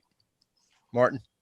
Yeah, the one thing that we didn't even dive into, and I don't know if you want to hear it tonight or wait till the next meeting or whatever, was the environmental reassessment based on the removal of all the trees from the property, and you know, that issue that was pretty big for us last time around. I believe that the village's environmental consultant, Sven, is on the call right now, if he would be willing to comment on his recent site visit. Yeah, gladly. You're muted. Okay, that's meaningful progress, and I think that it's a good idea to do that now. Thank you for being with us, Sven. You hear me? Yes. Can you hear me now? Yes. Yes. Okay. Basically, absent of a tree ordinance in the village, which you don't have, it is essentially an issue that I'm reviewing that has to do with the LWRP. And the LWRP, in this particular setting there, concerns itself with the marsh, the Grecian Point Marsh, which is a few hundred feet away from the property. Now, what I pointed out in my first commentary was that the tall trees on the property provide a habitat that is valuable for some of the birds that visit the marsh, and also that forage and live in the water body. I don't know what you call that particular water body there, that part of the sound that leads to the marsh. Cove. What's that? The cove. Delancey Cove. The cove, yeah, the cove, right. Sorry about that. Delancey Cove, right. So the issue for me in my first commentary was that I was afraid too many of the big trees were going to be taken away, or if they were not taken away, they were impacted with fill. That issue has been pretty much resolved. I've seen the property, the big trees are still there. And I'm actually very pleased to say that the owner's willingness to not have a lawn in the back, but have actually a functional wetland in the back, should really be credited to as a positive move. All his neighbors have seawalls and try to keep the water out. He doesn't mind it coming in and going out again. And that could actually help some of the birds in the marsh. They might actually take to this wetland too and rest there for a little while there's low tide. Okay, so yeah, my concern, I think a lot of the commissioners' concerns were that a number of the trees had been removed, and you're saying that they were the smaller trees and the larger canopy trees remain? The larger canopy trees remain, and there are a few that still have to be removed, I guess, for the septic field. Overall, though, there is still enough tree mass there that it would be beneficial. Thank you. That's helpful. Thank you. Okay. Unless any other commissioner has something concrete where we can advance the ball. Okay, this one is on for our next meeting in October, and we have two other applicants. So Ms. Motel and crew, thank you for your time. Thank you, Chairman.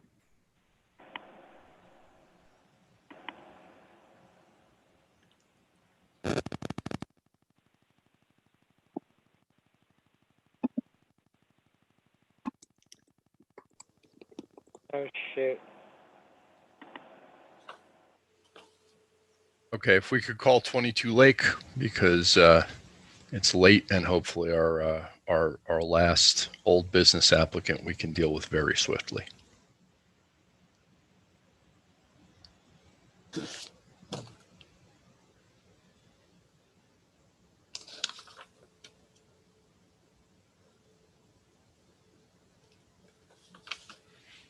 Good evening. This is Eric Jacobson. I'm the architect for 22 Lake Road. Good evening, sir. I can hear you just fine. Welcome. Very good. I know it's late. I'll be brief. This application was first before your board back in June, and you asked me to hire an environmental consultant, which we did. And Beth Evans is with us tonight for her third project. Just a brief review. This is a home that was built in 1978. There currently is a 400 square foot deck in the rear of the home that is in need of repair. It is literally rotting because it dates from the original construction of the home. It has a zoning violation that we're removing. The deck currently has a rear yard setback issue. We're going to be cutting it back. So we're eliminating the zoning issue in the rear of the house and giving more of a buffer area in the back of the house. The new deck is proposed to be 745 square feet, so it's going to be larger. It's going to be of similar materials of wood construction. It requires 9 piers to be installed. They will be hand dug. All the construction on this project will be done by hand. We've included an erosion control. And of course, we attended the wetland planning board meeting back in May, and we're back again here. So Beth has done her assessment, and it's a 2-page letter. I trust your board members have read it. Basically, the last paragraph says that in her opinion, the proposed project will have no adverse impact on the regulated shoreline areas or on adjacent properties. And there will be no adverse impact to wildlife, water quality, or the visual character of the shoreline resulting from this project. So with that, I'd like to entertain any questions you may have. And is Beth Evans on the line?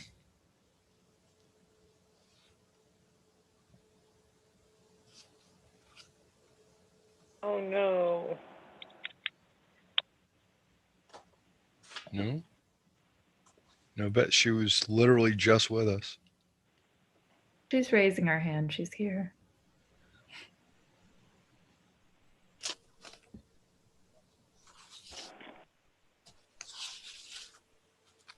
Yeah.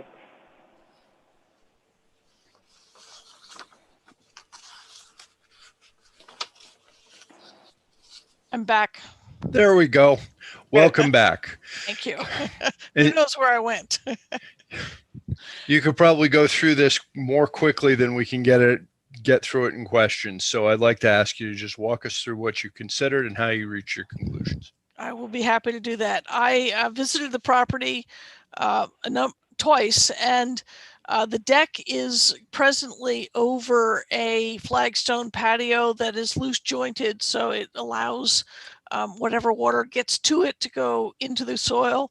The new deck will be similarly over the patio and allow infiltration of stormwater.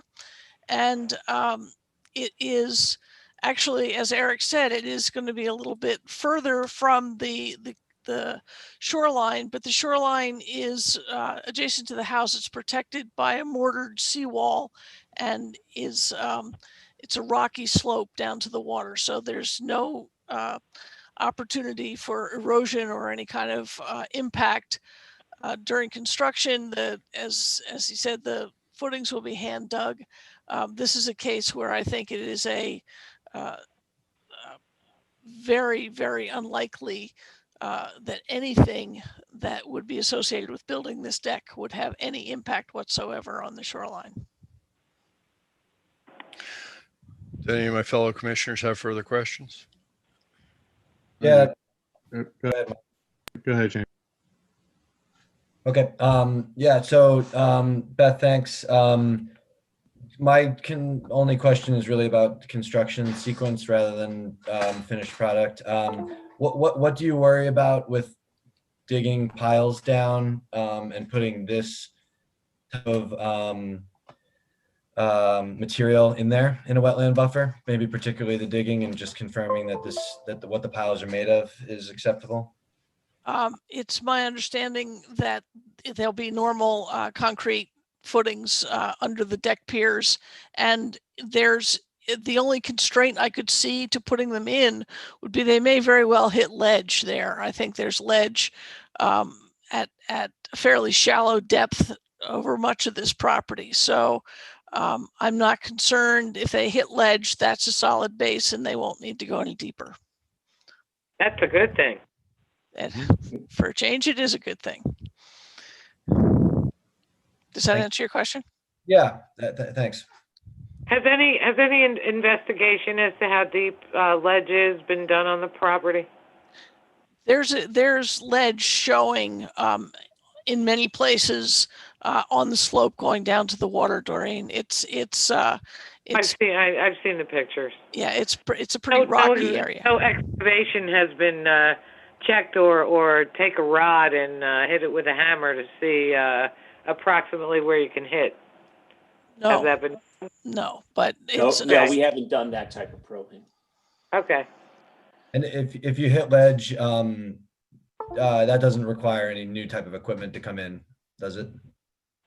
No, typically we would drill into the ledge, grout in some rebar, and then just pour footing. It would just be shallower. There'd be less excavation.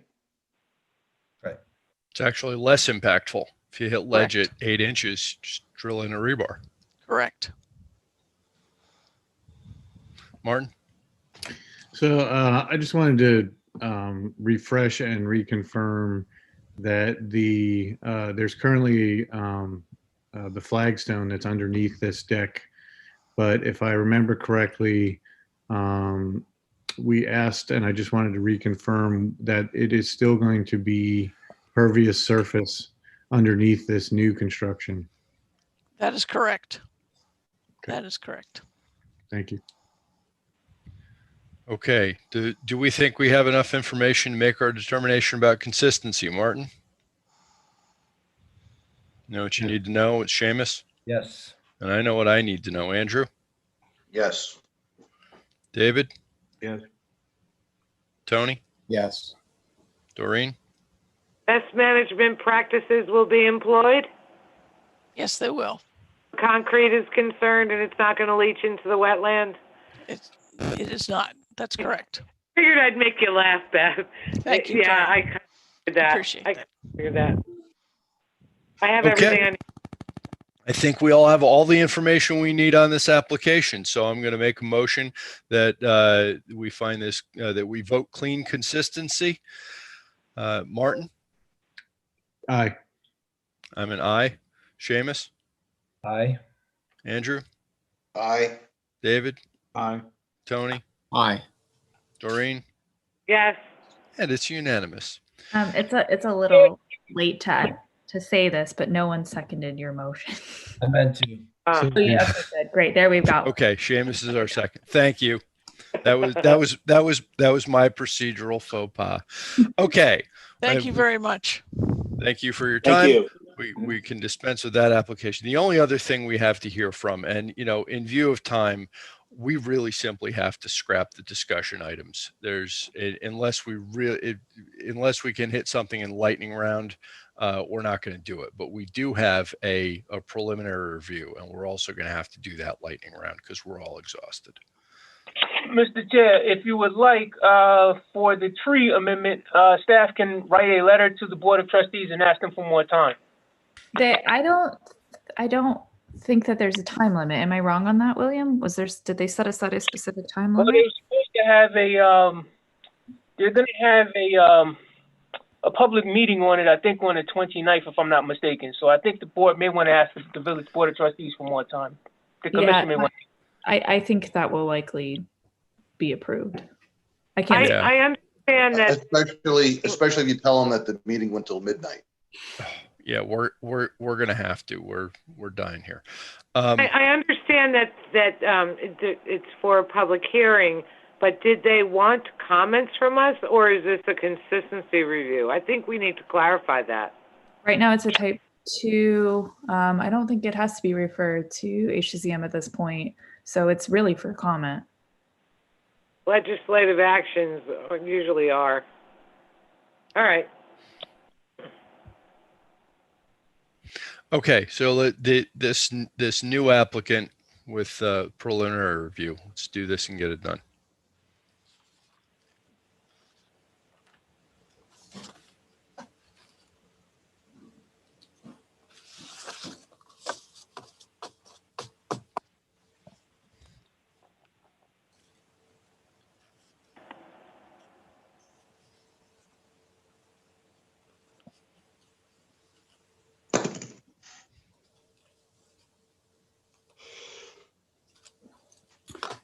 Good evening, Mr. Chairman. For the record, Tony Joffrey, a member of the law firm Cuddy and Fader, 445 Hamilton Avenue.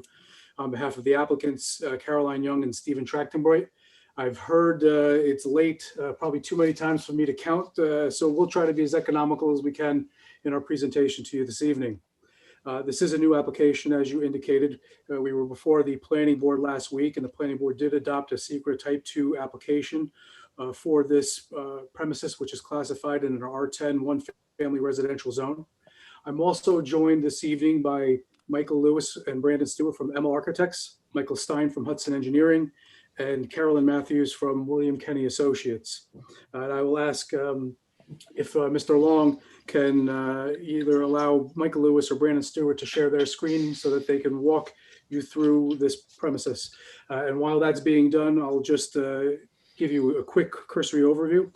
The premises abuts the east basin of the Mamaroneck Harbor and is improved right now with an existing single-family home, garage, patios, and decks. The proposal that's before you this evening will be adding an addition to a second story of an existing garage to use as an office, the construction of a breezeway connecting the house to the garage, a new pool with amenities including a new fireplace, spa, pool stairs, and pool cabana. We will install pervious replacement decks, have new stormwater management infrastructure, new wetland buffer plantings, and remove existing patio and impervious deck from the wetland buffer. And I see Brandon Stewart's on the screen, and if Brandon, if you can unmute yourself and share your screen, we can walk the commission through this proposal. Yes, can everyone hear me all right? Yes. Yeah. Okay, thanks for sticking around with us for this long, and thanks, Tony, for the introduction. I'll run you through some of the same elements he discussed, but with this pictorial in front of us, this rendering that you've seen. In general, everything that's in black and white represents the existing structures on the site, and generally what's shown in color is what's being proposed. As Tony described, there's an existing stone patio in this quadrant of the existing house, and an impervious wood deck around here, both slated to be removed. Currently, these two elements are both non-conforming with regards to the side setback, as well as take up a considerable amount of available flood volume, in addition to being impervious from a stormwater management perspective. So those are both slated to be removed. Also, not existing non-conforming with regards to the other side setback is the corner of the existing one-story garage, which is proposed to be modified to become compliant.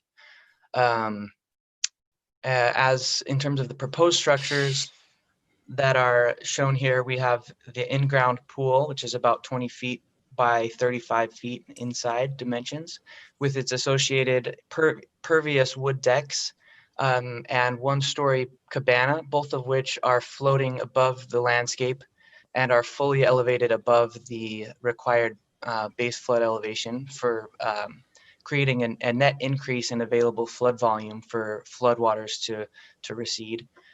In addition, we have this two-story connection breezeway that provides access from the driveway to the landscape at the rear, as well as from the existing house to the existing garage. It also houses a stair that provides access to the second story office addition above. In terms of just broad strokes, before I turn it over to Michael Stein and or our landscape architects and wetland specialists, if they're here with us, the general directive we were given by the owners from the very beginning of the project was to provide a pool in a natural setting with very minimal paving. We were very pleased to see they did not want us to show a pool with hardscaping all the way around it. In fact, the only real hardscaping that exists is some stones set within grass joints just at the bottom of the stair landing here. Other than that, all the other structures are nestled into the proposed native landscape or native plantings. I also should point out that even though they're ghosted, there will be significant screening of this lower portion of the deck, and the supports for both the cabana and the deck will be recessed in order to provide space for planting, so that you really just see this new proposed structure floating above native plantings. Also, very principled in their concerns was to protect this large tree, which is very important, both to the homeowners as well as to neighbors and users of the East Basin. It's almost a landmark at the bend of the river here. Everything that we have proposed from the very beginning has been to try to keep that tree, as well as all of the other large trees at the front and sides of the property. The only tree being proposed to be removed is a small crabapple that resides right about where the proposed stair will land at the bottom. And with that, I'll let Michael Stein describe the stormwater management structures that are proposed. One quick question. Can you see the property from Harbor Island Park? I'm not sure. Let's see, can someone else answer that? Mr. O'Rourke, we can verify that when we come back to you, and we'll try to maybe take some viewpoints to confirm for the record. Yes. Sorry, this is Caroline Young, the owner. The large tree is visible from Harbor Island Park, but the rest of it is it's shielded by the canopy of that tree. Thanks, Caroline. Yeah, that's good.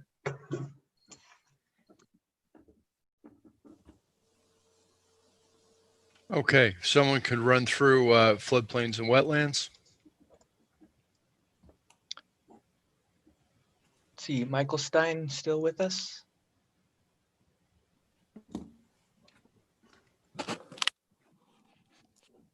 He told me to text him and wake him up when we got to him, but Text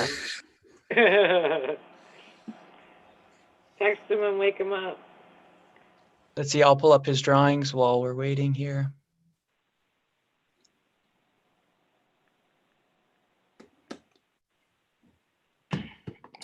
he indicated that he's on with his hand up, but he needs to be elevated to a panelist.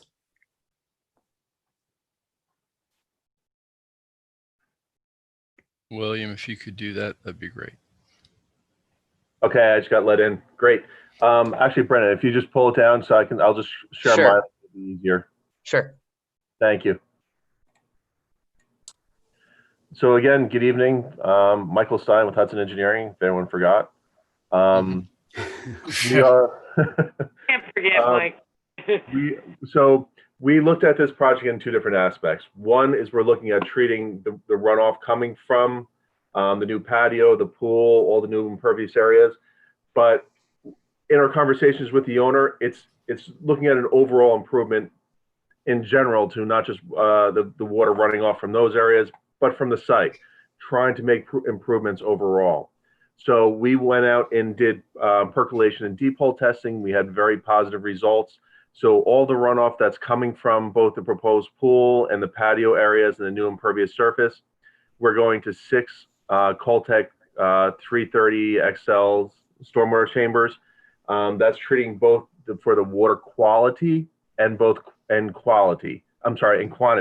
So we're treating up to the 25-year storm, all the runoff coming from those areas.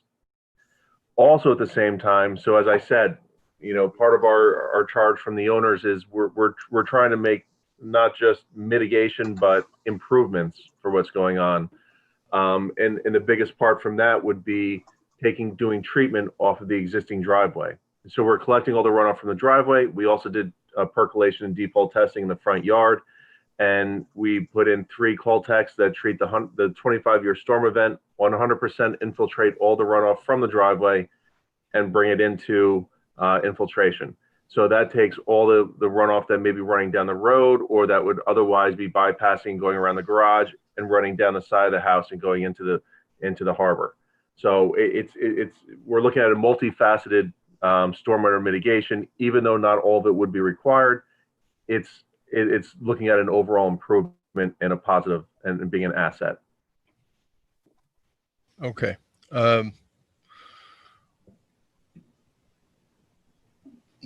What's the base flood elevation here? It's elevation 1213. Just looking at my plan, it wasn't accurately reflected. The surveyors have gone out to do a LOMA, and they're currently in the process of doing that. Okay. The line, actually, if you can follow right along here. I didn't get a chance to highlight it on this plan, but it actually follows right along here. They've already drawn the meets and bounds description, and it comes around the house and comes out over on this side. Okay, I see where you're indicating. So the surveyor is in the process. He's already done the survey work. He's already done the meets and bounds description, and they're working on finalizing the application for the LOMA. Okay, so a significant amount of this work is within the 100-foot buffer. Correct. Okay, no work within the actual wetland, but a significant amount within the buffer. Correct. Right along the rear of the house, if you can follow right along that line, that is a 100-foot buffer. So yes, the pool and the majority of the patio and this rear addition here are within the 100-foot buffer. Okay. And to answer your other question, yeah, with the wetlands delineation letter that you might see there from William Kenny, the wetlands begin on the seaward side of the seawall, and no wetlands reside within our property. Right. And it should also be noted that based upon the grading and the siting of all the different improvements, there is a net 0 increase in volume reduction. So in other words, there's no volume. No change to volume. Yes. Yeah. There's actually a minimal gain, negligible.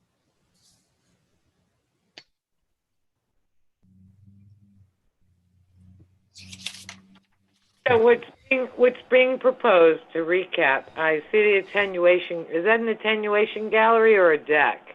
No. To the left oh no, that's of the 1-story frame and clapboard. No, that's not part of the stormwater system. The stormwater system is specifically the rear back of the here at this area with the 6 Coltex that are going in. Okay. All right. So Mr. what is? Chairman, I misspoke earlier. William Kenny is here on behalf of the applicant as well. I understood it was Carolyn Matthews, but I'm glad to see Mr. Kenny. Not a problem. So the additions are the pool, the deck, and some. The 1-story pool cabana and a 2nd-story office addition above the existing garage. Right. Gotcha. Okay. Now I understand. Mm-hmm. Got it.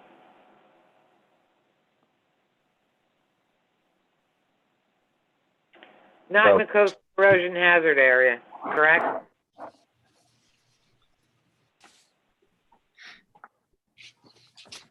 This is an AE 1213, correct? Correct. Yes. Okay.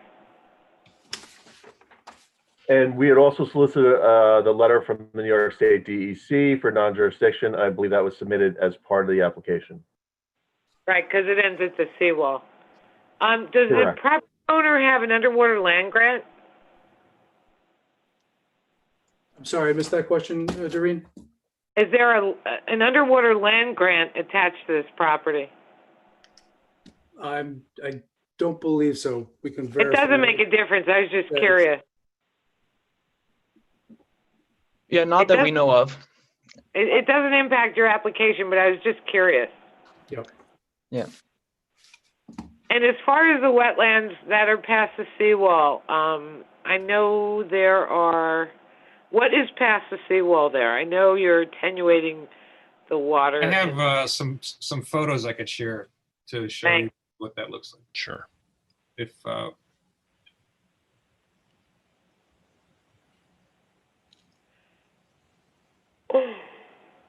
okay. Good evening. This is Bill Kenny, the principal of William Kenny Associates. I'm a professional wetland scientist, soil scientist, and landscape architect. We were hired to map where the wetlands are on the property, assist with the landscape design, as well as our arborist on staff was involved with assessing the existing trees on the site and developing a plan to ensure that they'd be protected with the proposed improvement during and after construction. But quickly, perhaps we can go through the photos first so you can get a better understanding of existing conditions. This view, of course, is along the seawall looking west. And so it's, you could see there are, the tidal wetlands are right against the seawall, and as in accordance with the way the state of New York identifies tidal wetlands, they have different categories. And there's a small area of intertidal marsh on the western end of the property.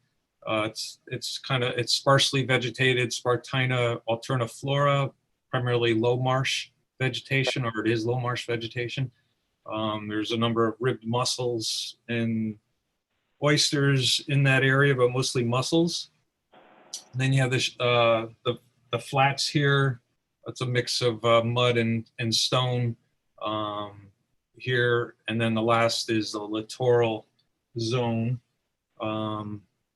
where it's at low tide, you still have water present. So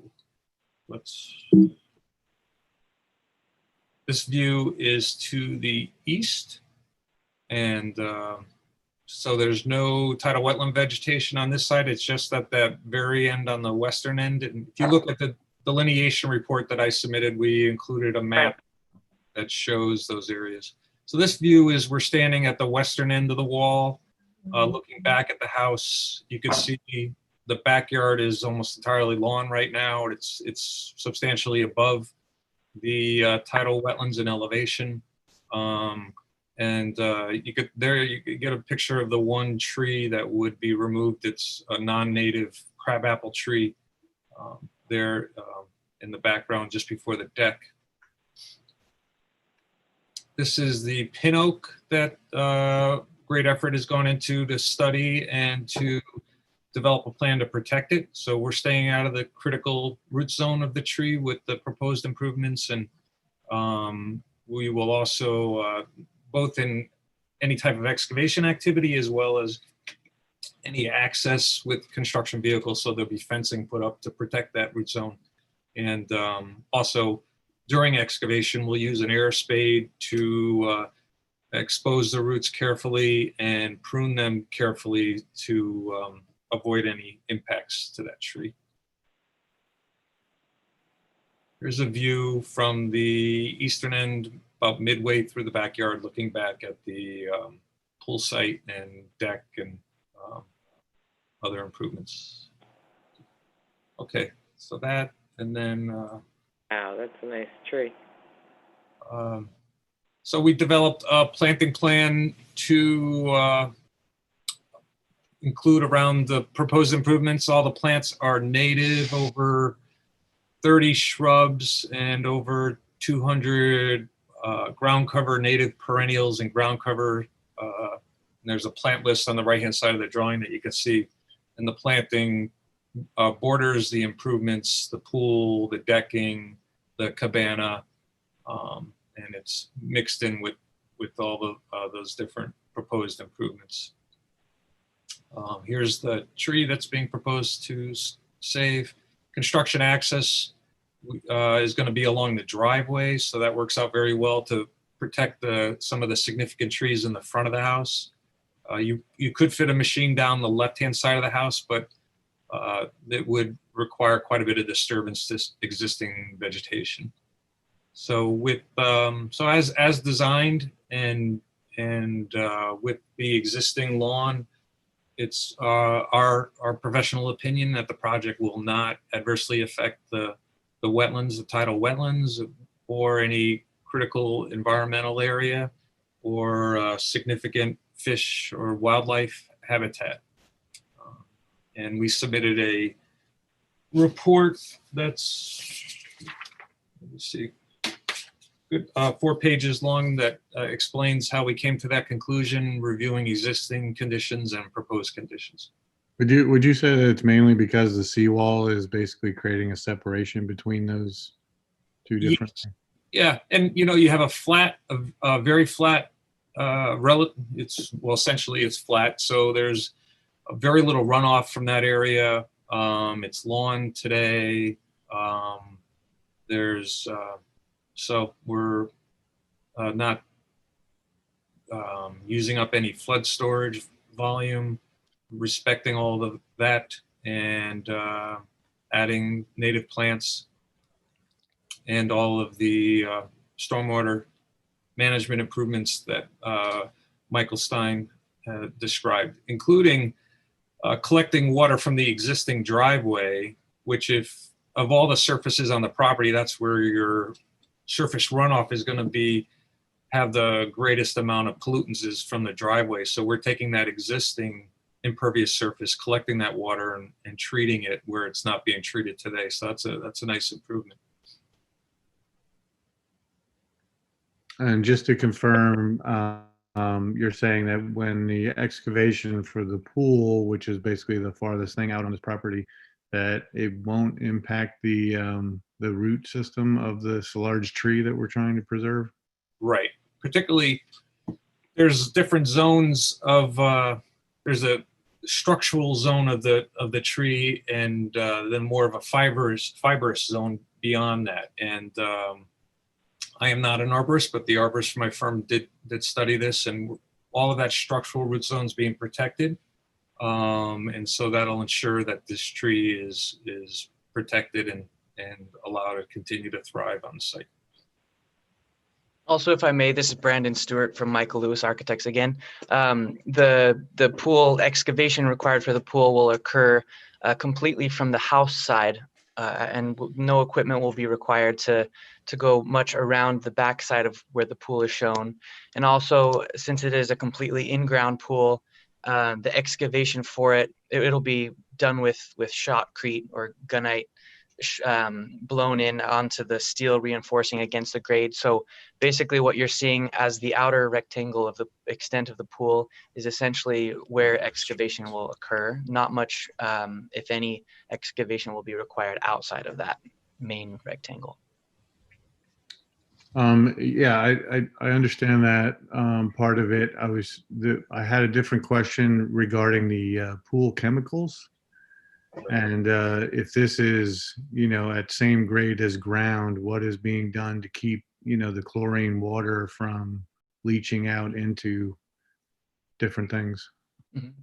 Yeah, well, one quick comment there. The pool is proposed to be a saltwater pool, which doesn't mean that the chemicals required in maintaining it are completely benign, but definitely better than a chlorine pool. And one thing that maybe wasn't clear in our presentation is the area where the pool equipment will be housed is completely elevated and completely enclosed. And I'm not showing my screen anymore, but if you see, there's a small room on the upper right-hand corner of the garage, accessible only from the garage. That is where all of the pool equipment and chemicals will be stored. So no pool equipment under the deck or any areas where chemicals would be present anywhere outside on the property. And what is the reason for the letter of map amendment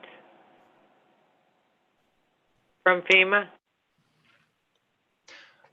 Oh, so maybe Michael Stein can speak to this. If you look at the survey, the rough grain, shall we call it, line that's shown as the floodplain is much more towards the front of the site. It's labeled as the 12-foot mark, when in reality, after the fine grain topo lines were shown, the 12-foot topo line is significantly farther towards the harbor. And so the LOMA process was to get that line officially amended on the FEMA plans so that it no longer shows running through the front of the property. Correct. That's correct. And that's what Michael was showing earlier on the plan. Right. Okay. It's late. I'm not thinking. I just had another quick question about the short EAF form. And that is that on question 10 and 11, you say no to both of those. Will the proposed action connect to any existing public or private water supply? And will it connect to any existing wastewater utilities? Those both say no, but how is the pool going to drain and how will it be filled if it's not connected to a water supply? Oh yeah, we went over this question internally a couple times, and I think Michael Stein, correct me if I'm wrong, your determination was we answered no to those because there's no new service. Is that right? Correct. We're not connect. We have no new service connecting. We're existing services, so we're being fed through from the house Right. itself. Well, the question asks, will proposed action connect to an existing public, not new service? It says existing. And Right, but no, it says it will connect to a new public water supply. No, it doesn't say new. It says existing. Okay, we can take a look at that, but I mean, whatever fill is going into the pool will connect ultimately to the water service. It was more trying to interpret the meaning of it to answer. So. Right. Well, it doesn't say new at all. It says existing. We can certainly revise that EAF to address that question, but notwithstanding, this is a type 2 action and the submission of an EAF wouldn't even be required. But we can make it part of the record to correct that. Has this commission hasn't decided if it's type 2 yet, has it? No, the planning board did. But it's not a coordinated review if it's type 2, so that's their determination. This is a type 2 action. There's no marine structures permit that's required as part of this application. There's no environmental review that's required by this board. Right. We don't see requirement. We don't do seeker. We do for marine structures. All right. Well, I just had a question about that because it didn't make sense to me. Yeah. The only thing that we actually have to do seeker on is the permitting with marine structures and perimeter permits. Consistency is at a higher level than seeker, by the way. It's at the federal level, not the state.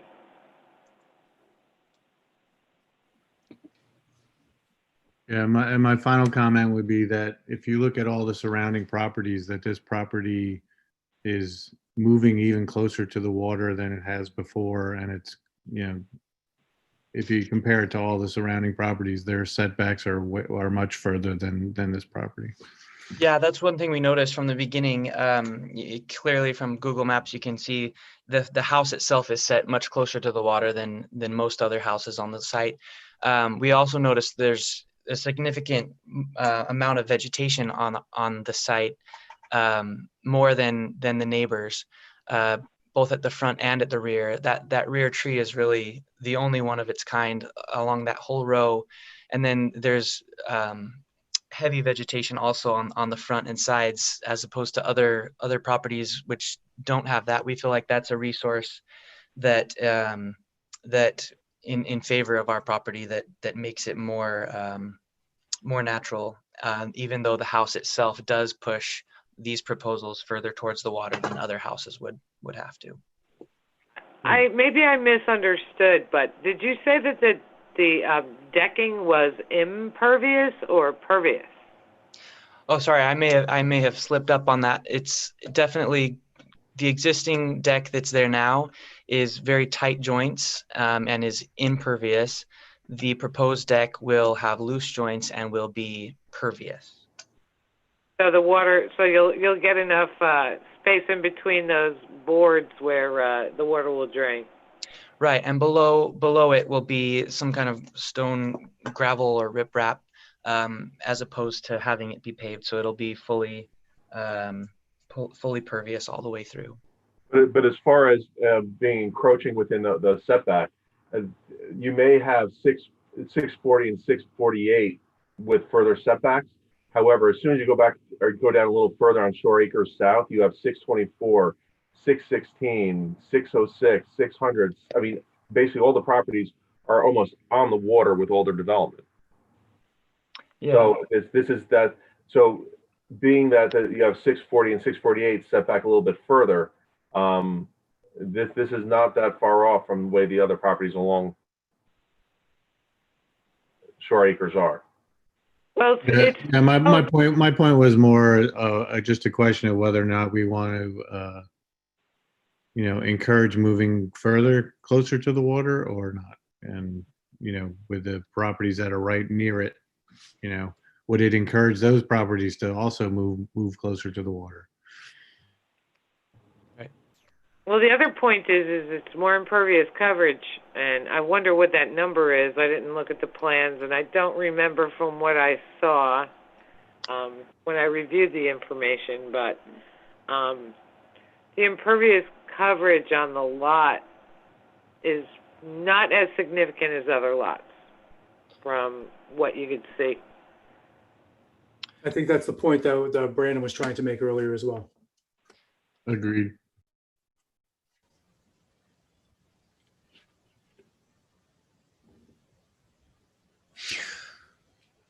Oh, Okay. that's nice. Can we see if we can really see this from Harbor Island Park? Yep. Or From this one? Looking at the GIS right now, it would be extremely difficult. You may be able to see the tree, as the owner had mentioned before. However, that sight line is definitely obstructed by a lot of vegetation. Right. And I know which house that is. I've been looking at that house on that street. It's cute. so, and just going back to what I had said before, you have 640, 648, and 652, which are all relatively set a little bit further back. But even the houses down further across on the road, on the same road, the houses across the harbor on Lawn Terrace, these are set back considerably compared to any other properties around. So the other properties are much further intruding into the 100-foot buffer than these properties are. Yeah, granted, but if somebody came to us to try and build one of those houses now, that probably wouldn't happen. Yeah. Right. Well, and I think it's significant as well. Our reading of the code was that the entire pool and all of its appurtenances do count as a structure that must comply with setbacks. So you'll notice our rear setback, we're taking not to the house or to any actual buildings, but actually to the corner of the pool as code requires. And you'll see that it's compliant. So that might be something that could be shown to future applicants, that it's still, even counting the pool, is still compliant with the rear setback requirement. And as indicated in the initial presentation as well, there have been great efforts to respect what's going on and respect the environment here, but also to respect what's happening as it relates to the existing nonconformities with the structures which are being remedied and being made zoning compliant. Mm-hmm. Right. Yeah, I appreciate Right. that. Yeah, definitely.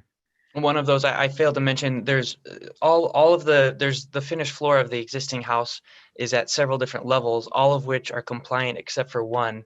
The family room, which is closest to the water, is about 6 inches out of compliance. In other words, lower than where it should sit in relation to the BFE. And even though the envelope of the building at that area is not to be modified, the floor level is proposed to be raised to make it sit at that required 2 feet above BFE elevation as well. So the owners have been really open to making everything really as compliant as we can make it in and out. And just to respond to the comment that that you wouldn't have approved them, that would mean addresses 558 all along that side, all the way up through 624 wouldn't be approved because their entire building envelope is within the 100-foot setback. Right, but we can't go back in time. I'm just saying if it was an empty lot and somebody came to us and wanted to build a house right up onto the water like that, that probably would not be approved. No, it would likely be built closer to the road, and we have less of those issues. But Right, but it doesn't matter. I mean, I'm not, it's a moot point. It's just sort of just making an observation of the houses that were directly adjacent to the property. Mhm.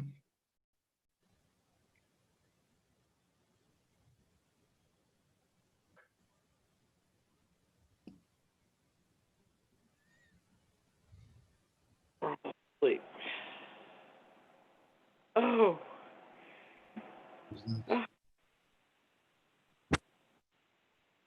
What? Am I still on? Yes. We can Okay. hear you. I just heard a real weird noise on my phone. I'm surprised it hasn't died yet.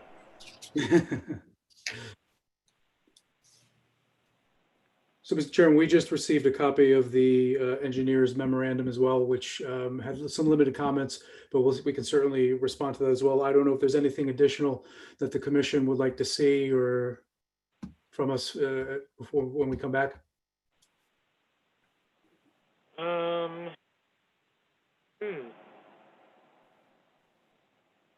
If there's nothing, that's quite William, all right. you're gonna no.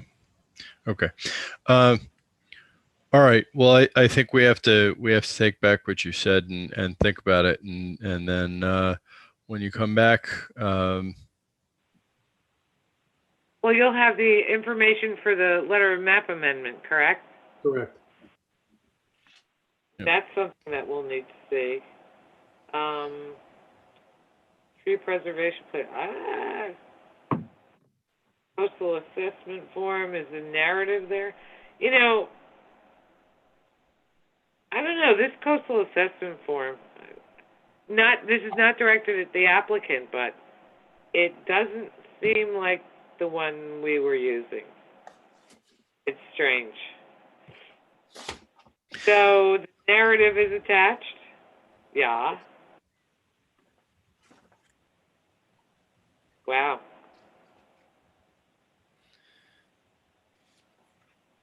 Wow. okay, Mr. Joffrey, when you come back, we will try to move this as expeditiously as we can to a vote. We appreciate that. Thank you very much for your time, and hopefully you finish up your discussion items quickly. Thank you. Yeah, by Great. taking Thanks them all. over. Thank you. Have a good evening. Have a good evening. Thank you. Good evening. Okay, we look. None of us is awake enough to have to get meaningful work done on discussion items tonight. Is there anything that somebody really feels like we cannot simply push? Was the pump out boat discussion just an update about? Just an update. Village gave them a slip. They're back. Yeah, and thanks to I was pushing Jerry to get that done, and he finally made it happen. So. Yep, that's true. So we can cross that one off. Check. Okay. And the wetlands law, we're still waiting to hear back from the Department of State. I sent an email, and hopefully we'll hear back. I'll stay on that, Thomas, because you and I were supposed to do that. Yeah. I haven't heard yet. Yep. Okay. So I think it would be helpful to do work sessions and try to get through, the non-applicant items separately, because I mean, isn't everyone's experience that it's just gets to be long and it's hard to do a job with that? So instead of doing a 4-hour meeting, maybe a 2.5 and a 1.5 on separate days, even if it's another day per month, that would work for me. Me I think too. that's right, Seamus. Yep, I agree. Yeah, I think we can get more accomplished without applicants on work session items outside of meetings, because we're always too fried at the end of the meeting. Yeah, absolutely right. Yep. This is pretty extreme. I think we just got to cut this one short. So I'm going to move to adjourn the meeting. Do I have a second? Second. All in favor? Aye. Aye. Thank you, folks. Have a good evening. Have a good night, everybody. Everybody, see ya. Well, have an end of your night. Bye. Have a good morning. Yeah. See us. Take care.